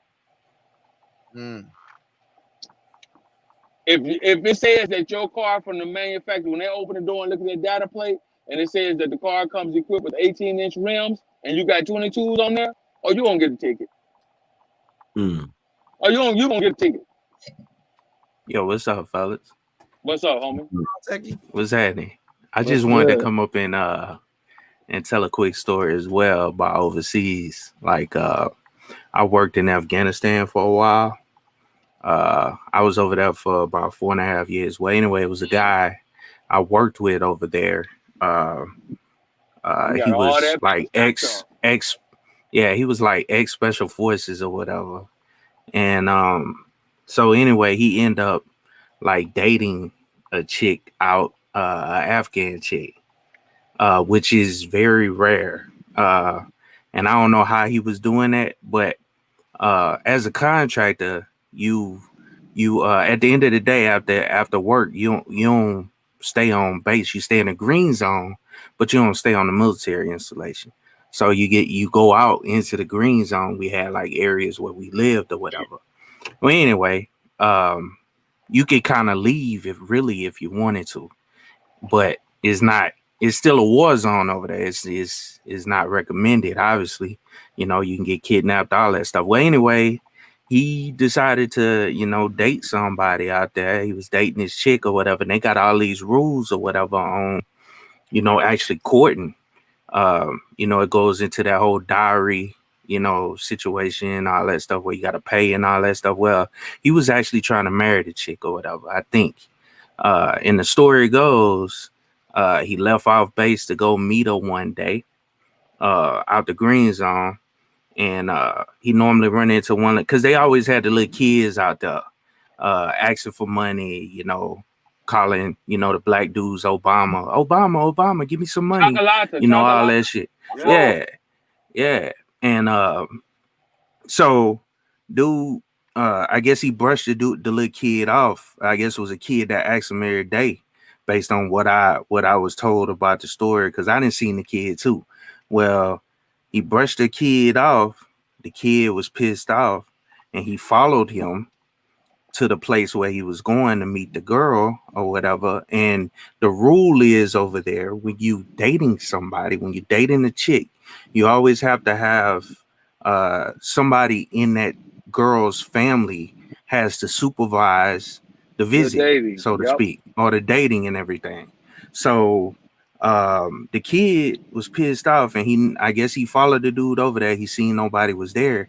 The little kid went and told the police. Police came, and they came arrested him because of that. Because, it's always supposed to have some type of family member there. Well, anyway, he got arrested and taken to the Afghan jail, which is a place where you don't want to be. That's a place where they house a lot of Taliban people and all that stuff. And he was in that regular prison. It's a war zone, so that he's in the regular prison where the motherfuckers just basically in a on the ground. You know what I'm saying?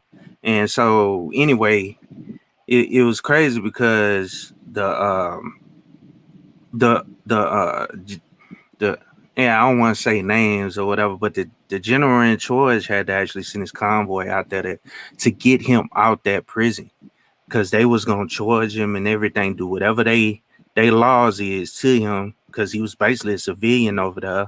When you work as a contractor, you on a passport, visa, all that stuff. You're not, you don't. It's separate from the military people. So anyway, they had to get him out the country as soon as possible. Otherwise, they was gonna do whatever they was gonna do to him. I don't know. I just wanted to tell that story, you know, on how the different cultures, you know, and all that stuff can, you know, is totally different overseas. So, you know, just be careful. And I know that's different because that's a war zone, but just be careful, you know, when you going into these different cultures and understanding the laws and all that stuff. So that's all I wanted to add, fellas. Yeah. I'll go visit, but my ass know enough about international travel to stay the fuck where I'm at. Yeah. I bet you that.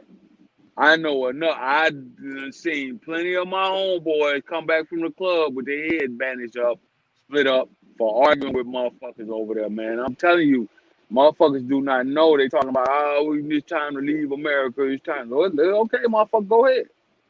Go ahead. But be particularly careful about where you choose to move to. Period. Like over there, okay, like let's say you fuck up, you drink, you have a little too much to drink and you drive. And you like, you know what, I'm gonna be safe. I'm gonna pull over in this parking lot and go to sleep. That's not highly recommended now, but motherfuckers have done that, right? Here in America, right? Everybody's done it. Over there, if you drink, you know, you have something to drink and you drive or whatever, and you like, fuck it, I'm gonna pull over before I get popped, before they stop me. If you're sitting in the driver's seat, you can be reclined back. If them keys are in your pocket or they're in the ignition, you get charged with DUI. Yeah. The briefing was, if you find yourself in a situation, you take the keys to your car, put it in the trunk, you get in the back seat and lock the fucking doors. And that's the only way you won't get charged with a fucking DUI.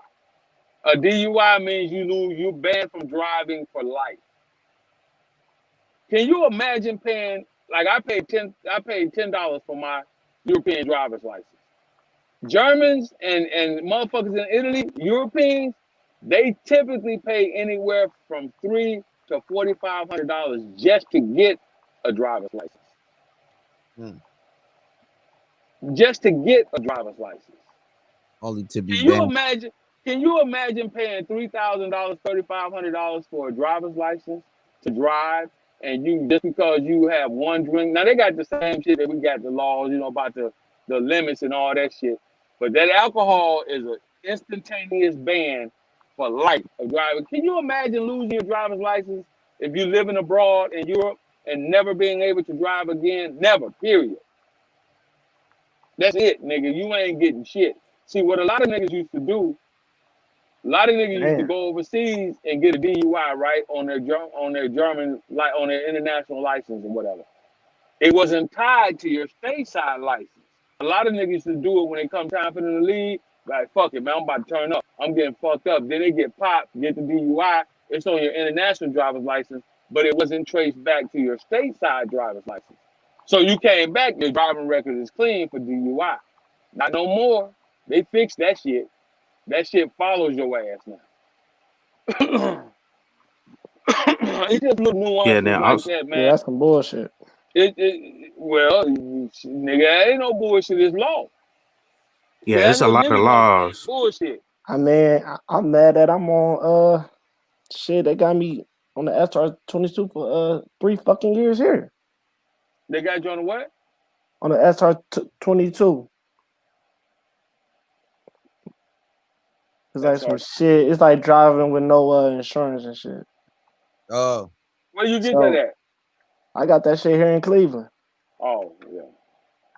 Oh. Well, you can't even go abroad and get a driver's license then, because that shit gonna follow you. Yeah. Especially if your social is on that motherfucker. Yeah, a lot of the laws are different in a lot of these different countries, even when it comes to like business. I know I think I told this on somebody else's panel too. I know a guy that I worked with, he purchased some property in either Thailand or the Philippines. I can't remember which one, but I know you can only own 49% of the property. You can't fully own you can't fully own property over there as an American. It has to be 51% owned by a Filipino. I think it's Philippines, yeah. And same thing with business. You can only own 49% of the business. 49% of the business has to be 51% owned by a Filipino. And it's nowhere around it. You know what I'm saying? So that's just the way it is. Yeah, and my whole point for bringing it up, one of the dudes, he built a house, he bought property, built a house for him and his girl or whatever. And he was traveling back and forth to Afghanistan working, building everything up and everything. And I think the last time he went home or whatever, the chick had somebody else moved in, another dude moved into the property. And I think she had her family and all that stuff. And he thinking he owns the property. He thinking he coming back to him and his wife. And she done moved in who she was really fucking with. And playing the long game on him and got a free house out of it because it ain't nothing you could do about it. He couldn't own the house. She owned the house. So there's nothing he could do about it. So he out of, thousands of dollars, him building the house over there and basically giving it to somebody else. It's the same way, especially in particular in Germany. It's the same way. If you marry a German citizen over there, then you can buy a house and you can only own a certain percentage of it. Yep, it's the same shit, bro. Same shit. That's why I say. Yeah, I gotta run though, man. It's good talking to you. I just want to, throw them points in there or whatever on something that I actually, experienced or know about, So y'all have a good night, man. All right, family. Appreciate it. All right, peace. All right, yeah, man. You get yourself hooked up. All that fucking bullshit, and bitches play the same games that they playing here in America. So they motherfuckers miss me with that shit. Mm-hmm. They play the same bullshit. Miss me with that dumb shit. And a lot of times it's even worse. Hell yeah, because you're not even on no turf that's recognizable. And they're gonna side with their government is gonna side with the chick. Yeah. Because she's the citizen, not you. The best thing you can do is go over there and pump and dump and keep it pushing. Sorry. Bring your checkbook. What'd you say? Bring your checkbook. That's it. Pump and dump and keep it moving. Fuck it. I'll tell you the real. Yeah, they good, man. And the chicks over there, they got all the feminine shit. They got all the femininity that you want, that you desire. They cook for you, clean for you, wash your feet, and rub your back, and fuck the shit out of you, suck the shit out of you, and keep house and all that shit. Yeah, they do all that. They do all that shit. Until it's time for that motherfucking money, when she get pissed off and want to get away from your dumb ass, then you find out the real game. Point blank, period. Yep. That's how it goes. That's the game. Sure. You could be like my homeboy. He married a bitch from Bosnia. Okay. Man, that bitch, the motherfucker was so fine though, man. I could see why, in a sense. The only thing was their water is not treated like our water is, so her fucking grill was fucked up. This nigga paid almost $14,000 to have her fucking teeth fixed. This bitch is bad though, man. They, as far as I know, they're still together. But yeah, that's a lot of shit I could say, but I don't want to say it because I don't want motherfuckers think I'm taking a shot at them. I know. I know for a fact how dirty the game can be. Trust me. And the only reason why I'm gonna go ahead on and say it. The only reason why I know is because I went SYSBM before SYSBM was a thing.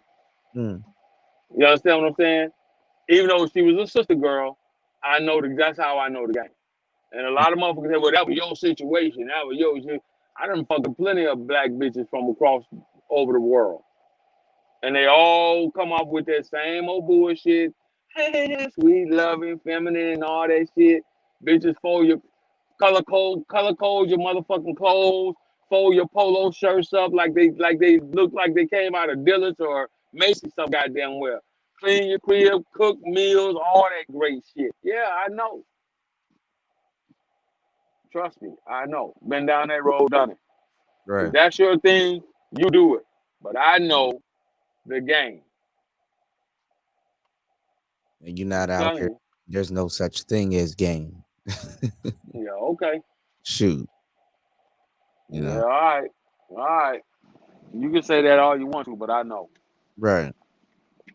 You tell somebody else that bullshit. Mm-mm. And until you experience it, that's the thing about it. A lot of these dudes, and I know some dudes, you know, they travel frequently and shit, and I get it. And they got whatever they got going on, going to Brazil, they going here, Colombia, wherever. I ain't got nothing against that. That's your thing, that's your track. Do it. I'm not saying that you can't find a good woman, Afro, Latino, or a melanated woman from these places. I'm not saying that you can't, but I'm telling you that the same game exists. That's what I'll tell you. Yeah, they were trying to say that the Asian men use game and do all these other. Yes. Short answer, yes. You say what? What'd you say, Kuda? No, because they're like, do Asian men use game on their women? Do Spanish men use game on their women? Do white men use game? I'm like, yes. You know? Hey, come on, man. All right. Now you keep thinking this shit don't exist. Yeah. Okay. If that was you want to believe that. Right. And if you believe that, I got a house in Africa I want to sell you. You can't tell me about them. I was married to one from Ghana. I know. Mm-hmm. Everybody uses it. I mean, you're really just explaining a method that a man in another country or another culture uses to attract his woman. That's all. Game. That's it. That's all it is. Yeah. And just like the young boy you was trying to help, he was talking about he want to go back to his home country, and I'm like, I listened to this shit on Bernard Riley show, huh? Oh yeah, he gonna get picked off. Shit, you don't even know. Yeah. They salivating at the mouth. He doesn't even have a concept of what being sprung means. He don't even know what sprung is. So. That's why I didn't say nothing. Yeah, I'm good. I'll see him in a couple of years. He's gonna come back. You were right. You graduated, right? Yeah, you got some money. I tell you what. If you don't think that the culture, the American culture, has made it over to parts of Africa, look at the Bollywood movies, the African Hollywood movies that they have over there. Just look at them, and they're playing this shit out in real life more so than what we are. Yeah, the Western influence. They look at love and hip hop too. Yeah, they got their own versions of it. Yeah. So the damnedest thing that fucked me up, man. Remember when Pimp My Ride was real big? Yeah. Well, they had a European version of it. I'm pretty and sure. I was like, well, they did. I was like, God damn, oh shit, okay. I'm thinking I'm watching an actual show, and this motherfucker come up. I'm like, wait a minute, where my man Exhibit at? And it's some goddamn German dude talking shit. I'm like, man, get the fuck out of here. Mm-hmm. They got the same shit we got over here. They got it over there. Yeah.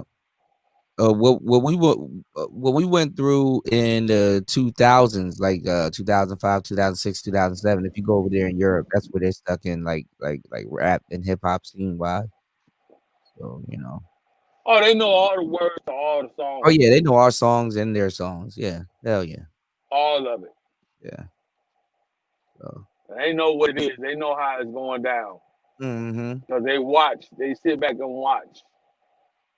Yeah, I mean, like the Black American man don't understand how influential he is to the world, and he doesn't realize that he's actually liked in other places outside of the world also. But well, see, some those who have not traveled outside of the continental United States don't know. But let me tell you another quick story. So we went. I was playing U.S. Army Youth for basketball, right, for the U.S. Army. So we went to this big basketball tournament. It's called the Stallion Pride Tournament, right? And we, you know, back Air Force Ones was the thing. This is 02, 03, right? So one of the little youngsters on the team, he was like, "Hey man, let's take our Air Force Ones," and he did the shit, you know, because I was like, "All right, fuck it, whatever, it's fun. We drink, having fun."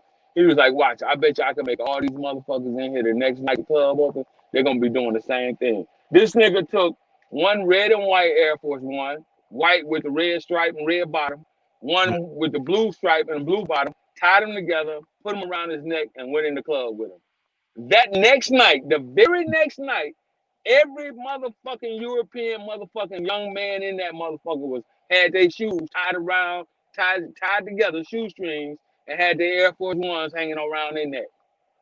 That very next night. He did it on a Friday. We went back to the same club on a Saturday, and I was like, God damn, these motherfuckers do everything we do. You got motherfuckers over there that wearing do-rags and goddamn trying to wear motherfucking flat bills, fitteds. Everything we do, they were doing it. We were wearing Timbs and shit. They were wearing Timbs and shit. I'm telling you, the influence is real. Shoot, he might not even wait till he get over there to get played, man. These girls over here gonna play him. I can't even hook him up with no girl over here because she gonna play him. She gonna be like, I panicked. I played him. I didn't know what else to do. Throw him out of panicking. You crazy as fuck, man. He said, I didn't know what to do. I played him. I panicked. I had to get it while the getting was good. Yeah, you know. It was fun. I couldn't help it. It was so easy. I couldn't help it. Man. They got, and then to a degree, you know, certain, you know how some of these guys carry themselves. I learned sometimes you can't even blame women. You can't blame them. Like, but you gonna take her out on a date to really just waste their time like that for real, then it's like, well, shorty, get your money. You did. He was open, so you did. You know. Well, I hope that doesn't happen, man. I really do. I hope that being in certain spaces, he's able to, you know, get some knowledge. You got 1 or 2 lanes you need to be in until you get some experience under your belt. And that's the only thing that's gonna keep you from getting played like a sucker. Yeah. And that's speaking from experience. I'm just saying. I'd rather he do it young than navigate that shit, losing cars, houses, and cribs, and assets, and kids, and all that shit later on. You know, that shit is no joke, man. Okay. You don't have to tell me. Yeah. Oh, General, you know, like the whole marriage and the whole thing. I mean, I know you got stories, man, and I know the only way I was able to keep what little shit I amassed, I had the knowledge. I was armed with certain knowledge, and certain motherfucking OGs that I was around was like, the only way, boy, look here, you got to get in the court first, nigga. Get your young ass in the court first, nigga. You got to go down there and file first. So that's why I knew when the shit turned bad, I was like, yep, let me go ahead on. Already been talking to a lawyer. Yep, let me go ahead on. Hey, motherfucker. When we were still in the house together, I was like, hey, man, look, this shit finna go bad at any moment now. Yeah, as soon as it go bad, you need to have your own retainer, man. Let me go ahead on and get you to draw this shit up. So when it came time for the divorce to happen, we went in the judge's chambers, sat back there. I already had my shit together. Look, bitch, you get nothing. Yeah. She's shocked faced. Yeah. You get nothing. I want this. Nah, bitch, well, it says right here that you ain't entitled to shit. Fuck that. Oh, I want to ask you, like, before I get up out of the building, like before things went south, were like with them, was there like a common pattern? Almost, yeah, you can say it was a common pattern. Well, the first one, we were extremely young, high school sweethearts, went off to college together, that whole jazz. And that one was just kind of like, okay, you know, we still that You know, one. I left school, went in the military, and she was like, "Okay, cool, no big deal. As long as you take care of your kid, we good." You know, so I'm like, "Okay, cool." The second one, that bitch was that was the bitch. That bitch was trying to get blood out of me. She wasn't bullshitting, Jack. She was on some blood type shit. And the only thing that saved me, we had been 10 years invested while I was in the military. Yep.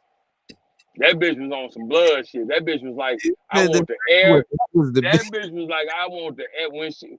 Well, see, she got, and this is an educated woman. This is not a motherfucker that was on Section 8. This is a registered respiratory therapist that a college graduate and all of that shit, right? Yeah. But when it came down to it, that bitch was like, no, nigga, you gonna pay me for the rest of my life. And the only thing that saved me, that judge went in that book, he said, correct me if I'm wrong, Miss, you have a 401k, correct? Yes. You make X amount of money, correct? Yes. Matter of fact, you make a little bit more, considerably a lot more money than he does. Am I not correct? Yes. That motherfucker flipped that law book open and he said, well, under these parameters, based on what you're telling us here today in the court and what you told me in my chambers before we came out here, we had agreed on everything in the judge's chambers, right? We had agreed on everything. Her attorney tried to switch it up once we got out into the courtroom, right? In front of the witnesses. She tried to switch it up. Oh, you gonna pay me for the rest of my life. You who the fuck you think you are? You not gonna just walk away scot-free and blah blah blah. Man, that judge opened that goddamn book up and he said, well, I want you to know if I award you half of his retirement and half of his 401k and half of this and half of that, I must also award him the same thing from you. He gets half of your 401k. He gets half of your retirement. Do you still wish to proceed? That bitch was like, no, I'll go with the original agreement. That motherfucker swung that gavel. Bam! You good to go, Sarge. That motherfucker said, you good to go, Sarge. So damn, okay, I see what the judge did. He put her in a position to be fair, and she didn't want to be, and lost it.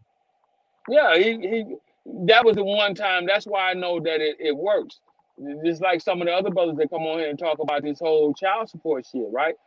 I would advise any brother, if you married or you got an old lady and y'all got kids together and the relationship is getting ready to fail, go down there yourself.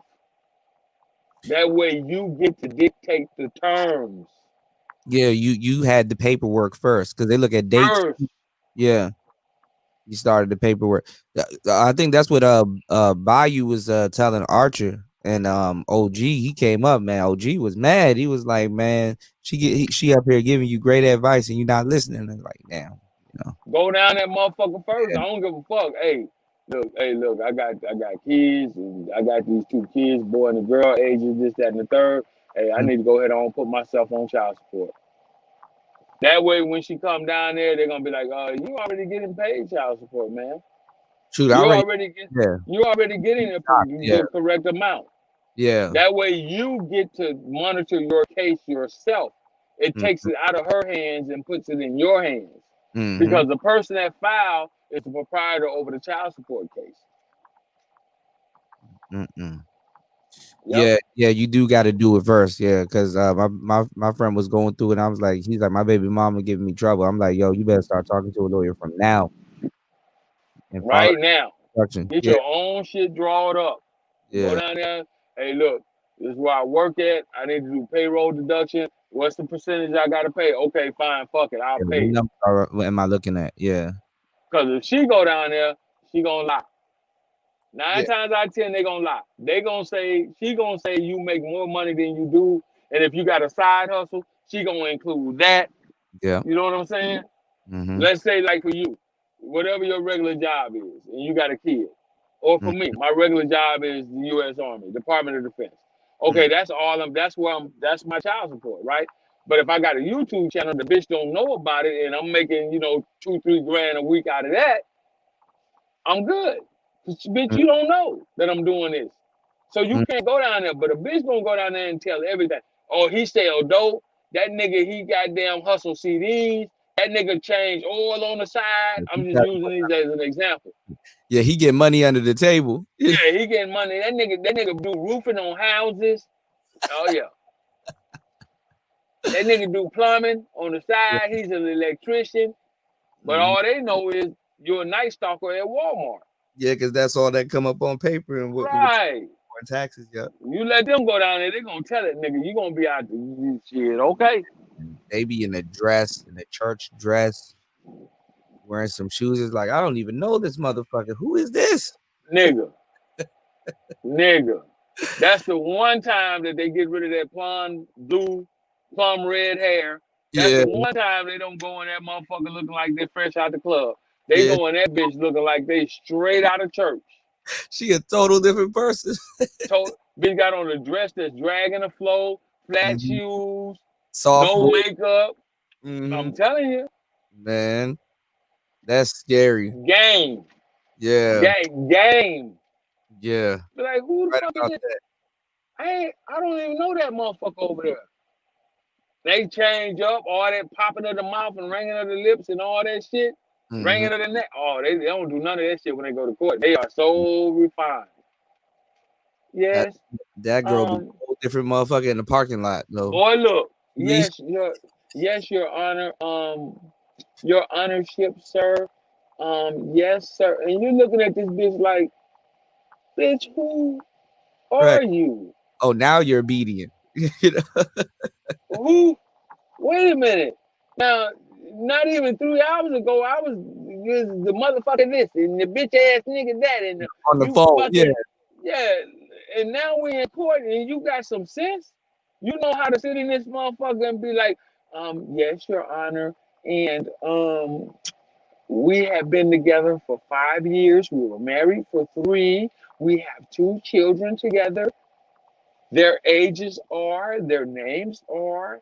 Well, he was a great guy, but somewhere along the lines, your honorship, sir, he just stopped doing the things and he wasn't providing. And I was being mentally abused and he was neglectful. And you're like, bitch, wait, what? Who's paying for the goddamn? Who's paying for that goddamn Acura that you drove up here in? Damn near got you in court talking about spell neglect. Yeah. Like, bitch, who paying for that Acura that you drove up into the? Matter of fact, who paying for the goddamn cell phone that you used to talk to your lawyer? Who the fuck bought you them goddamn flats and that dress you wearing? Shit, because I heard too, if you lose the case, you pay for their lawyer also, the lawyer fee. Yep. That's that. Yep. I didn't give a fuck. I went in that motherfucker with paper. I was like, look. Vows now, huh? Huh? Vic was like, oh, you pronounce all your vows now, huh? Yeah. I went in that motherfucker like this bitch. I told in the judge's chamber, I told the judge, I told the little judge, and it was me, her lawyer, my attorney, the little court reporter, and the judge. And I'm sitting in the motherfucker, and I'm like, okay. So they were going over the shit that was in the divorce decree and shit. And I said, Your Honor, if I may, I don't want anything. She can have the house, all of the contents in the house.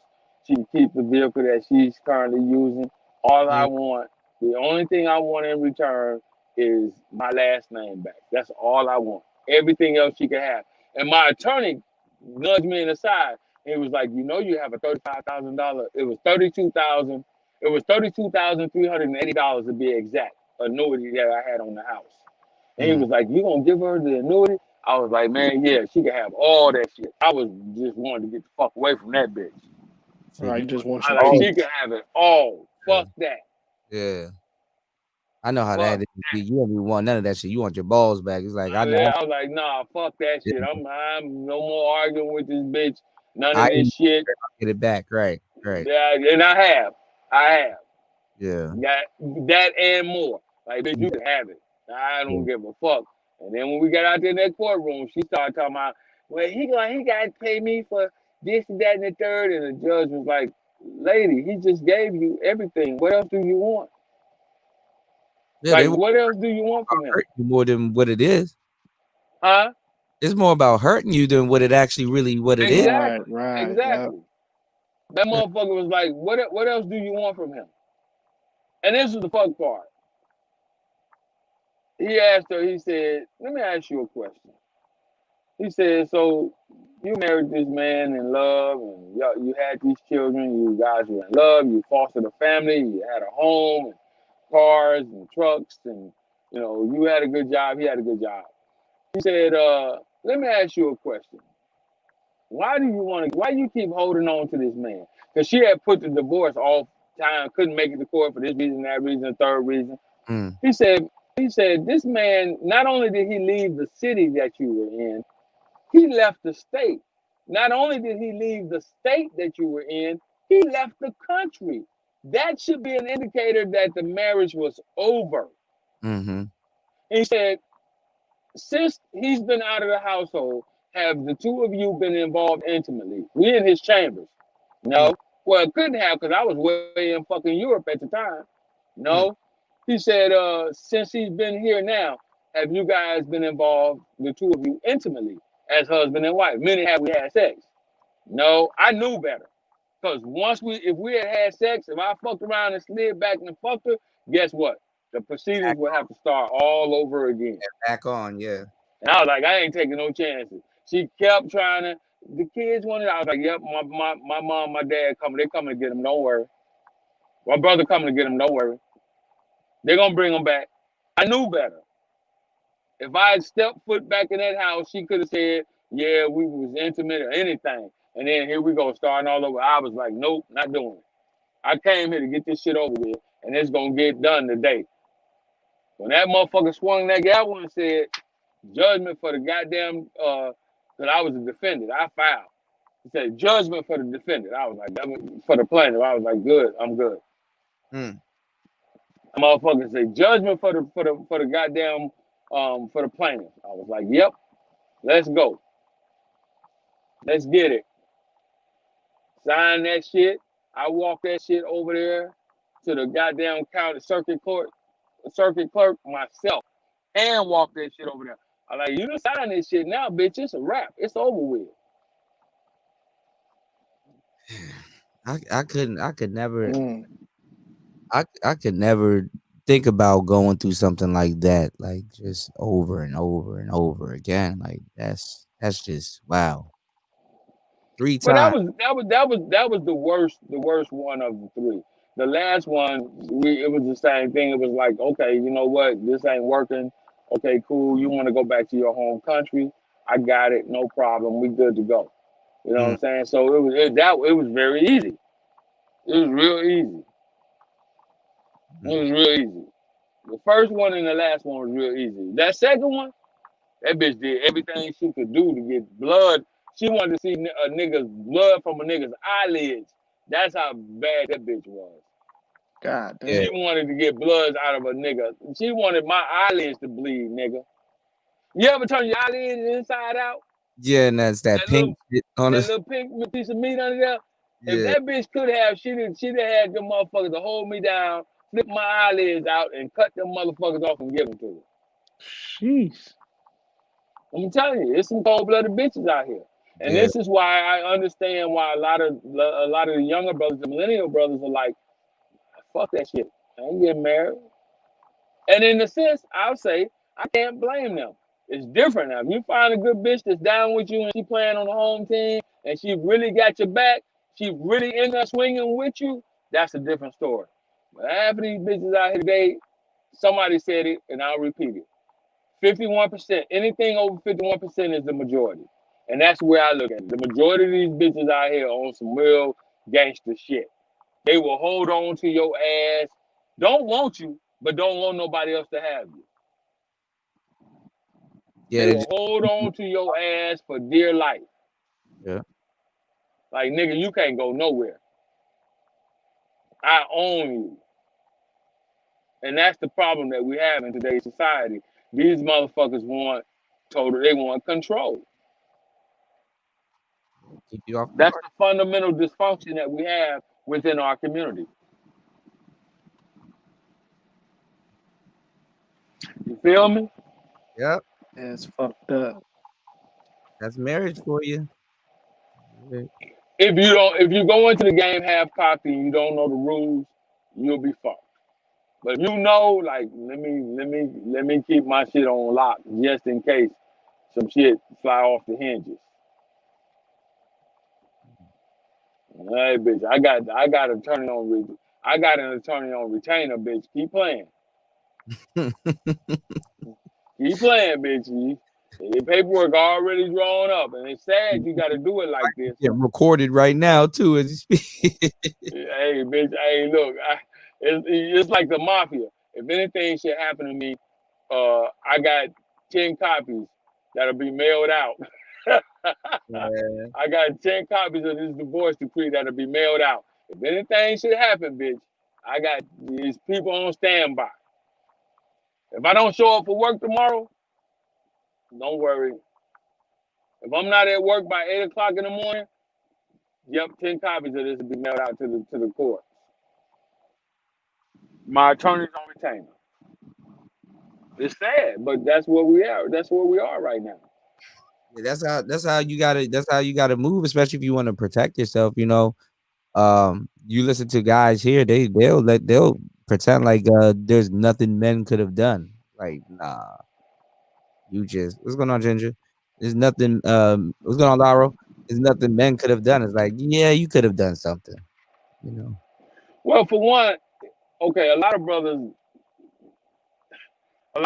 don't do court, don't want to do court. They don't want the white man in their business. Yeah. I would tell you that, motherfucker, sometimes it's best dealing with some of these motherfuckers out here. Sometimes it's best, because if you don't do it, guess who will? Yeah. And then your ass will be sitting there stupid back on your mama's couch or on your homeboy's couch talking about, man, I don't know what the fuck she did there. Why she would do me like that? That reminds me of Chris Tucker when he was like, Mike, he said Michael Jackson was like, no, Chris. No, Chris. No, Chris. Don't sing, Chris. Don't. That's what your ass would be looking like. Yeah. No, Michael Jackson and Chris Tucker had a funny relationship. I like their relationship. Pretty cool. And you have a relationship with these bitches like that. That's how you'll be looking. You'll be like, I don't know why she do that to me. I was a good dude.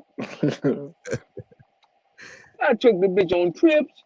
We went to Italy. We went to McDonald's. We went to Neverland.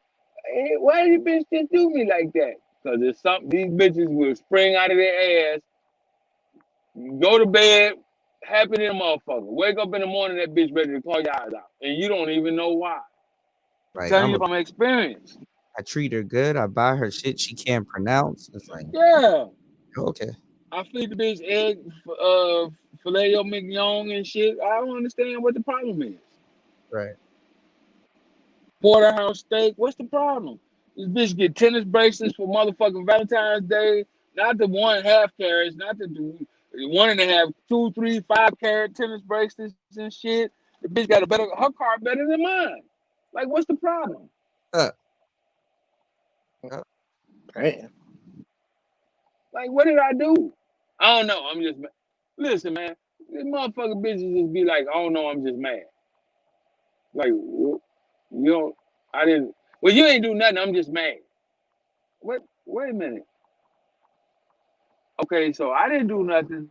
Yeah, that's right. I don't know. Like, what? Have you ever dealt with a bitch when she was on a period, on a cycle? Yeah, I was just about to say that shit, man. And they just wig out for no apparent reason. They just For walk no in. fucking reason. You man. all happy and the relationship is going well, and then it's like that week that bitch just walk in and be like, "What the fuck are you looking at?" And you like, "Bitch, I didn't even look your way. I'm watching TV. What the fuck are you talking about?" What you say? And you like, what bitch? Who you talking to? It's like this evil person is just following them around, saying, "Tell that nigga he ain't shit today." And you like, where that come from? God damn. They get Asperger's during that time. This nigga Vision think not Vision. Hammer. I said Vision. Hammer don't think he have to learn nothing. Okay, I got you. I got you, bro. I'm telling you, man. Bitch, wake up that time of the month, and now it's got to the point where it ain't even got to be that time of the month. They can just be mad because Right. I am woman. Hear me roar. Right. Yeah, For no fucking reason. we gonna see. We gonna see. I'm just mad. What you mad about, baby? Right. What's wrong with you? I don't know. What? Where do you I'm eat? telling you. I'm for real. I'm serious. Like what? You don't know? No, I'm just in my feelings right now. Right. Oh, you're in your feelings right now. Okay. Well, let me tell you what you do with being in your feelings. Why don't you take you and your feelings and that evil motherfucker that followed you into this room, and why don't you motherfuckers go over there in the next room and leave me the fuck alone? Right. Since you don't know how to treat no damn body. Yeah, since you don't know, because you and your feelings, you want me to be in pain because you in pain. Right. You pamping, not me. Bitch, Right. why I gotta hurt because you hurt me? Well, if you love me, you understand. Bitch, I do love you. That's why I'm sitting here holding this conversation with you. Yeah.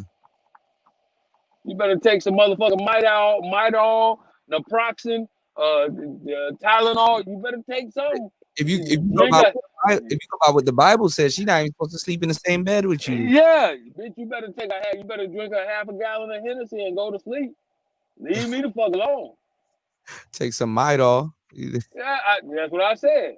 Yeah. You better get you. I tell you what, bitch, get you one Midol, one Tylenol, and one naproxen, and go and get you a goddamn half a gallon of Hennessy, and go put a nipple on that motherfucker and go to sleep. How about you try that? Ah. I bet you won't be mad no more after you try that shit. She gonna be unconscious.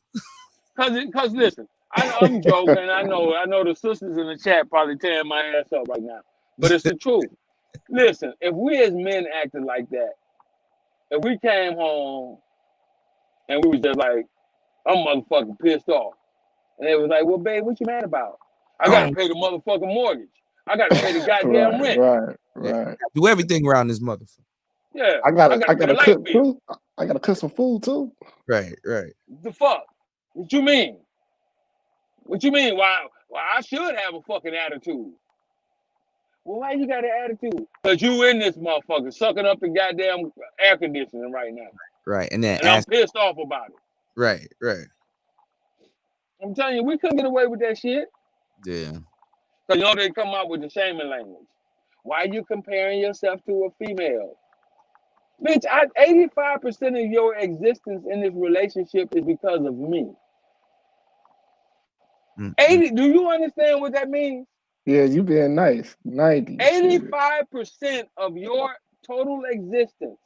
And I actually told my second wife this in court. I said, bitch, do you realize that 85% of your existence is because of me?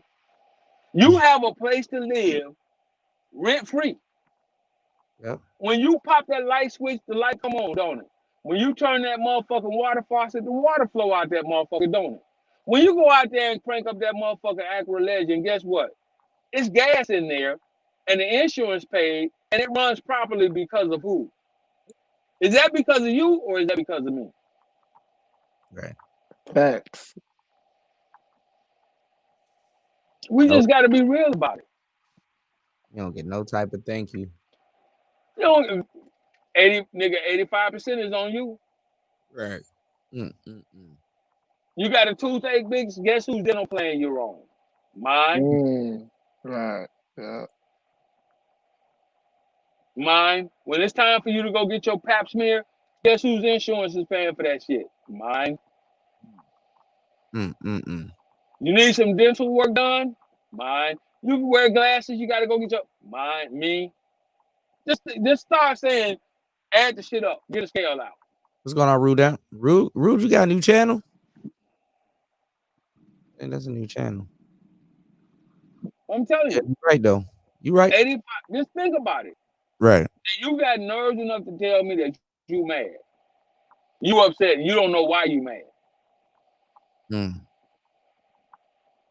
I don't know. Yeah, they want I'm you to just mad. say Blues Clues and shit. I ain't about to play no Yeah, more. figure shit out. You got to figure shit out.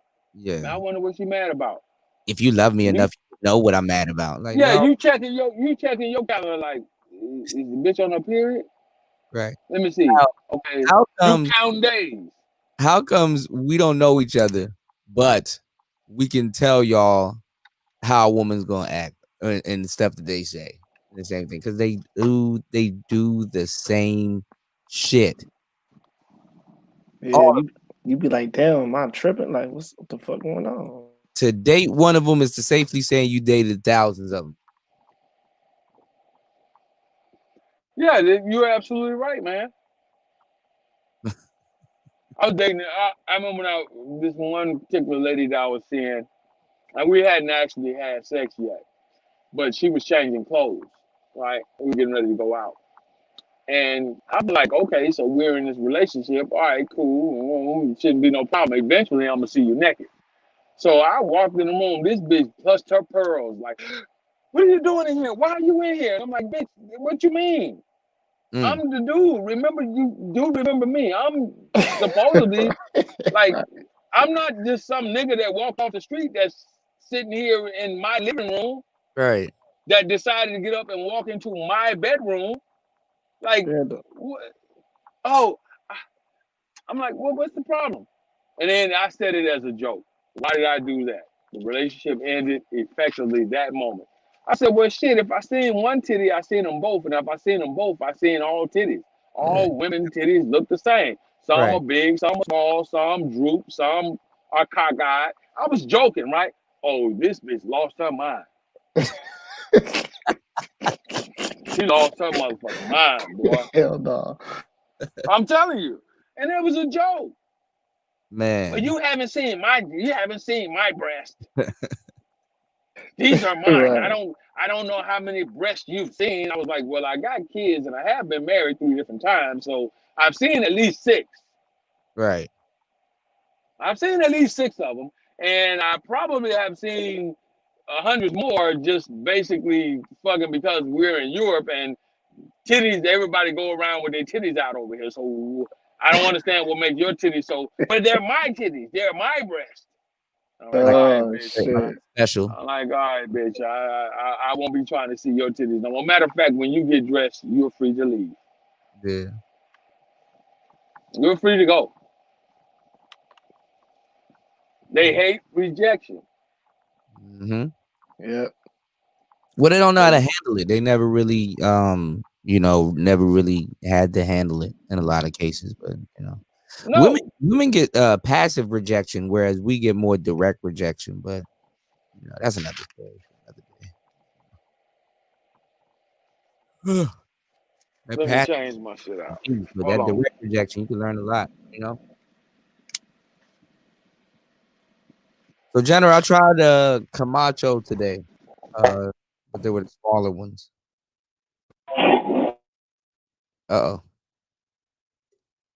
Uh-oh, breaking up. I think we lost him. Yeah, he probably somewhere where he doesn't get no signal, man. Whew. But listen, y'all, I'm about to close down. I don't know why I hear an echo. Am I echoing to y'all?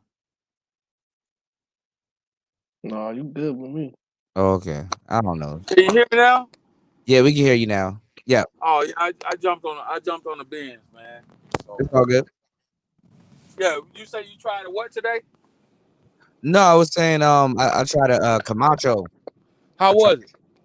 It was good. The red label. I need to try a bigger one.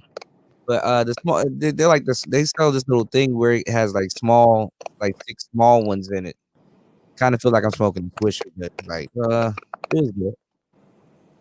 It's actually the best one out of all of them, I think. Just keep. What you got to do is just you got to keep testing until you find your blend. See, here it is, man. I like the acids. I'm terrible. But they said the reason why the acids taste good is because they're dipped in teas and stuff. Yeah, you just got to keep. You're doing the right thing, exploring, and looking at what the ingredients are, and getting the mellowness of the stick, what it tastes like, you know, and you will learn your brand. You will find out if you like dark roast or medium or light. You'll find it, and then you have to find out what goes best with what. Yeah, to pair it. Yeah, because I noticed if I have something to drink with it, whether even if it's water or champagne or something, it opens up the taste of the cigar. So yeah, there you have it. Yeah. So once you figure out, you know, a lot of people are what I call mood smokers, right? Like you got people that smoke only when they're like I try and taste the cigar when I go to a different brand.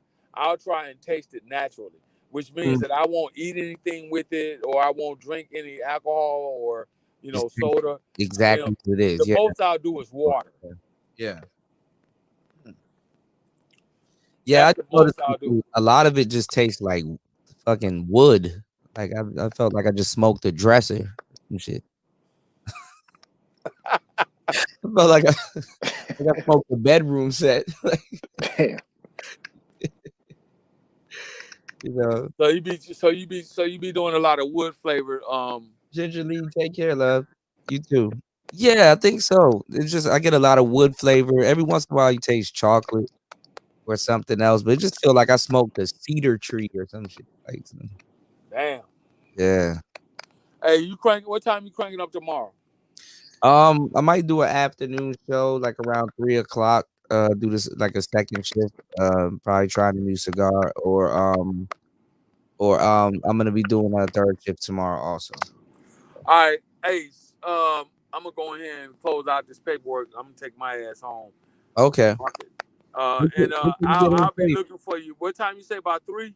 Yeah, 3 p.m. tomorrow. A little bit after 3, like around 4 p.m. tomorrow, and then I'm gonna do third shift tomorrow.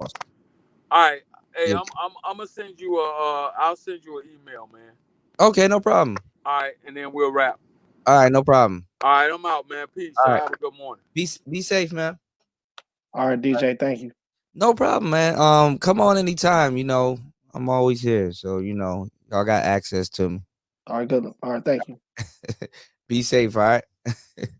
I know Green Machine is knocked the hell out. This is the only time this man ever gets to stay home. So he usually out there driving the trucks, man. Y'all make sure y'all be safe. Don't do nothing today that you didn't do yesterday. And man, rest in peace to Chad, man. Damn.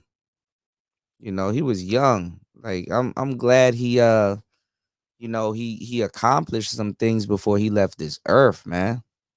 That's some sad shit right there, man. Like real rap. That's some sad shit. Yeah, DJ Moss, I felt like I smoked a damn nightstand. and it's like fresh wood, like not even like old wood. It's like damn, can you age the wood? Like damn. Like it's like fresh wood. Felt like I smoked a damn Chester draw.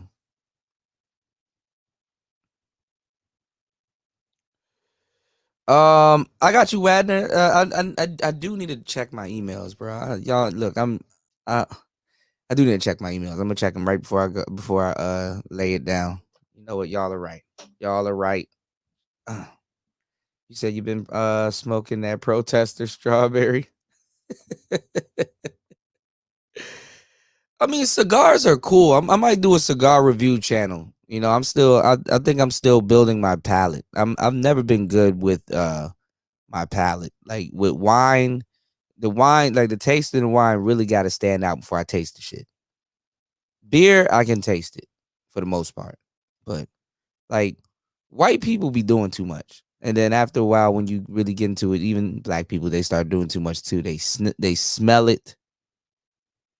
Then they drink it, then they swish it around in their mouth.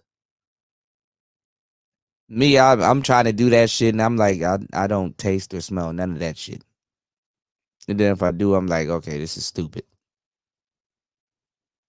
Something's wrong with me.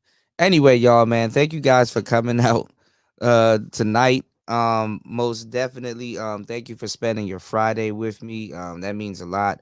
I don't know what the hell is going on with my microphone. It's doubling up and then it goes back single. So, yeah, Tack, man, I really don't sleep, bro. And yeah, man, we out. It's Player Talk Radio. We in the building. Yeah, man, that colon cancer, man. The clean colon keeps you rolling.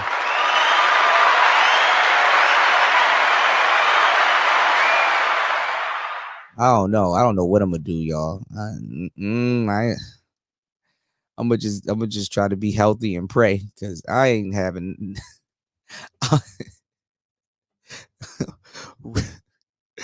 real live Fox 5. I ain't getting my colon checked. Nah, nigga, I'm gonna wait till a new method come out. Y'all better use X-rays. Nigga, I ain't about to, nigga, camera these nuts. I ain't shit. If I go for some colon shit, nigga, I'm gonna hold that L, man. I don't know, but then again, what you finna do? What you finna do? I just don't know about. I don't know about that shit. All right, y'all. We out. It's Player Talk Radio. Let's go. Welcome to Player Talk Radio with DJ Kuda, the hottest DJ in the manosphere. Let's get it.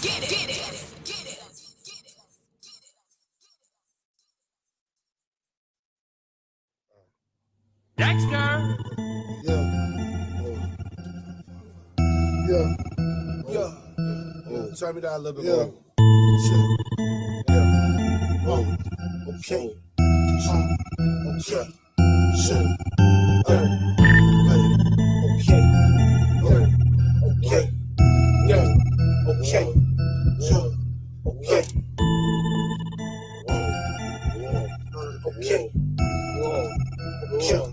I do what I want and they hate. I do what I want and they hate. I do what I want and they hate. I do what I want and they hate. I do what I want when I want to do it. I know that they hate. I do what I want and they hate. I do what I want and they hate. Time is money and it's mine. I get way out of line. She on her knees on the shrine. No way she is mine. How did I keep fine? I heard it like 1,000 times. Six salt, no pine. We is fine like wine. Your bitch is very disloyal. These niggas is hard to soil. I just hit the pot with the oil. Lean and lemon pepper wings. Jury bag for the fiends. Sandwich bag for the weed. Ziploc bag for the pig.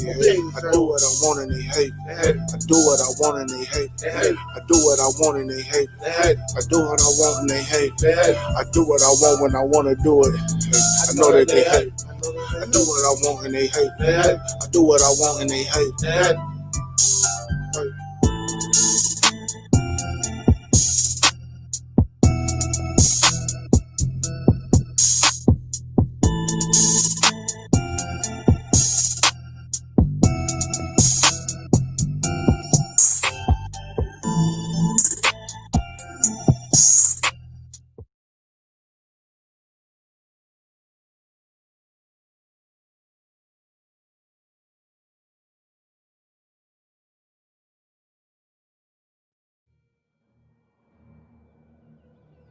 Is this man Wakandan or not? Khawusixelele qhubeka ntoni?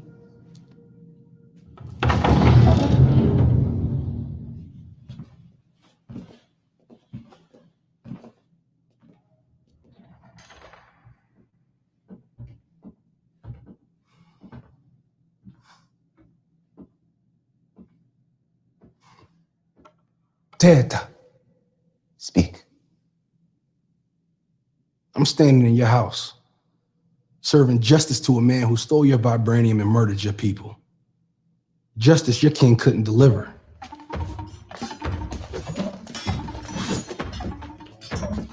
I don't care that you brought Claw. Only reason I don't kill you where you stand is because I know who you are. Now what do you want? I want the throne. Hey, you, the tuna. Y'all sitting up here comfortable. Must feel good. It's about 2 billion people all over the world that looks like us, but their lives are a lot harder. Wakanda has the tools to liberate them all. And what tools are those? Vibranium. Your weapons. Our weapons will not be used to wage war on the world. It is not our way to be judge, jury, and executioner for people who are not our own. Not wrong.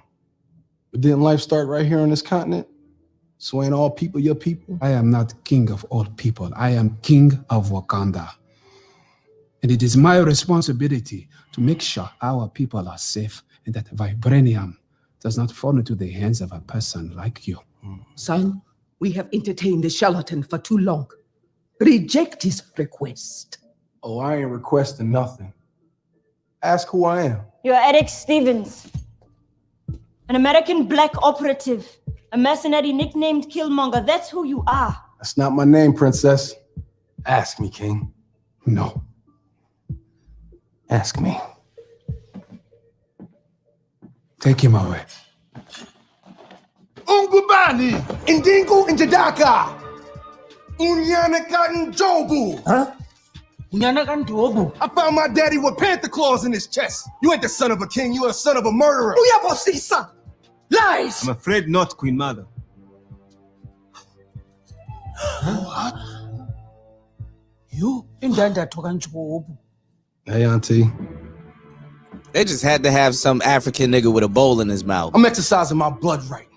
The challenge for the mantles of King and Black Panther.